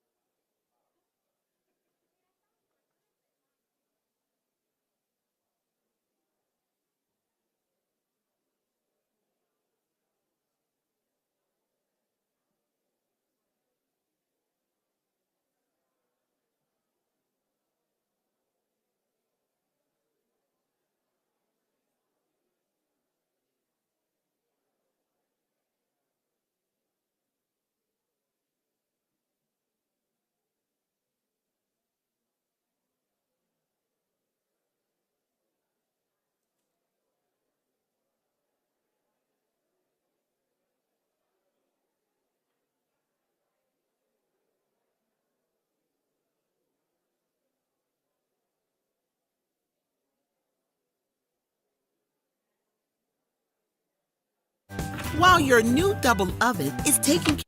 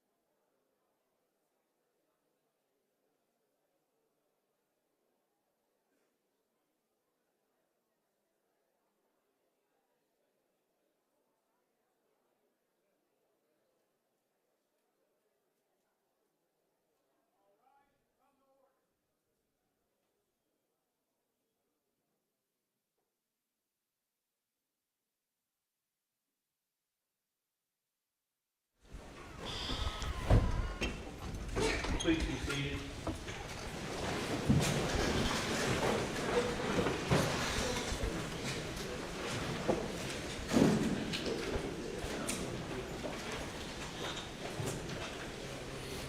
If you bring the jury.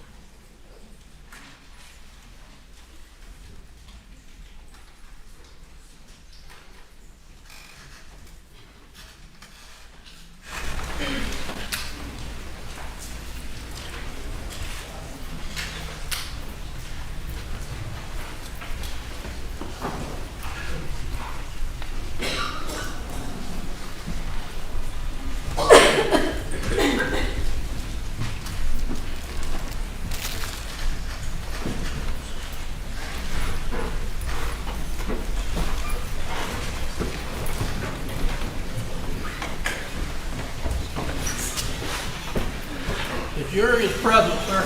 Hey, thank you. Cross-examination.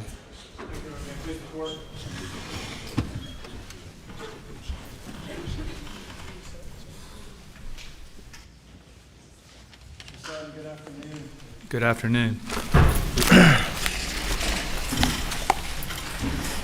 I wanted to begin by going over a few of your qualifications, you know, what we heard about kind of at the beginning of your testimony. Is your practice focused primarily on, would you agree your practice is kind of focused primarily on accident reconstruction? I would say so, in failure analysis. And that would be in your advertisements online and your CV that you provided? Well, probably on the website, we really don't advertise, but definitely on my CV. The website? Right. Yes. And most of the work you've done would have been in that field, the accident reconstruction or analyzing things to do with mostly civil litigation. Would that be fair to say? I would say, yes, that's fair. Most of the work that the company does, company-wide, is civil litigation, and so accident reconstruction, but that's a pretty broad description because, for instance, I have civil engineers, I have biomedical engineers, so they deal with a lot of different subject matters. And primarily civil litigation, even though it's a broad area, civil litigation. Exactly. Very good. And your client today is the defense, is that correct? Yes. And you were retained by them. When were you retained? Jim Griffin called me, I want to say it was about the middle of September of 2022. And I know we've seen your PowerPoint. Did you, is that your report or did you prepare a separate report for defense? The written report that I did in this case was on the acoustics testing, but the PowerPoint was just trying to pull, you know, it's a big file, of course, but just trying to pull it all into one place. Did you provide any additional reports to defense, or was the PowerPoint the only one? Just the PowerPoint, and then I had maybe a 4 to 5 page report on the results of the acoustics testing. And when did you finalize your PowerPoint that we just saw today? In its final form, that would have been yesterday. So you finalized your PowerPoint one day before your trial? Yes. Is that standard for you to do? Yes. All right. And what's your how much are you getting paid for your services? So the company charges $3.50 an hour for my time. And how many hours have you worked on this case? Oh Lord, a lot. I couldn't give you an idea, but I made 2 trips down here. I've been to Moselle twice. I read through a bunch of documents. You know, studied pictures forever. Got ready for trial, of course, that took a while. I would probably say that I have, you know, somewhere between 40, 50 hours in this case. 40 to 50? Is that your estimate? I would think so. And travel incurs additional expenses. Is that why you kind of mentioned it separately? It does, yes. So, yeah, the company charges anytime I'm traveling or working. Have you ever done any work for the law firm formerly known as PMPED? No. Because I've been doing this for so long, and I do a lot of railroad cases, have been on the other side of that law firm, and I've been deposed, like on the other side. They took my deposition. I was on the other side working for a defendant.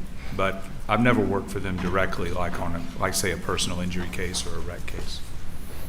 Have you ever been retained to work on the boat case? Yes, I did. Okay. Tell me about that. What was your retention for the boat case? And by the boat case, which one are you referring? What do you understand that to be? Well, the boat case, the Maori Beach case, so the one that occurred down at Paris Island. So I do boat accidents.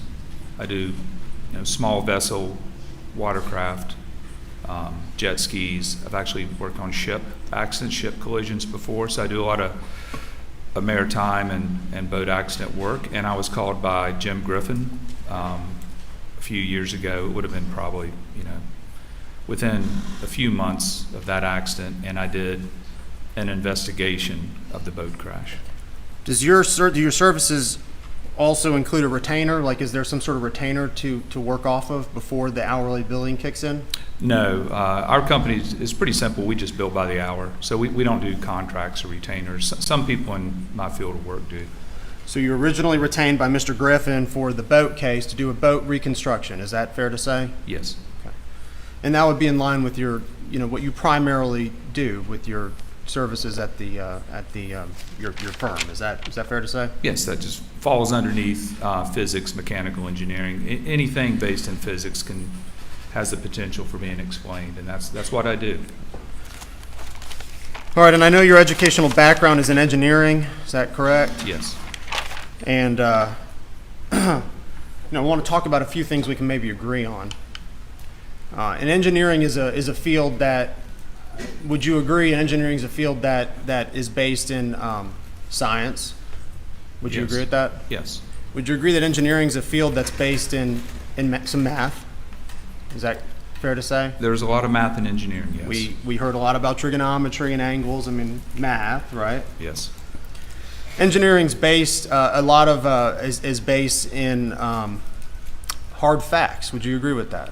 Yes. And engineering, some of the things that really have no business in engineering would be guesswork. Is that fair to say?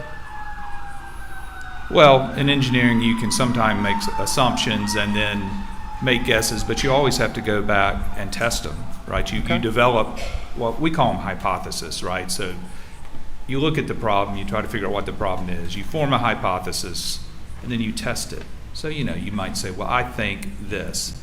And then you either mathematically or physically test it. Okay.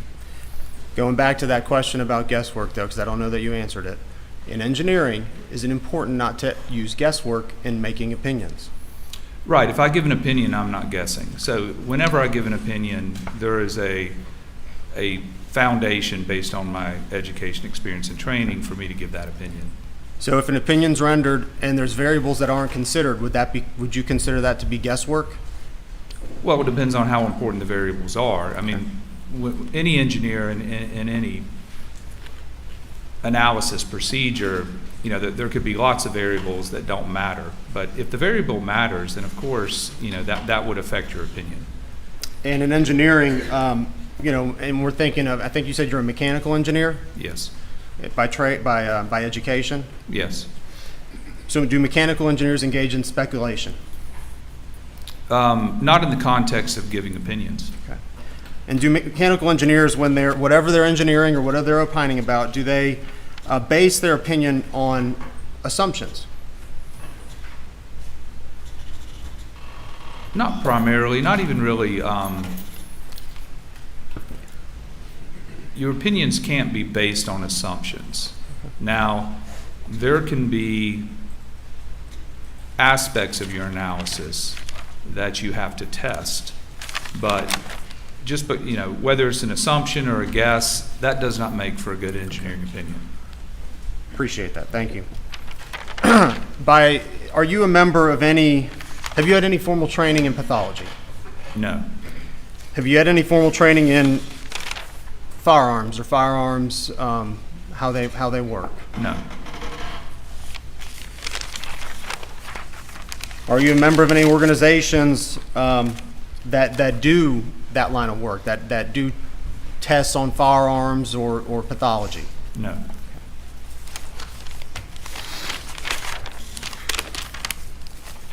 Have you taken any shooting incident reconstruction classes?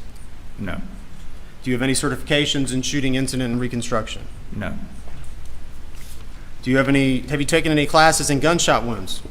No. Have you ever done any studies on bullet trajectory from out of the muzzle of a gun? Yes. Okay. What studies have you done? I've done all kinds of testing.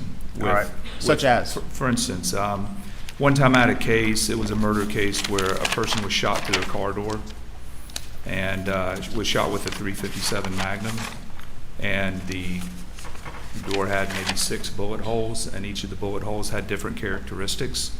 So I went to the junkyard and got 25 to 30 of these doors, and I spent a couple of weeks shooting that door with a .357 Magnum at different angles, different distances, until I could replicate the bullet holes in the actual in the door. So what you're doing there is that you have a door as evidence, and then you're trying to figure out, okay, what does that tell you? Not the same as what I talked about today, but similar. I had a case one time where there were 2 deer hunters in the woods and one got shot at long range. So we did a lot of long-range ballistic testing of the ammunition in the firearm to determine the drop distance of the bullet and to understand where the one hunter would have to aim the weapon. I have done proximity testing with firearms by looking at the stippling. So in other words, I have a rig that I can put a pistol in, and then I put target. A lot of times I use sheetrock, and then what I do is I fire the gun at increments back and look at the pattern of the stippling. Sometimes you'll get soot and stippling, and sometimes that. So it would all be testing within the context of the cases. You know, when I get involved in a firearms case, those are the types of things types of tests that I would do. It's just a general part of our business. When we get presented with an engineering problem, we do testing. In those testing, any of those studies that you did, were they subject to peer review or published in any publication? No, I typically don't write papers or submit papers. I do the work. So it's you doing a test on your own? Yes. Is that right? That's what it is? Yes, or with, of course, people in my office help. With your office? Yes. Okay. And are you a member of the International Association for Identifications? No. Firearms identifications? No. Do you have any certifications along those lines whatsoever? No, I'm not a firearms expert or a pathologist or a wound expert. That's not my area of physics. It's not my area of expertise. Okay, so is it fair to say then any opinion you rendered on relating to firearms, we shouldn't rely on it then? That's not what I said. Okay. If it's related to exterior ballistics and terminal ballistics, then yeah, you can certainly rely upon it. But I'm not going to testify about wounds or pathology or anything like that, and I haven't. Okay. All right, I want to start with the cell phone. I think we ended on the last slide. The charts. I don't know where those are. I'm showing you a defense exhibit 141 and 142. I believe you testified. Can I have the PowerPoint? Sorry.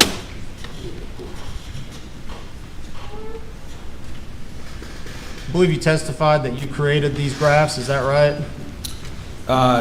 No, I didn't. This is an Excel graph from the data. So it's just the raw data that was presented to me.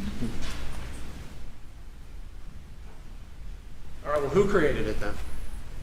I'm not sure. I just reviewed it. I'm not sure who did this. All right, well, can you tell me, I think you testified before that well, show me the time, if you would, and permission for the witness to come down. Show me the time that you indicated the phone was thrown from the car, if you wouldn't mind. Well, I got it specifically on my laptop. I can show you in general. It's up to you.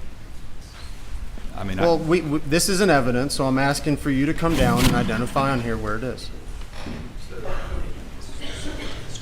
No sign. You want to know where the car passed, where the phone was? And just for clarification, yeah, 1 second, sorry. Just for clarification, we're looking at this chart. What is this showing us? That is a graph of the speed of the Suburban versus time. So speed is on the y-axis, or this is speed, and then that's time. So time's going that way. And as the car speeds up, the line gets taller. Okay. And it says total time 16 minutes. What does that refer to? That's the time it took to drive from Moselle to the parents' house. Okay, and the sled, and then it says next to that sled test drive during day. What does that indicate? What that is it's just comparing, it took 16 minutes, Mr. Murdaugh, and then Sled did the same drive, not at nighttime, but during the day, and took 17.58 minutes. Okay.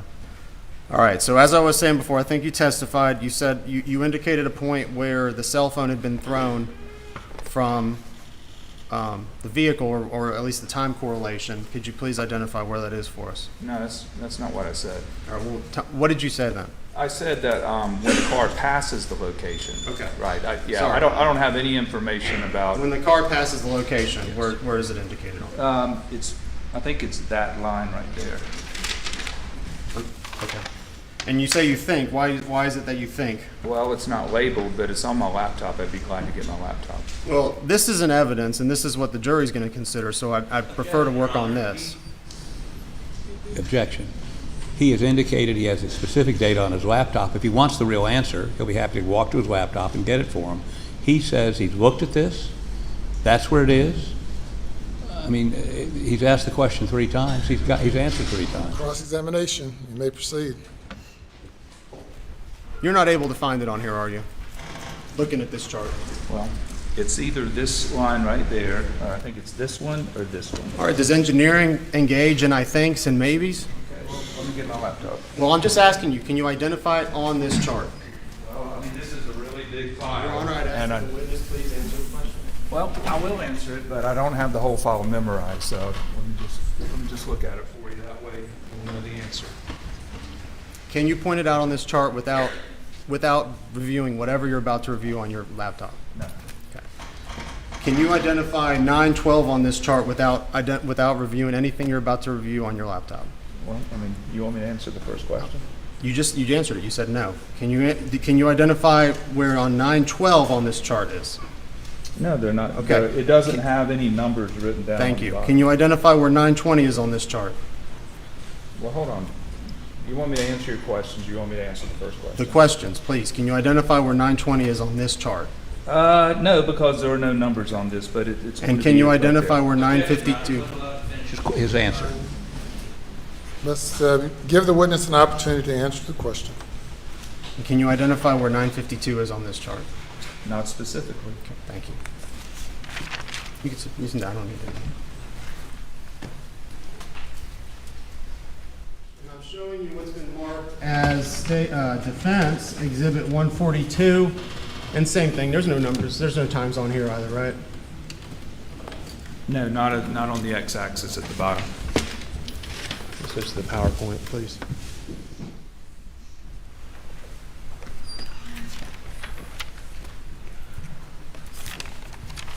All right, you gave an opinion on objects being thrown, ejected, traveling at what was posited to you as 45 miles an hour. Do you remember that Yes. opinion?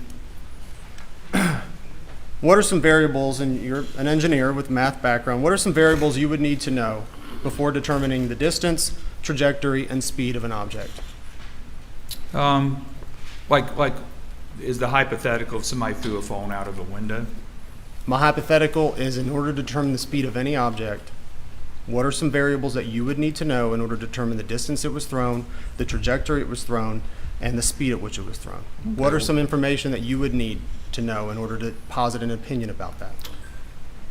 Well, there would be a lot of variables, but the main ones would be, and I think I understand your question, but let's say you find an object on the side of the road, and you want to know how fast, let's just assume that somebody throws something out of a car that's driving down the road. And let's say this would be a typical problem people ask me or we're presented with. It's like, well, can you calculate based on the physical evidence on the side of the road. How fast was the car traveling when the phone was thrown out? I mean, let's just look at it that way. So what you would need to know, like, let's say that it was on the shoulder of a road and there was like an impact mark on the shoulder of the road. And then 57 feet later is the phone, right? So you could make a pretty good determination the phone tumbled 57 feet. Well, a tumbling object decelerates at about a half a G, and that's 11 miles per hour per second. So over 57 feet, you could back calculate it. You're going to come up with something probably like 30 miles per hour, right? The variables would be the condition of the shoulder, obviously the speed that it's thrown out, right? Energy, right? Right, because for instance, if you're driving down the road, you could throw it forward, you could throw it backwards. So you may want to add the speed or subtract the speed from the velocity of the vehicle. And I'm going to let you keep going, but just Trying to answer the question, interrupted again. Were you through answering that question? I think so. I think that's probably All enough. right, next question. all right. About the strength, I think you said strength of the throw. Is that what you were talking about when we last cut? Well, Variables. right, because if you just drop the phone from the car, it has zero initial velocity relative to the car, but the car has relative velocity to the road.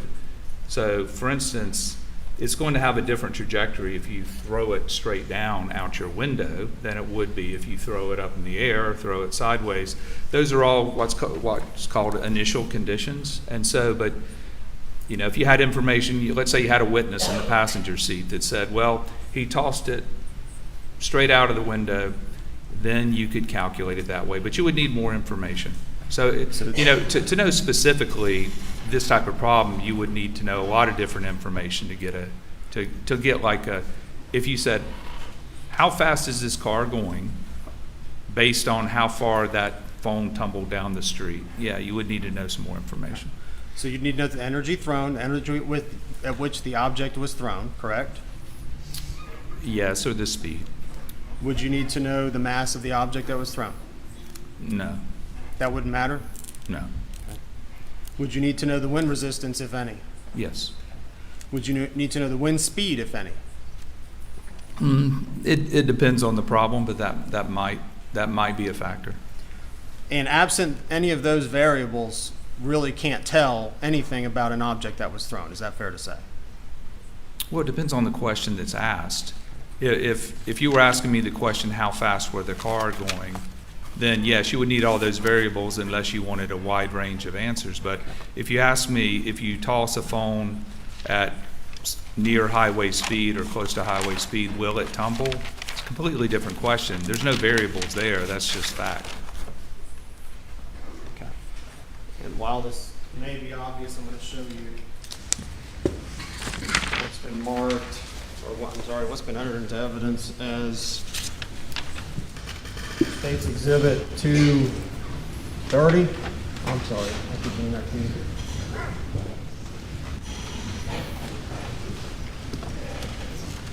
Is this the side of the? Is this the side of the road that you visited? It looks like it.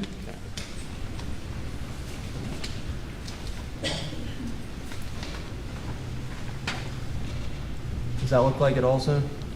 States, sorry, I'm showing you States 231. Yes, I know there's woods on the east side and there's an open field on the west side.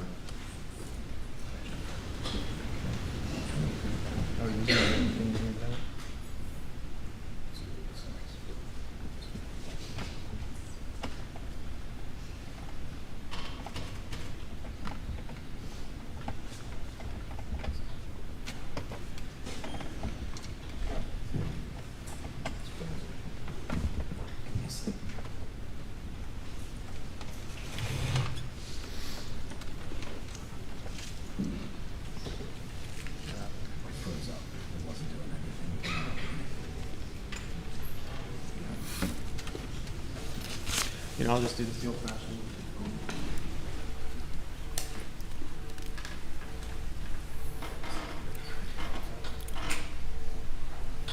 And does that look like a shot from the side of the road that you visited on Moselle? Yes. And what are we seeing here in the background? What are we seeing? Well, in the background, there's the field that's over on the west side of the. All right, in front of the field, what is that? That's the roadway. Okay, and in front of that road, right in front of the road on the picture, the green stuff? Grass shoulder. All right, and then near at the bottom of the screen, what are we seeing? It's like vegetation, leaves, sticks. You'd agree that leaves and grass is fairly soft. Would you agree with that? Yes. Showing you what's been entered as 232. Different angles. Does that look like the same road to you? Yes, that's looking basically north. And again, grass, right, on the side of the road. Yes, that's on the west shoulder.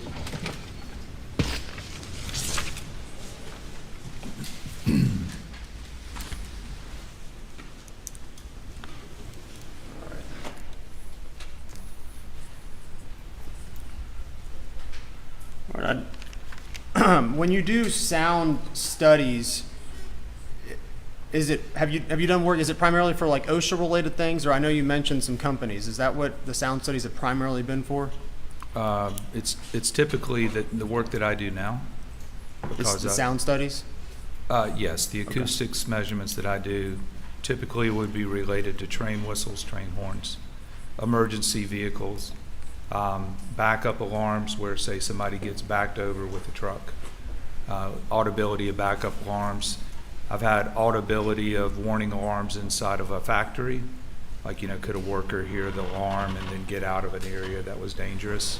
So it's usually emergency signals is typical. I have worked on a criminal case where it wasn't a gunshot, it was a woman screaming. And could a particular, they call them ear witnesses instead of eyewitnesses, but could a particular ear witness hear a woman screaming at a distance? And so And would that be for workplace considerations? There was some accident at work and it maybe relates to OSHA?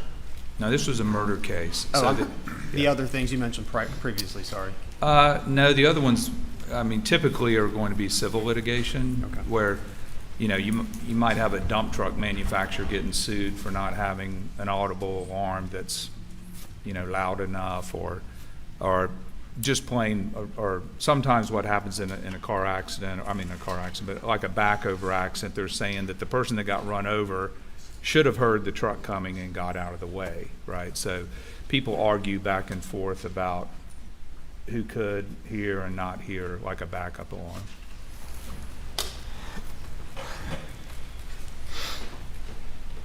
All right, I'm going to direct your attention now to the sound study that you conducted, and it was in your PowerPoint of your defense exhibit.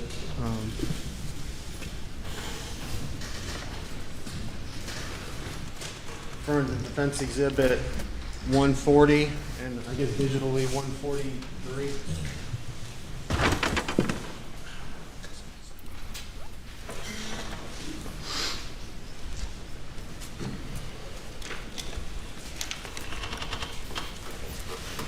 All right, if you could please to page, I believe 75 or exhibit 76. Okay, there you go. All right, and remind me again, and I know it's visual there, but what's the distance between the dog kennels and the house right there? Straight line distance is 142 feet. 1,140. Oh, what did I say? I think you said 140. Oh, yeah, 1, no, it's like 1,150 feet. Let's just call it 1,150. 1,150. All right.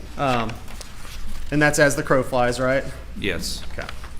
All right, please continue over to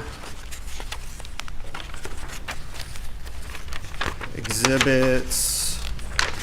If you just fast forward for me, sorry, I'm trying to find the number. Exhibit 1, just if you keep going, I'll stop you on the 300 blackout. All right, this ammunition, what kind of ammunition is that? 300 blackout, 147 grain, full metal jacket. Okay, and do you know who the manufacturer of that is? It looks like Cellier and Below. Okay, all right. And that's the ammunition you used on the 300 blackout test? Yes. All right, if you would fast forward a couple. And this is this your rifle? No. Okay. Is this a person's rifle that was working for you? No. This was a law. The lawyer Jim Griffin provided the two weapons. Okay. Did you yourself actually fire these weapons? No, an engineer in my office. His name's Michael Whitley. So since I was running the acoustic equipment up in the house, then Michael Whitley was the one that actually pulled the trigger. And are you familiar with this type of firearm? Yes. All right, what is that? Well, it's a 300 blackout, which is the name of the ammunition. And so basically what it is an AR-15 style rifle with a shorter barrel. And when they shortened the barrel, they needed a specially designed ammo for it, so it would be efficient. In other words, it's the type of weapon that might be used in close quarters, so it's shorter and you can move around and maneuver. But when you cut the barrel down to say 8 or 9 inches, you need to chamber a different round. That's basically what this is. And is it actually, are you aware it's actually considered a pistol for purposes of government identifications? I don't know if this particular one is considered a pistol or not. Like I said, I'm not a gun expert, but that's fine. Yeah. All right, if you would please fast forward to there you go. All right, this reverse one, please. Thank you. All right, this picture. What are we looking at? That's the ammunition. That's the buckshot that we used. All right, and is there a reason you chose this particular brand? The Winchester was similar to the brand of ammunition used. What kind of ammunition is this type? It's a 12 gauge buckshot. It's like 2 3/4 inch shells. I want to say that the buckshot in the murder was maybe a 3-inch shell, but okay. This is a similar load. So similar but not the same? That's correct. And not the same manufacturer? I think it was Federal. I'd have to go back and look, but I think there was Federal and maybe Winchester. Okay. The reason is just because I know that the plastic shot cups were found at the crime scene, and I think that's Winchester. But I would have to go look. Okay, so but you concede you didn't use the same gauge for buckshot as was used in the murder of Paul Murdaugh? No, it's probably slightly different. Okay. All right, if you would please continue to Exhibit 7. And again, what do we have here? That would be the turkey load or bird shot with the smaller pellets that we used. Okay. And again, this is not the same load that was used in the murder of Paul Murdaugh. I don't think it's the exact same. It's just representative. All right. All right, if you would please go to Exhibit 24. I think it's like 2 or 3 slides. There you go, right there. Thank you. All right, and again, this is the interior of the house at Mizell, is that correct? Yes. And I believe you already testified to it, but what was the ambient decibel reading inside that house? 35 decibels. Pretty much steady state. And is that, well, I guess we heard an audio clip, right? Yes. That we played for the jury. Does the ability to hear something, is it affected by the ambient noise? Yes, in a room? Yes. Did you do a test on what the ambient noise is in this courtroom? No, I can do it right now if you want me to.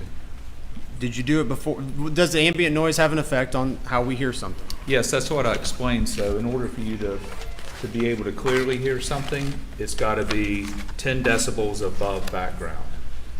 And we've if heard it's 10 decibels below background, you're not going to be able to hear it. And when you're in between, it depends on if you're listening for it. Like if you're really listening for something, like if you're at a train crossing and you're listening for the train horn, it could be right at the background level, like you got the radio on a little bit. The train horn could be right at the background level, but since you're listening for it, you might be able to hear it. If you're not paying attention, and then you might not. But if it's 10 decibels above your background, you will hear it. 10 decibels below, you're not going to hear it. Because again, that's twice as loud or twice as soft. And if sound's relative, and I know you gave an example of the concert, how did you decide, or how did anyone decide what volume to play that sound clip? Would volume affect your ability to hear something? It does, but it really wouldn't matter because, again, the shot from the kennels was only 1 to 3 dB above background, so it was about 36, 37, 38 decibels. And even if you rustle a piece of paper, that could be in the 50s. And so it doesn't really, in this case, the volume of the TV, it really didn't matter just because the sound of the gun inside that house is so faint, it wouldn't make a difference. All right, and I know this may be outside your expertise, but just asking you common sense, are you aware that trees generally grow? Yes. Okay. So remind me again, what day did you go out and perform these sound tests? The sound tests were January 5 of this year, so 23. And I know we have some pictures, if you wouldn't mind backing it up to Exhibit 14. It's the closest representation I could find. Okay, right there is fine, sorry. Would this tree line on the back of picture Exhibit 10 be consistent with what you saw in January? Yes, that is January. Okay. And are you aware of what the date of the murder was? Well, that's June the 7th of 21. So basically, this picture's taken, let's say, 18 months later, 19 months later? And I think you did testify that sounds, because speed travels in a straight line, sound would be affected by the tree line. Is that correct? It will be on the other side of the tree line. It's also going straight up, too. It's like I said before, it's like a big half bubble getting bigger. The trees probably obviously did grow in the year and a half when it happened, and I did make correction for the trees, but it was only, I think it was 1.7 dB, if I recall, but so the trees made a difference, but not that big of a difference. Well, without being there, and whatever the tree height were, would that have an effect on the sound level? I mean, I think you said you accommodated 1.7 dB, but will you agree that the height of a tree or a forest would have an effect on the sound? Oh, it'll have an effect, but in this case, it's two. Let's just call it 2 decibels, and what I'm talking about is, background inside the house. If you have the TV on, is like 70 decibels, right? So we're comparing 35 or 40 decibels. Whether we add or subtract 2, it makes no difference because you got 70 versus 30 or 40. And remember, just 10 decibels is twice as loud. So 70 decibels is many, many times louder. So I went through the process of making sure that the numbers were correct, but minor variables such as wind, humidity, wind speed, the trees, all of those, even if you factored all of those in, it really doesn't make a difference just because the gunshot inside the house was so faint that you're just not going to hear it. All right, sir, if you wouldn't mind turning to Exhibit 25, please. It would be toward the end, forward.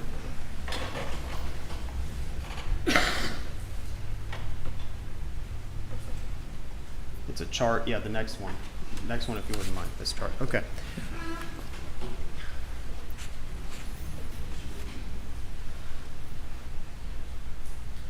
What's the decibels of a vacuum cleaner at 3 meters and a gas lawnmower at 30 meters? What's the decibel rating on that? 70.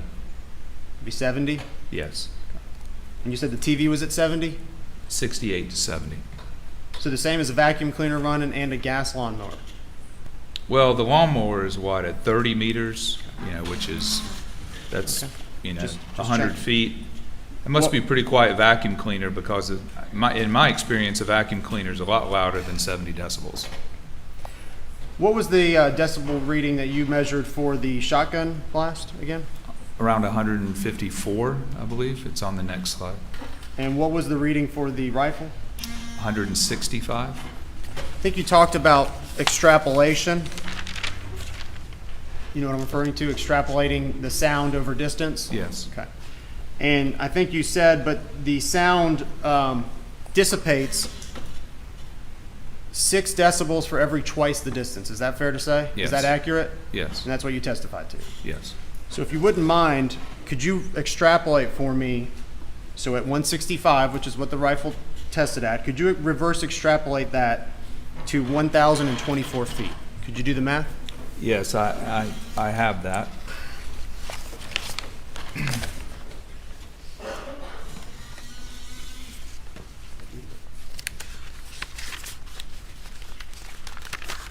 Well, it's actually a slide, but I've got the chart, if you give me a second. Okay. So what I did was, when you add in the attenuation, what distance do you want to know? 1,024 feet? So basically, just like outside the house? Yeah. Yeah. Just the basic Okay, definition. so because of the weather conditions, I adjusted the number up for, I'm assuming we want to talk about the night of the murders, right? I just want to know if you could if you could extrapolate. I don't want to know about weather conditions or anything right now. I just want to extrapolate 165 decibels beginning at, 3 feet, beginning at 3 feet, and then I want to extrapolate it to 1,024 feet, and those are even numbers. It's 89.5 decibels.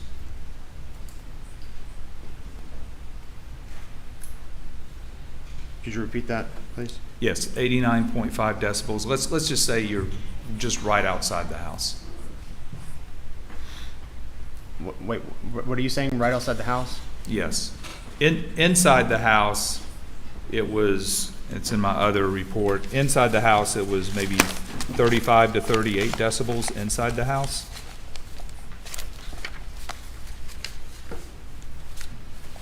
All right.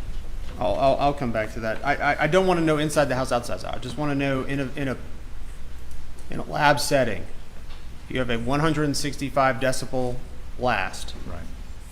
Measured at 3 feet. So 165 decibels at 3 feet. If you extrapolated that out for distance, what would the decibel be? Just lab setting. Setting. What would the mathematical equation be? Well, it would be a little bit different in a lab setting. This is not a lab setting. But if you did, you would go, I don't have that written out. You may have already done it, but if you take 3 feet. Would you disagree? Let me ask you this, and it's not a trick question. Lab setting, we can put all the qualifications in, but would it be at 1,024 feet? Would you have any reason to doubt that it would be at 105 decibels? That sounds about right. Okay. I think I did that at one point in time and got about the same number you did. And if you wouldn't mind, what is your chart indicating is at 105 decibels? Let's see. Just what the chart says. It says jet flight at 300 meters, which is basically 1,000 feet. Okay. Thank you. Would you agree that a cat's meowing or a cat is fairly low on the decibel meter? Yes. Certainly if a cat was outside and you're inside, fairly low, hard to hear. Would that be fair to say? Yeah, unless the window's open.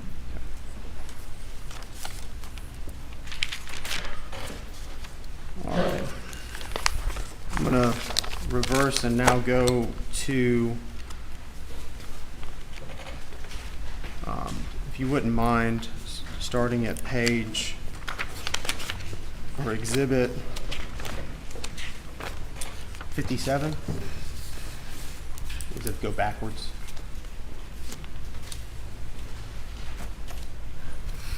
Yeah, you have to keep going. Just the first part of this. There we go. Thank you. All right. Referring to your exhibit 57 on your PowerPoint, I know you testified to, but are you familiar with what this image shows? Yes. All right. And this is the feed room with the a view of the window. Is that correct? That's correct. And this is not a picture you took. Is that fair to say? No, this is the night crime scene pictures from June 7th. All right. Do you just visually looking at it, do you see holes in the window? Yes. Okay.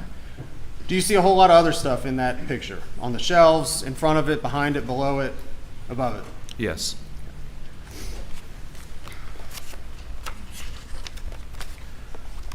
All right. If you wouldn't please continue on to the next slides. I'm going to go to your exhibit 45. It's going the other way, towards the end of it. right there, or 44 is fine. All right, so I think you testified that you kind of visually looked through the hole in the window and kind of aligned your eye with the tree outside. Is that kind of how it went? No. You said you, correct me if I'm wrong, you can tell me in a second, but didn't you say you lowered your head to where you perceived a chest wound would be and looked out the window and tried to align it with that defect? Yes. Okay. So the only thing I missed was lowering your head, right? Right, You lowered and I yourself didn't down. do it at the window. I did it in the middle of the room. Now, we've already established you have no training, experience, or expertise in shotguns. Is that correct? Well, maybe you need to explain a little bit more. Well, what do you have any formal training, formal expertise, formal education in how shotguns work, how shotgun projectiles work, and what they do after leaving the end of that barrel? Do you have any formal training, expertise, certifications, anything? Well, not formal training, but I've done a lot of study, and I've also tested shotguns, and I've fired many shotguns before. I understand what happened to the pellets, and this particular pellet is one of the pellets that would have passed through Paul. All right. What's the spread of a shotgun pellet exiting a shotgun barrel? What's the spread every 1 inch? Well, it's going to vary based on the choke and the ammunition, but for this one, it's pretty clear that the spread is about the size of a window because the muzzle of the shotgun was maybe, let's call it 3 feet inside the door. It's a 10-foot long room. So at 7 feet, the spread of these pellets after passing through a person, the spread of them is probably, that window maybe 26 inches wide. So that's going to be the spread. Obviously, there can be some deflection of the pellets as they pass through the body of the victim. Would that be a variable? Sure. Okay. So do you know the spread of a shotgun every yard? How much it spreads, the cone? Do you know how much it spreads per yard? What kind of choke? Any choke, any gauge? I don't Do know. you know? I don't know the number off the Okay, top of my head. you don't know. Do you even know it, not even off the top of your head, without looking it up? I would have to look it up. Okay. And do you know the range of fire for 10 feet, what that spread is? In centimeters, do you know? Or inches, well, either. I don't have this committed to memory. I would look it up. Is that even something you've ever known, or is that something you would have to look up? Like I said before, I have tested such things before, and Not I've asking certainly for what you read tested. literature. But again, it's not something that I have committed to memory. Again, this, if you wanted to know something like that, if that was helpful in this particular case, then what you would do is then you would go to the literature and find those answers. But I don't have that memorized. Well, aren't you rendering an opinion by drawing a line, by saying somehow that exited the shotgun? I mean, we saw the pictures with you standing there with your shotgun up, and we see this line. Are you not giving an opinion of its exit? I'm giving an opinion that a pellet from that shotgun followed that line and struck the tree. And yet you don't even know the cone and the rate of expansion of a shotgun. How can you give that opinion? You don't need to know that. Okay. So because what you have here, All right. you got a hole in the window, and we have a slide for it. There's a hole in the window. There's a impact mark on the tree. That pellet traveled a straight distance between those 2 points, and 2 points forms a line. You don't need to know the spread. I mean, that's actually what happened. Was a pellet came out of that gun, it passed through the victim, it went through a hole in the window, and it hit the tree. How do you know then? How do you know it passed through the victim? How do you know that? Well, it has 9 pellets in the shotgun. Paul had 1 pellet in his shoulder. Sled recovered 7. I recovered 9. So I recovered the last pellet. All right, so how do you know that? How do you know that? What are you basing that on? What you just testified to, what are you basing that on? Well, when I looked at the sled records, they found 7 pellets, or that went through his body. They didn't find all the pellets, but he had 8 entrance wounds. He had 7 exit wounds. They found 1 pellet in his body, so that's 8. But we know the manufacturer puts 9. when I went to the crime scene in October 19 of 2021, the 9th buckshot pellet was in the window frame. How do you know that was the 9th buckshot pellet that went to it? Did you analyze it? Well, Did you analyze it? I didn't analyze it, Okay. but Are you assuming? Objection, Your Honor. Not allowing him to answer the question. He said, I didn't analyze it, but, and then he interrupted him. I didn't hear the but go ahead. Oh, so the window got shot, right? Most of the pellets went through the window. Some of the pellets went through the little white parts of the window. There was one pellet that SLED didn't recover, and the reason is it was under kind of the lip. You know how where you pick up on a window, there's a thing where you put your fingers? It was under that, but still there. So you have a pattern of buckshot pellets like this big, and so you got 9 holes basically, or 8, because there's one pellet left in the victim, right? So How many- 9, so 9 minus the 1, so you have 8. There are 8 holes in that window. In my world, that's a very high probability that those are the pellets that came from the buckshot that injured Paul Murdaugh. 2 slides forward. 2 slides forward. What's this big thing here at the bottom? That big opening. Exhibit 47. Are you talking about the missing glass? Yeah, what is that? It's missing glass. All right. How many pellets went through there? I'd have to go back and look at my notes, but I counted for every pellet, except for the one that was missed by the crime scene investigators, which is under the... Let's talk about that. How many grains was the pellet you located on the windowsill? I never weighed it. Again, how do you know it came from there? Do you really know it came from there, or are you assuming it came from there? Well, the What do you window know? got shot with buckshot and there's one missing pellet. Again, in my world, there's a very high confidence level that that missing pellet is there. Is that the same confidence level that you're using for all these other opinions? That Yeah. you all- found a pellet? All my opinions are at a very high confidence level. Yes. Well, we're going to go through them.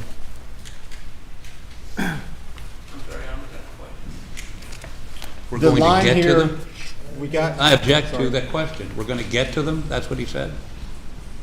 All right, well, of course, sustains objection to the comment. The rope here, this orange rope, is that the one that continues back to the tree? Yes. All right, do you have any formal training in what a projectile does if it strikes anything, be it human flesh or glass, or any of the other items that would have been located? Do you have any training in that? Again, not formal training, but it obeys the laws of physics, and I've tested it myself, and I've studied impacts. It's a big part of what I do. Have you done a test where you shot shotguns through glass, through wood, and through a human body, and then measured where they ended up? Have you done those tests?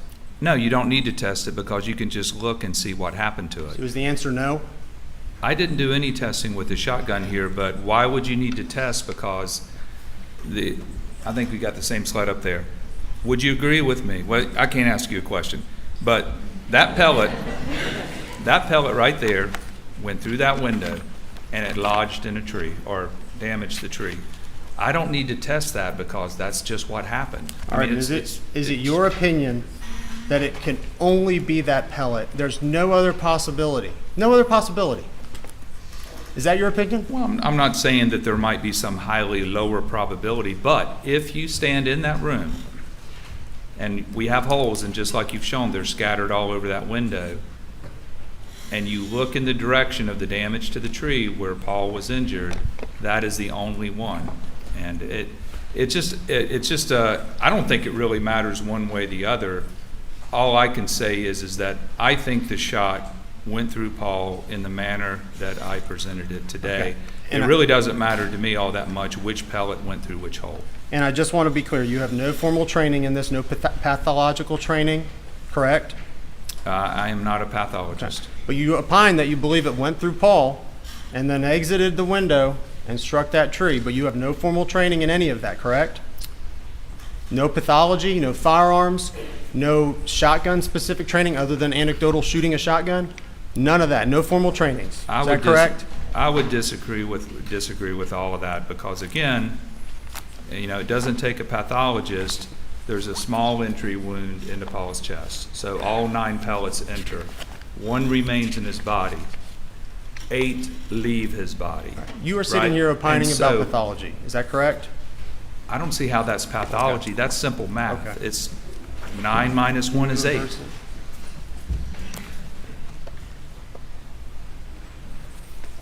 Exhibit, I don't know what page this is, Exhibit 81 or 80?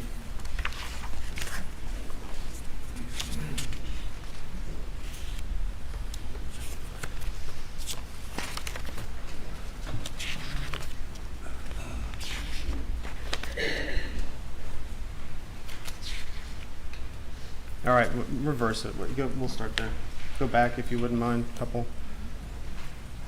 Yeah, right here. Did you take this picture? No. How many inches does that look like he is tall? Well, you can't tell how tall he is because of the way this picture's taken. Well, what does it look like? This shows his shoulder 64 inches. What about his head? You can't tell. You can't see a number at the top of there? No, because you'd have to be above the top of his head or right in line with the top of his head. The only thing you can glean from this picture is that his shoulder is 64 inches above the floor.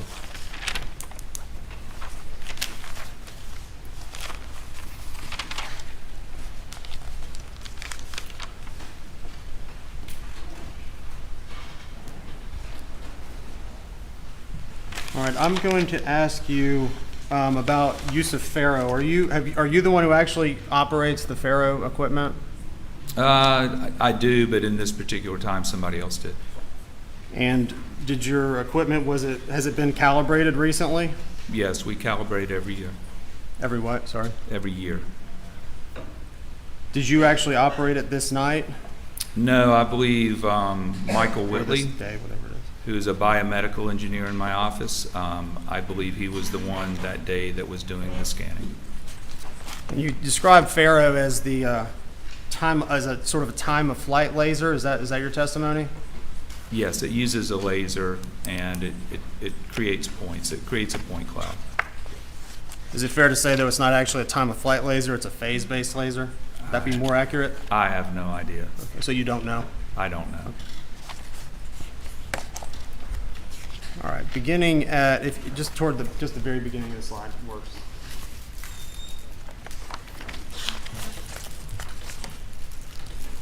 No, the first slide, just the beginning of the defense exhibit. Yeah, like slide 1.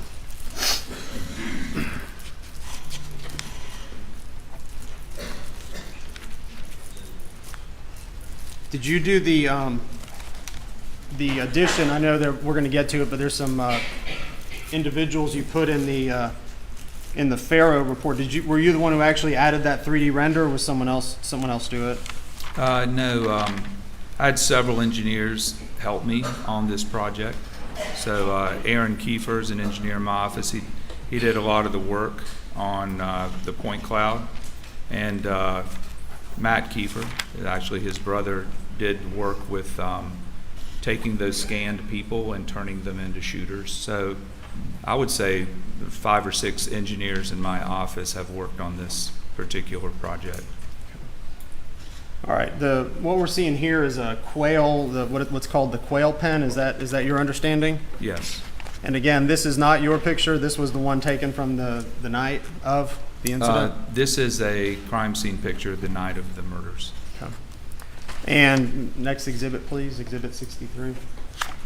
Would this be a close-up of that? Yes. And the panel here, that's a paper product. I think you already testified to it, but that's a paper type product. Yes. Okay. You can actually see it's like bending, warped because it got wet. Yes. So it's pretty thin. Yes. All right, and the next slide, please. Now this is what's purported to be a projectile hole. Is that your understanding as well? Yes, that is a projectile hole. And you testified, I think you testified about the what, you tell me, what did you call this indentation on the right side of that hole? I called it a white mark. The bullet's coming in at 41 degrees, kind of from the right, so that represents where the tip of the bullet first touched the cardboard or the fiberboard. Do you, and I think you already testified this, but you have no formal training or experience or certifications in crime scene investigations, is that correct? I've answered that. It all comes from experience and my education. And are you aware that there's a margin of error for the angles that may be measured in a projectile, especially if it's a soft paper product? Sure. There can be, and also depends on how you measure it. So I took what Special Agent Worley measured. Like I said before, it looked like our angle varied a little bit based on it didn't match up with the other physical evidence. That's why I picked a range. I picked a range of 1.5 to 3 degrees. Keep going. Next one, please. And right here, we're seeing a metal dowel. Is that your understanding what that is? I don't know if it's metal or fiberglass, but it's some type of material like that that's going to be straight. And on top of it is an angle measurer. Is that Yes. fair to say? And they're sitting on top of that hole, which is essentially a paper product. Is that right? Yes. Okay.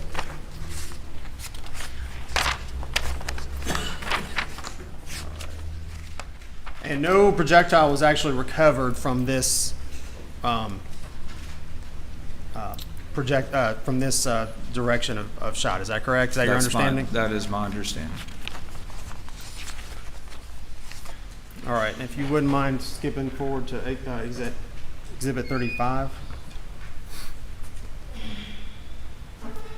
How tall is that doghouse at its highest point?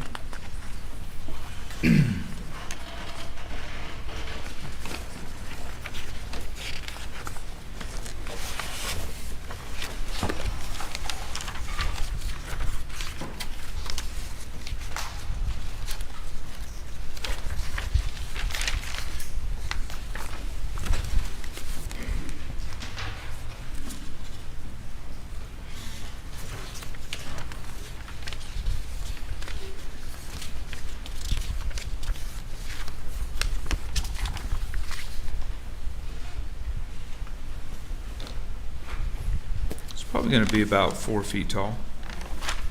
What are you relying on when you say that? This is Special Agent Worley's notes. Does your ferroscan make measurements of items? I think you testified to that. It does. You know, if you wanted me to give you my measurement of it, I would, have to open it up. It might take a while if you want to take a break. So you don't know off the top of your head? I do not have the doghouse height memorized. All right, moving forward. And I think we saw here, this is the entry spot of the projectile into the doghouse. Is that your understanding? Yes. Okay. Moving forward. Moving forward. And this again would be the same thing, a rod, but this time in a more firm. You would agree the wood in this case is much more firm than the quail pen paper product, right? Yes, it's thicker. And the bullet, which appeared to have gone through the doghouse and was recovered from inside, is that your understanding, having reviewed the crime scene? Yes. Crime scene reports? Yes. And do you have any formal study, experience, training, or otherwise on what a bullet might do when it strikes wood or whatever the interior of the dog pen held, including the earth? Well, again, it's the same line of questioning. It would be based on my experience. I can't say that I've ever done any specific testing for wood. I've certainly reviewed papers and literature concerning such, but typically I don't go into that area of ballistics. I look more at impact marks and then just the flight path of the bullet, because that's just physics. And then I'm going to fast forward to some of your Faro images. If you wouldn't mind, scoot forward a little bit more.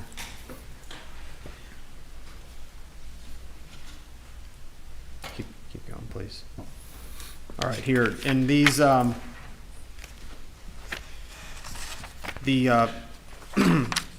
the body that's laying there covered in a sheet, that was added after the fact, that's not part of the Pharaoh scan, is that right?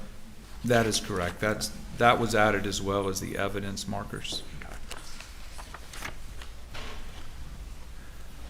All right, and I know the markers we see on this picture is just representative. There's the placards, and is this the one where you tried to merge kind of what the placards were with the Pharaoh scan? Yes, And the little circular X's, is that the computer-assisted drawing that you made based on the measurements performed by Special Agent Worley? that's correct. All right. Okay. All right, if you would mind scoot forward to where we start with these green lines. There you go. All right, and we're looking at exhibit, it doesn't even say, but exhibit with the two lines spread out. Is that the representative of the two different angles that were noted on the quail pen? Yes. So do you know which one's which one's the 1 degree and which one's the 3? Well, the 3 degree is going to slope towards the ground quicker, so that would be the bottom line, and then the 1.5 slopes less, it's more gradual slope, so it would be the top line. Okay. Going forward 1. And here's where you inserted a 3D person as a 5'2" person. Is that who you inserted there? Yes. Okay. And you chose to insert a 5'2" individual shooting from the hip in that manner that aligns with that green line. Is that what you did? Yes. Okay. And nowhere on here is any other individual on that green line. Is that correct? You didn't put any other images here. You only chose to put a 5'2" individual slinging a gun on his hip.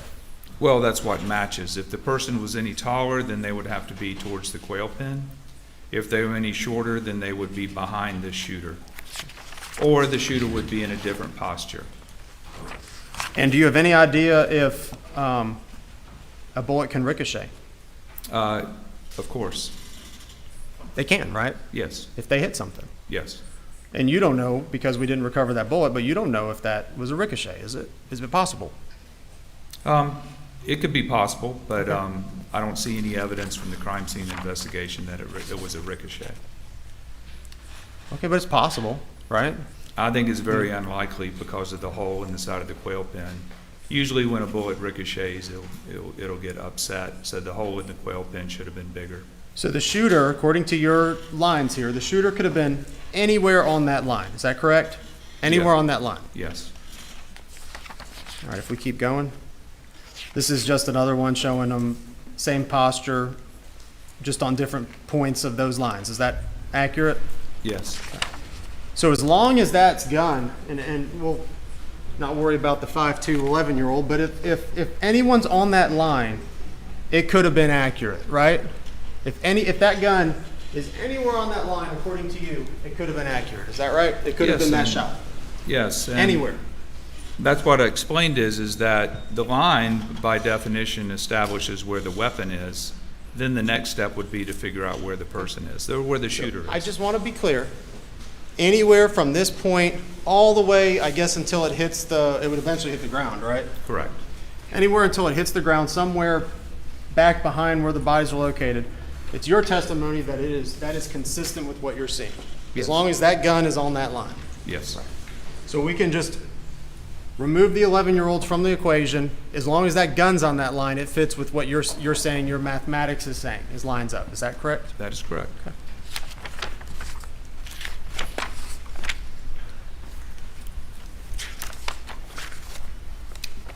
And you didn't provide any renders of any other adult-sized human beings perhaps kneeling, did you? Repeat that?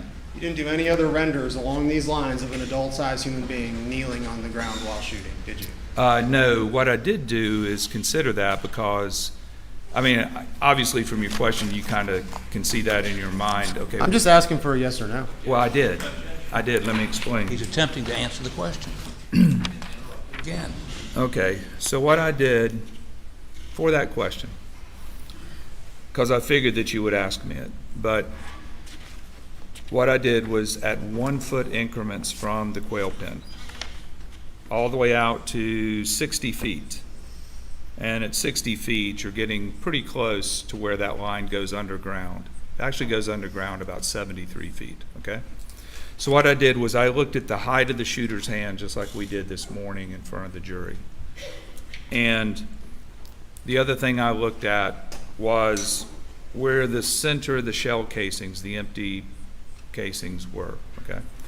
And I looked in a 12-foot circle around the shell casings, like the center of those shell casings, figuring that everything that I've seen, typically these rifles are going to be 8, 10, 12 feet, big variable. And it's just, just a rough number. This is what I did, though. First thing you look at is that Alex is 76 inches tall. I measured to his knee is 25 inches. So that means that if he went down on one knee, his shoulder is still 51 inches above the ground. And if he shouldered the rifle in a kneeling position, he still can't make the quail shot because the muzzle would be above where the hole is. So that's number one. So the more you back him up, then it just gets more and more improbable. So then what I said was this. So I looked at this, and the height of the shooter's hand, whoever the shooter was and whatever posture they were in,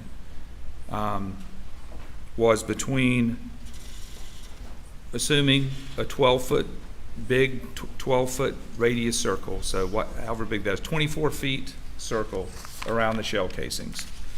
The shooter's hand is 16.2 to 27.6 inches above the ground. So that's basically 2 feet above the ground. So that's why it only fits. You said 11-year-old kid, but it only fits with a short person or with some bizarre shooting posture that doesn't match an aiming position or a normal shooting position or just an abnormal shooting position. That's where I'm coming from and I invite you, with the blackout here, if you want to, try to put this gun 27.6 to 16.2 inches and tell me that that's not somebody that's very low to the ground. Answer me this. How far off the ground is that gun right there in the 12-year-old's hand? Which one? He's never said 12-year-old. Objection is overruled. Which shooter? Doesn't matter. There's no record, nothing in the record about a 12-year-old shooting this gun. Objection is overruled. Let's go with the back guy. I'll call him the far shooter. 12-year-old. How high is that gun? So he is 33 feet from the quail pen, and if you look at that, which is the 1.5 at 33.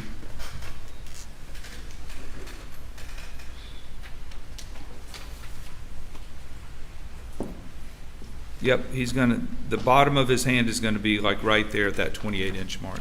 Where's the line located? Right there. The line where the barrel, according to you, is? At 33 feet, the muzzle. The muzzle. 33 feet for the rear shooter.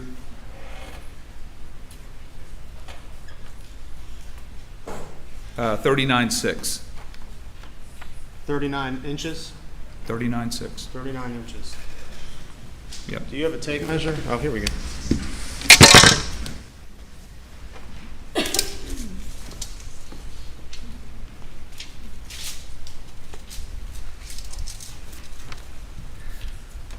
Inches right there. Yeah. If we back it up 10 feet, what's the distance? What's the green line at? 10 feet back, so 40 feet.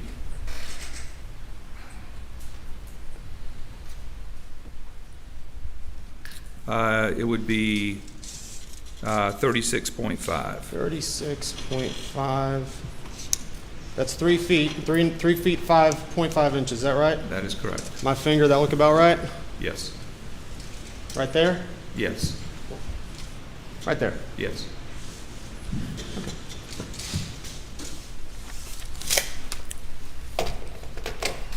But we got this. We got your renders that you went with are these two, right? Yes. Okay. All right, if you wouldn't fast forward a little bit. Right here, okay. So now we got, what's the angle of this doghouse that you calculated? That's 14 degrees. All right, and the shooter, the little youth there, the youth is how far away from that?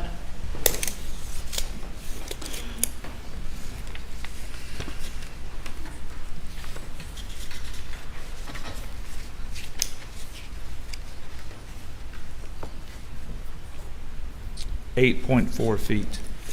And how high off the ground is that green line where he's standing?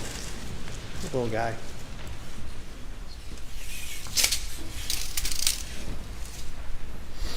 The muzzle is 29 inches above the ground. 29 inches. Maybe 30. 30 inches. So right here? 30? Yes. So 30 inches when you're up close right next to that doghouse. So what happens then when you back, I see the line, it's going upwards. So what happens when you back up? I mean, soon it's going to be over the little guy's head, right? Yes. Okay. But what happens if you're not such a little guy? If you back up, I don't know, let's back us up 5 feet. What happens? Let's see, so that would be about 47.4. 47.4. Let's see. That about right? Yes. I can bring it closer. Yes. 40, you see it? Yes. Okay. 47.4. It's right there. Yes.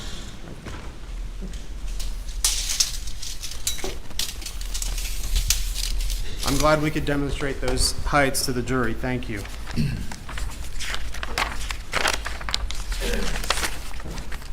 If you would fast forward a little bit more about, it doesn't have an exhibit number, but like 5 slides. Right, yeah, right here's fine. That's good, that's good. Now, and I just want to be clear, you talk about casings.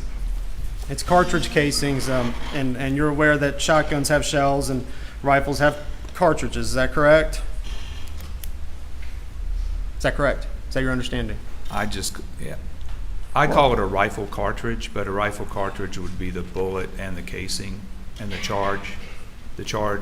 gunpowder inside the casing. But I call them rifle casings. Okay. Well, I mean, before you just called it shell casings, I just want to be clear.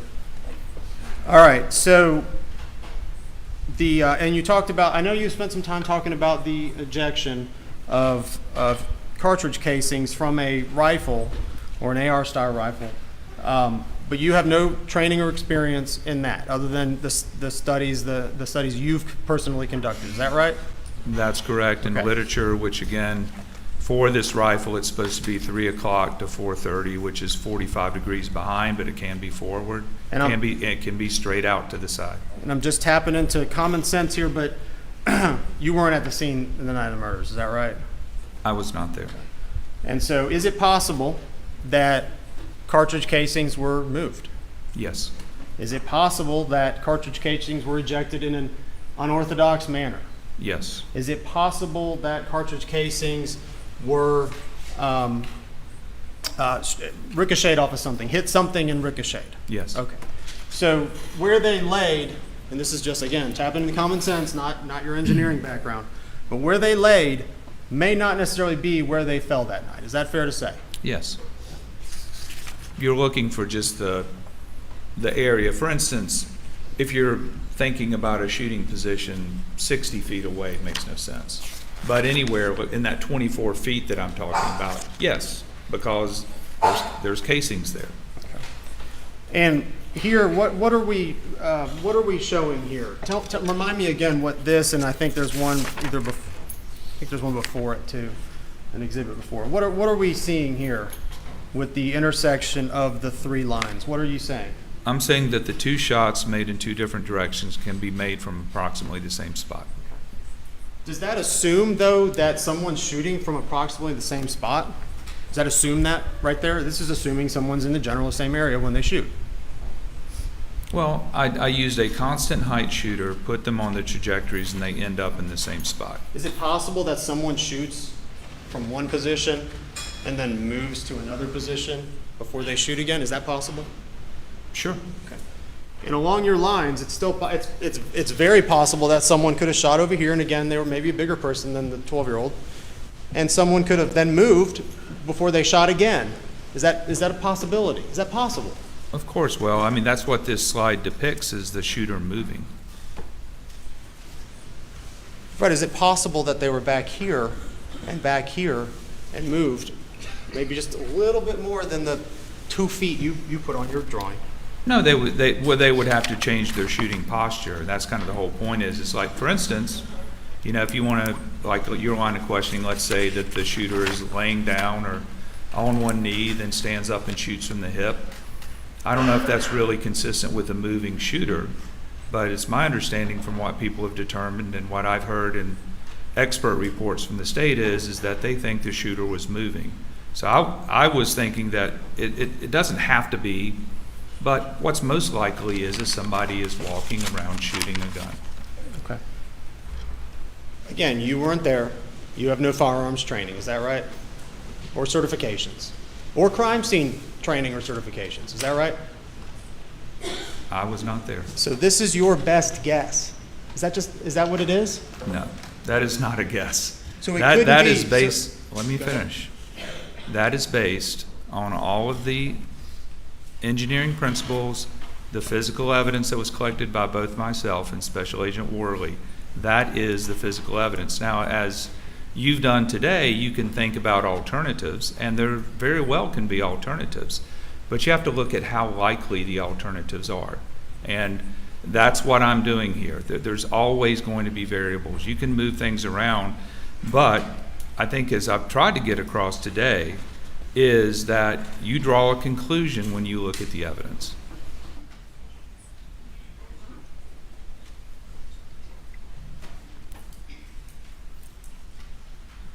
And you're here to testify to these jurors that your most likely answer is that it was a 12-year-old, two 12-year-olds at 5'2". Your Honor, there's been no testimony that two 12-year-olds are involved in this anyway, misstating the facts. Sustain the objection. You're saying, though, that 5'2", which we can all guess approximates what size individual or age of individuals, that's your best guess of what went on that night? It's not a guess. And again, it's not two individuals. It could be one person moving slightly there. But that is not a guess. That is my opinion. And I've tried to explain it to the court as best as I possibly can.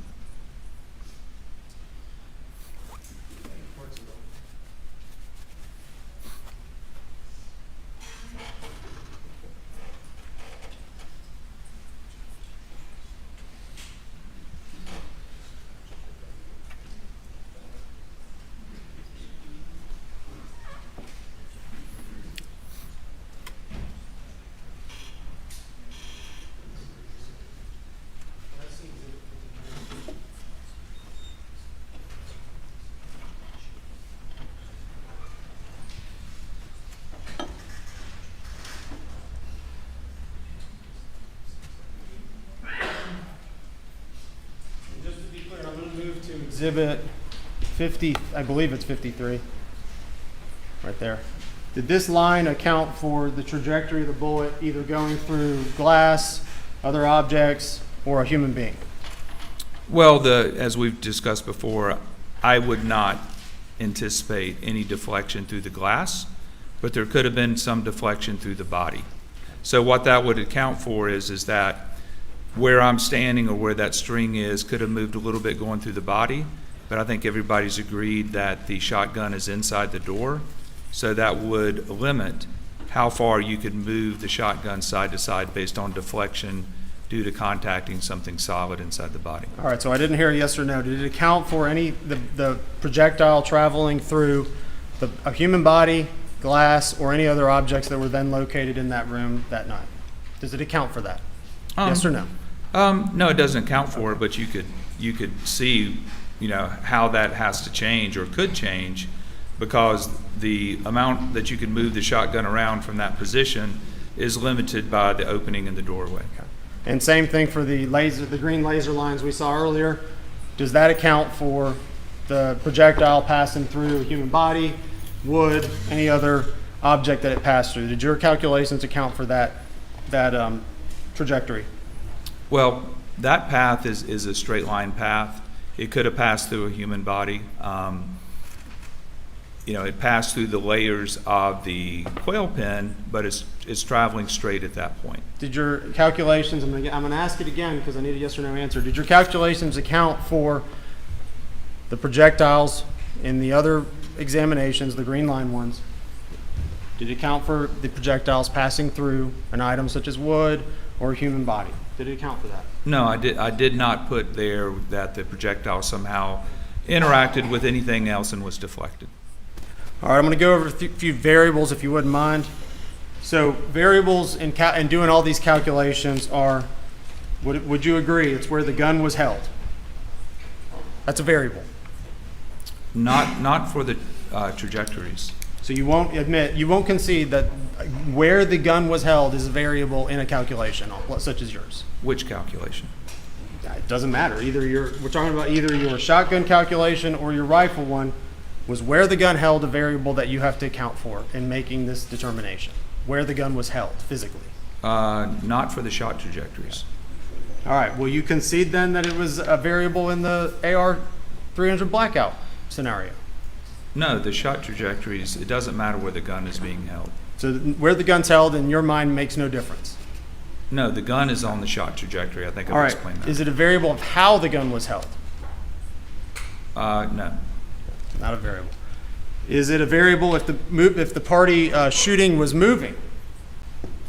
Again, no, the barrel of the gun was on that shot line, in my opinion. Is it a variable if the party that the bullet would have potentially passed through was moving? Is that a variable? No.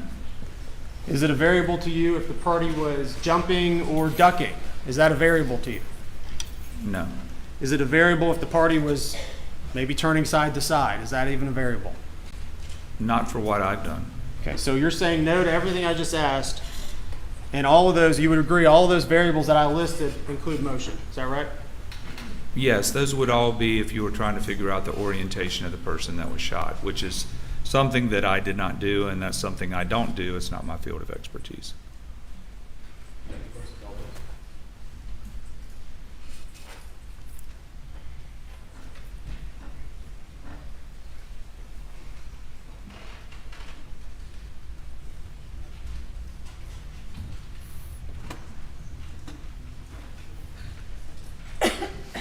Anything further? All right, well, let's stand while we're indulging.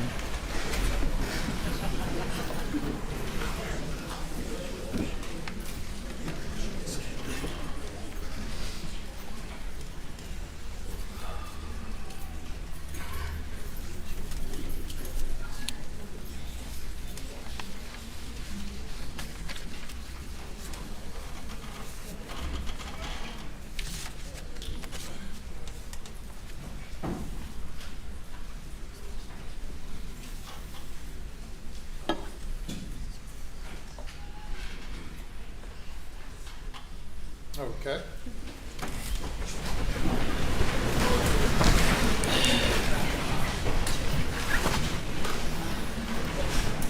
All right, and further to the variables, I think you just said is it not a variable to you? I'm trying to ask this as clearly as possible. Sorry, strike that.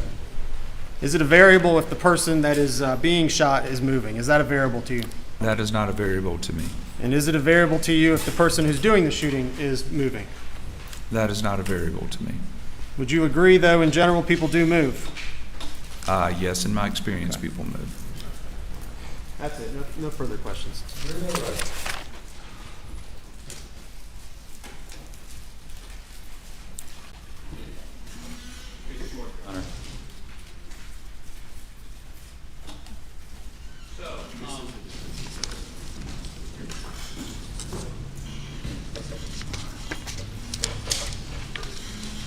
So much to straighten out. let's deal with his last questions.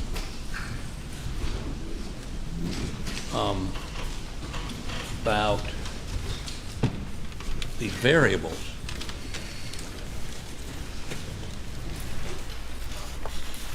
You're an expert, I'm going to give you a hypothetical real quick.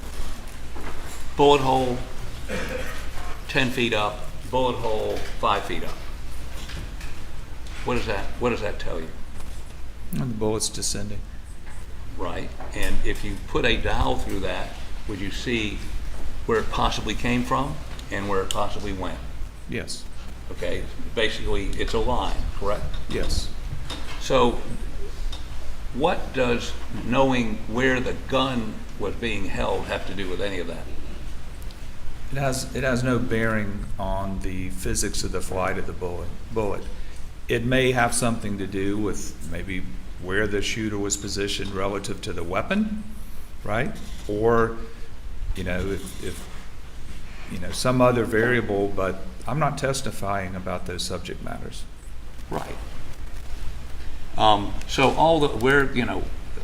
well, let me ask you this. The data you relied on for this trajectory, the trajectories, was that generated by SLED? Yes. And so, did they indicate any evidence of ricochet? No. Did they indicate any evidence of bullet passing through a person? No. Didn't they test the one bullet they found in the dog shed for DNA and tissue or some sort of organic matter? Yes. Didn't find any. No. So you're basically just saying this is the line.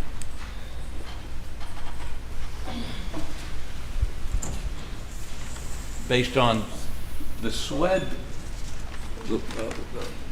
Agent Worley putting a dowel through and then figuring out the angles, correct? Yes. The two people you put here are based on the angle from the quail pen going down. It was an upward shot, correct? You cannot lead the witness, though I've heard no objections to it. I haven't heard any objections either, Your Honor. Well, the court is objecting. You cannot lead the witness. Trying to cut to the chase, I apologize.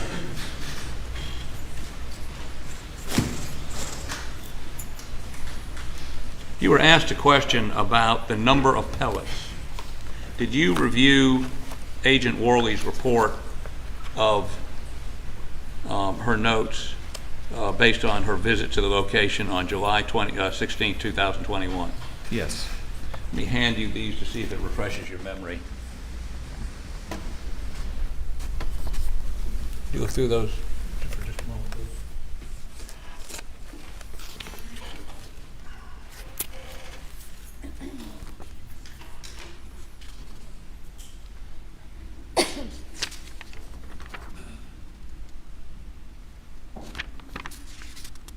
Okay. Let me see it, please. Right. Any objection to putting this into evidence?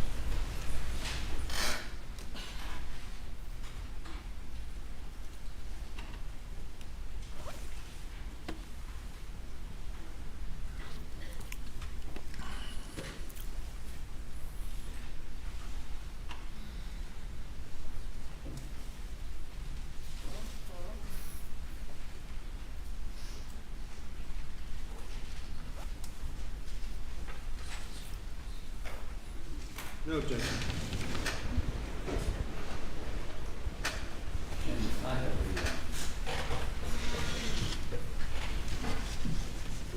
Elma. I'm sorry. Offer this in evidence, Your Honor. Submitted without objection. Let's go page by page. This is the page one, and then we'll go through.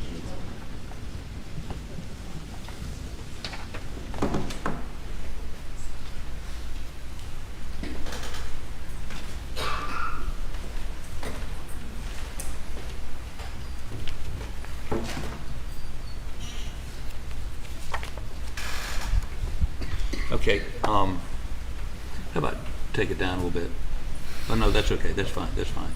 So, What is being recorded in this document and by who? It's a SLED report, right? Yes, it's just a listing of the observations that Okay. Special Agent Worley was observing at the crime scene. Okay, so let's go down to the bottom of this page, okay? What's there's that shadow? What's that about? Okay, so tell me what that says. What does that mean? Those are the following bullet defects in feed room: the doghouse, the small animal cage, and the workshop were scaled, labeled, and photographed. Okay, so what is the defect A, B, C, D, and E? Those are 5 projectiles in the feed room window. And I think we previously heard those are buckshot pellets. Yes. You can't lead the witness. Okay. Go to the next page, please. So how many is that? 5. Okay, keep going. Top of the page, please. Okay, and so it can. What happens here? Defect F, G, and M. F and G are projectile entered the interior side of the window. Defect K is a possible defect in the exterior side of the window screen. And that accounts for how many pellets? You got 7. Okay, and how many pellets were there? 9. Okay.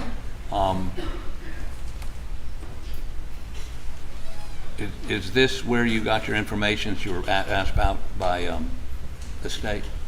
Yes, and I mean there was a report by Tom Bevel. He talked about the evidence. The evidence been listed. So there are several documents that you could go to find the stuff that was collected at the site. Okay, and then going down doghouse, this would be what is that? What does that cover?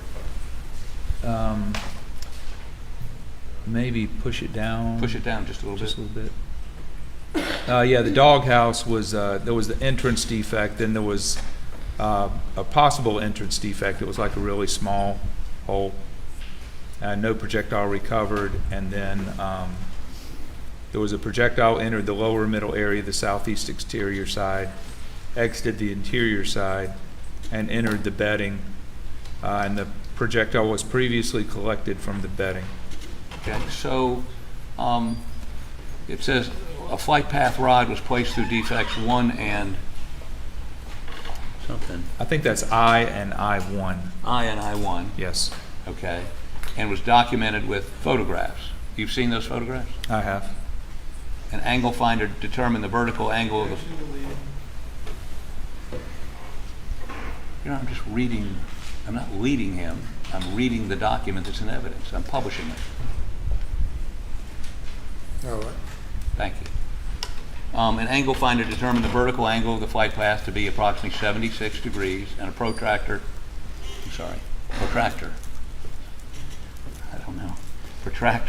and a plumb bob determined the horizontal angle to be approximately 84 degrees. Is that right? Yes. Was that or was that inconsistent with the photographs you saw taken by Agent Worley of her performing those tests? I think it's off the horizontal angle. I think was off a degree. A degree, Right. based on the photograph. Right. But you weren't there, No. so you're looking at a photograph and saying it's off a degree, but maybe she had a better perspective. Could she had a better perspective than you did than what you saw in the photograph? Yes. Okay. Small animal cage. That says defect J, projectile entered the exterior side of the cardboard on the southwest end of the cage, exited the interior sides of the cardboard and the chicken wire. Defect J1 traveled through chicken wire on the back wall of the cage and entered the southeast wall of the workshop. Defect J2 exited the interior side of the workshop wall, defect J, and struck a vertical shelf beam that was perpendicular to the wall. A flight path rod was placed through defects J to J2, was documented with photographs. An angle finder determined the vertical angle of the flight path to be approximately 87 degrees and the horizontal approximately 41 degrees.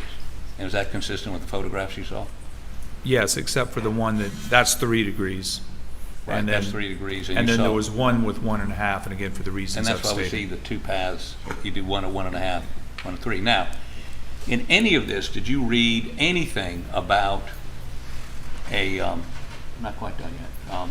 No, I'm done with that one. But about ricochet or any biologic material on anything or anything that indicated pass through a person or a wall or anything. Was there anything recorded by their agent that would indicate any of that? That was collected by their agents that would indicate any of that? No. Okay. Now, what do you know what this is? This is Agent Worley's drawing of the window. Okay. And what does it indicate?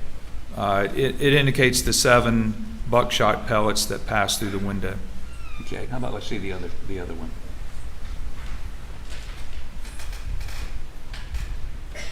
What is this?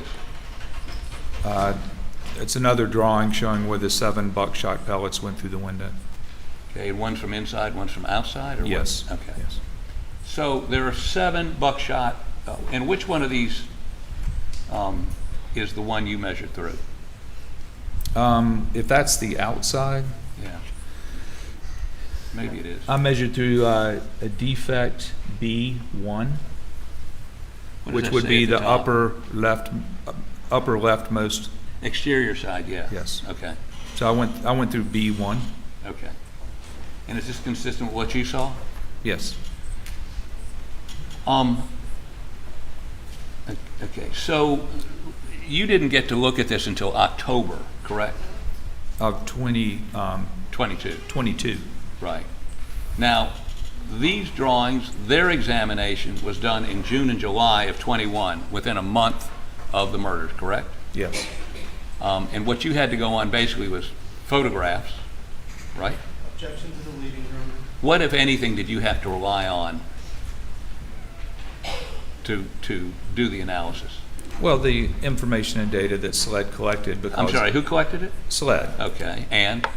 Right, because they were there very early on and I was not, and then also went and took a look at the physical evidence, and I found some stuff there that was helpful to my investigation itself. So it wasn't 100% based on SLED, but a lot of this information came directly from SLED. Okay, do you know when Alex Murdaugh was charged with murder? Was it July of 22?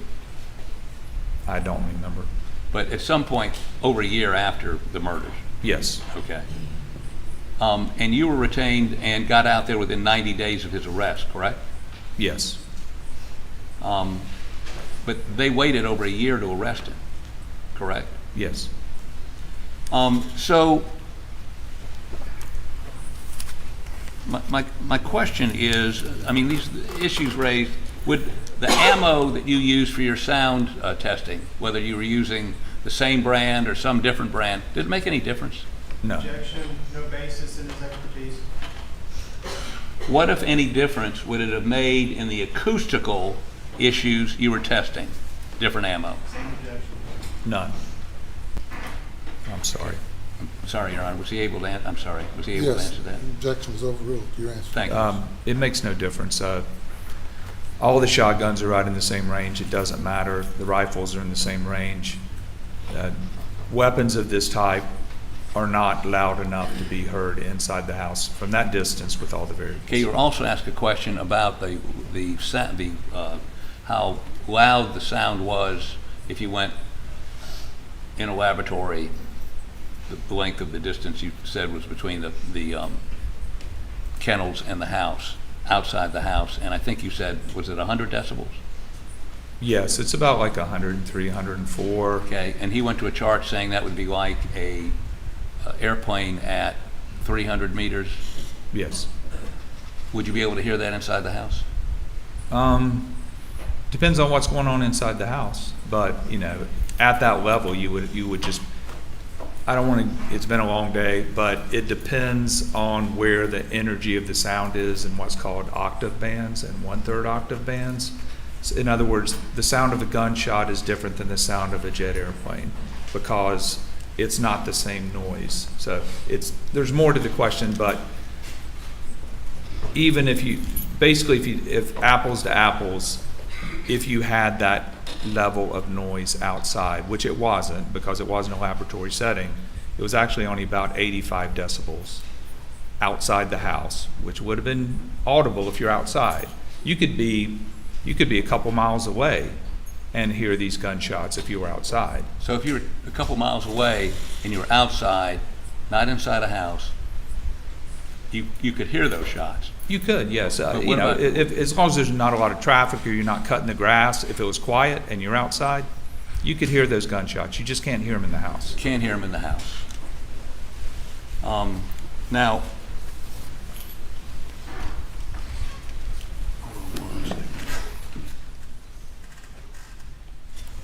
did you find any data, any reports, anything you looked at for SWED, that they did any of the trajectory calculations that you did? No.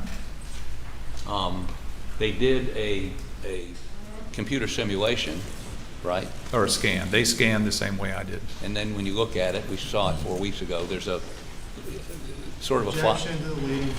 Objection sustained. Did they do, what if any Faro did they do? Faro computer generated?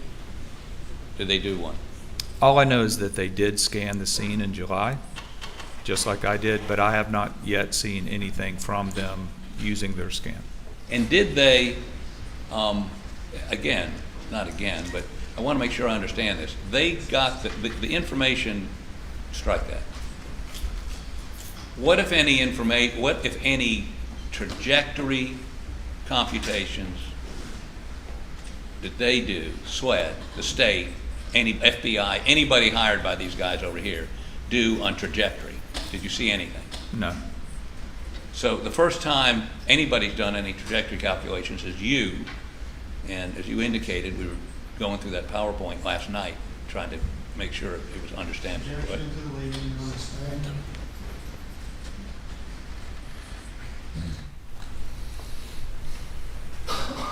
sort of,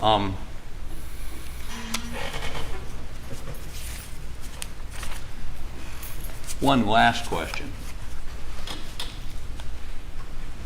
Was there anything to prevent SWED, FBI, anybody from doing the same calculations you did? Well, just two last questions. That you did, anything preventing them? Do they have any, what if any obstacles were there to SWED or FBI or one of these private people they hired doing the same thing you did? None. And let me get this straight. He kept talking about children 5'2". Young lady, stand up. That's a clerk in my office. She's 5'3". So, Objection to the leading. Objection is sustained. It's outside of the record. she's not a child. That's all I'm trying to point out. She's 22. Objection to the commentary. Objection sustained. Apologize to the court, Your Honor. Based on your calculations and based on the assumption that somebody would be holding a rifle either at their hip or at their shoulder in a way in which you could operate that weapon, what, if any, opinion do you have as to whether that person could be Alex Murdaugh shooting into that quail pen? It can't be. Thank you.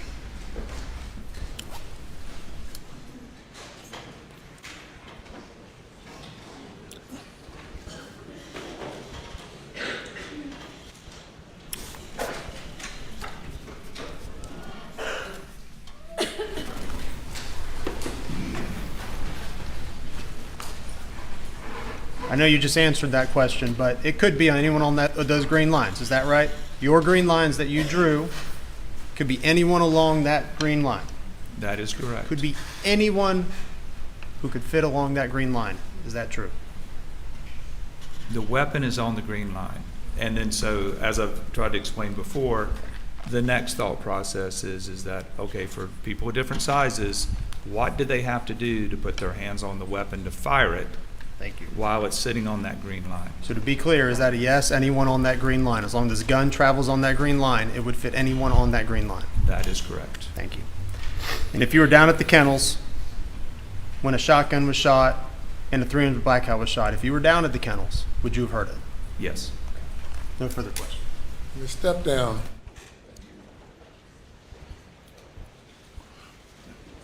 And ladies and gentlemen, that'll be it for this day. We'll resume at 9:30 tomorrow morning. Looking at it's almost 5:30 now.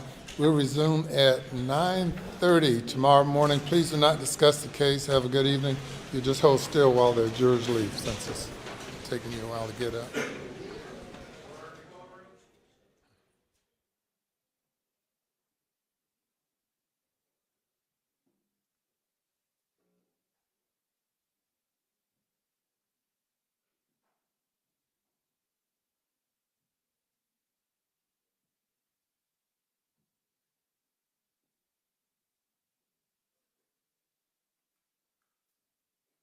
Be in recess to 9:30.